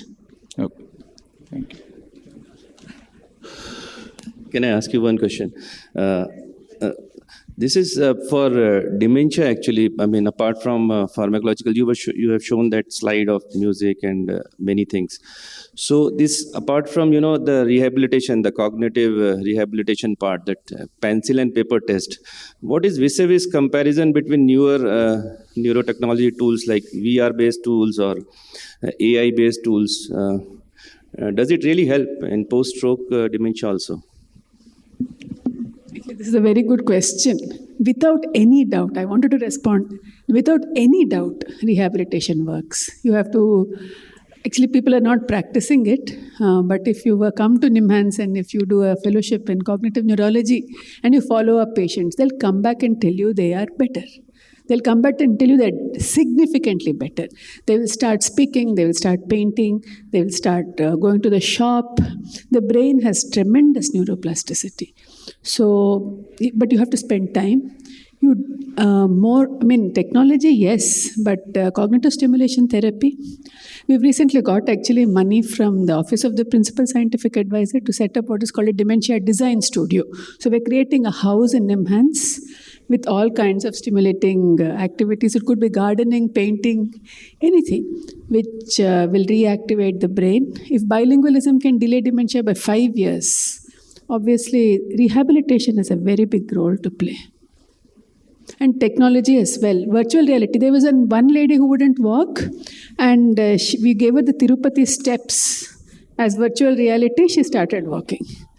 So, yeah. Sir, can I? Dr. Mehndi Ratta? Yes, sir. Your permission. Actually, I want to ask to Dr. Praveen, or even you also can respond to that. This is about cerebral vasculitis. Now, what I have realized is that for the past many years, particularly after the advent of this vessel wall imaging, we are diagnosing cerebral vasculitis quite often. And many of them, I would say at least 10 to 15% of them, have even hypertension and diabetes. And it becomes difficult to, is it a, as you showed, diabetic inflammatory vasculitis, also you showed. Now, why I am saying that, and many of our patients are on cyclophosphamide, it's almost become a routine, cyclophosphamide and rituximab and all. I'm saying it in the context of Western data, where Louis Kaplan says in his whole career of 70 years, he has seen only 2 patients of brain vasculitis. Even Anish Singhal, who works in Boston, says cerebral vasculitis doesn't even exist only, and we are over-diagnosing them. So what are your thoughts on that? So, very well said. When I spoke, I said cerebral vasculitis is a very rare syndrome, actually. Isolated cerebral vasculitis is a rare syndrome. It needs a specific group of things to be present, which needs symptoms, a specific course of subacute to chronic course of severe headache, encephalopathy backed by hemorrhages and infarcts of different ages at the same time to occur on the MRI, associated with CSF picture of raised proteins with few cells to form as a substrate in which we should consider vasculitis. Then if you do the angiogram, you should get the classic bleeding pattern, which sometimes can be missed also. And very few of our patients undergo brain biopsy to actually document that it is cerebral vasculitis. The one I'm coming to it, sir. So that is about the generalized cerebral angiitis that we are talking of, sir. This is primary angiitis of the CNS. What we are treating a lot today is that a patient got a stroke. We did the MR angio, we did contrast, we saw contrast enhancement of the MCA, which is isolated cerebral vessel vasculitis, which we are treating a lot these days. Now the data on this type of vasculitis is not very, very clear, because even after a thrombus sometimes, or acute injury to any vessel, you can see enhancement, on the basis of which we are diagnosing. So there is no case series or data which evaluates it to various causes. There is one series of 95 patients which has done vessel wall imaging, where they have found that there was atherosclerotic disease in about 55 patients out of 95 such patients. In 18 patients, they found that there was isolated vessel wall enhancement, which they termed as vasculitis. On investigation, they could not find any risk factors for either vascular risk factors or vasculitic risk factors in more than 5 patients. So in 10 patients, they just had isolated vessel wall enhancement, which we treat as vasculitis, some of whom are on steroids and cyclophosphamide for long term. But they had no comparative data to see if they had not treated them and they let them alone, what would be the outcome. Because a lot of these patients do not have recurrent strokes. And sometimes on a single stroke, we start them on immunosuppressive therapy for 6 months to a year, with sometimes hazardous consequences also with infections and steroid side effects. So, but there is no clear-cut data existing that if you were to follow up these patients, on how many strokes should you start immunosuppression at the current standpoint of time, sir. This is the level of literature at this stage, sir. Yeah, no, I think that's fine.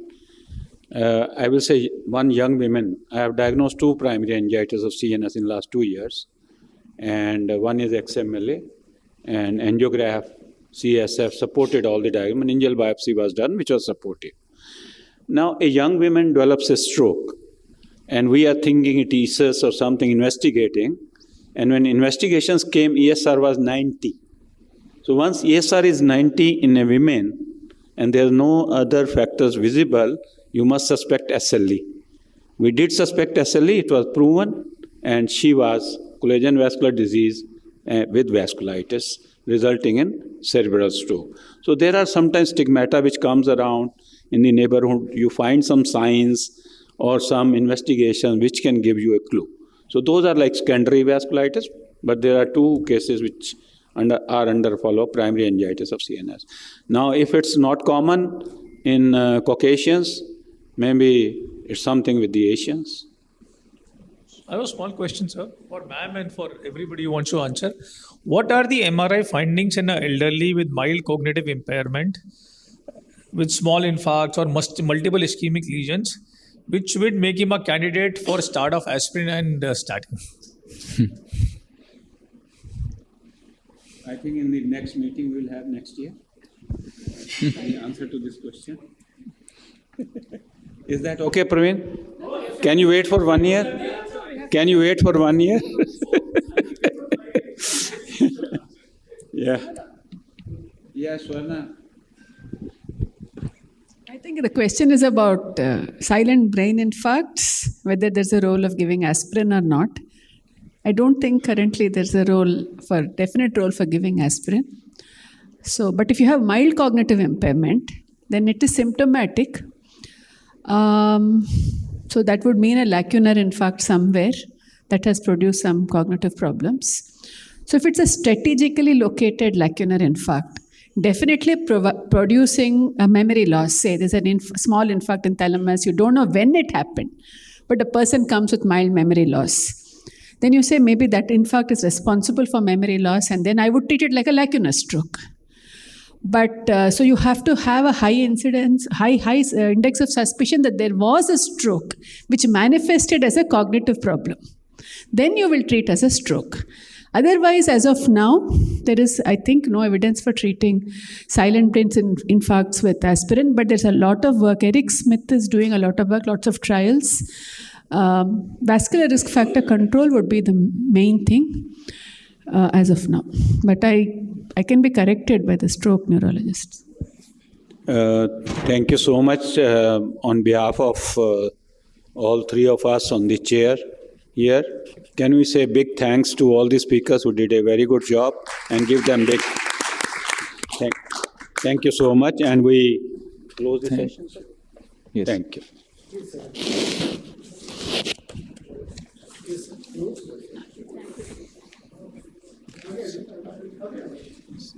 We said close the session, is saying come.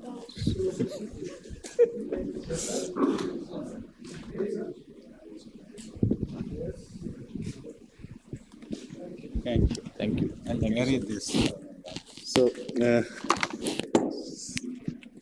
I would like to congratulate Dr. Gaurav and Dr. Gaurav and all organizing team for making this. So me also, so for making this conference huge success. So, Dr. Gaurav, should be given standing. Yes, yes. Thank you to all. And so I thanks especially the neurologist and Suvarna Madam, Subhash Sir, Professor Mendi Ratta, Dr. Praveen Gupta, so Dr. Atulab. So you have been very patient, and I know we have been disturbing you from the intervention side, sometimes the loud noises and everything, but you have made it an academic feast. We wanted to bring neurologists and interventionists together at the same platform to discuss things. And I think over a period of 2 days, what I have heard, we had some exciting discussions. So I thank you all for sparing your time. Thanks a lot. And I also express that there was everything. Thank you. In one sentence, there was everything. Thank you, sir. Thank you. So we can have a cup of tea and coffee outside. Thank you.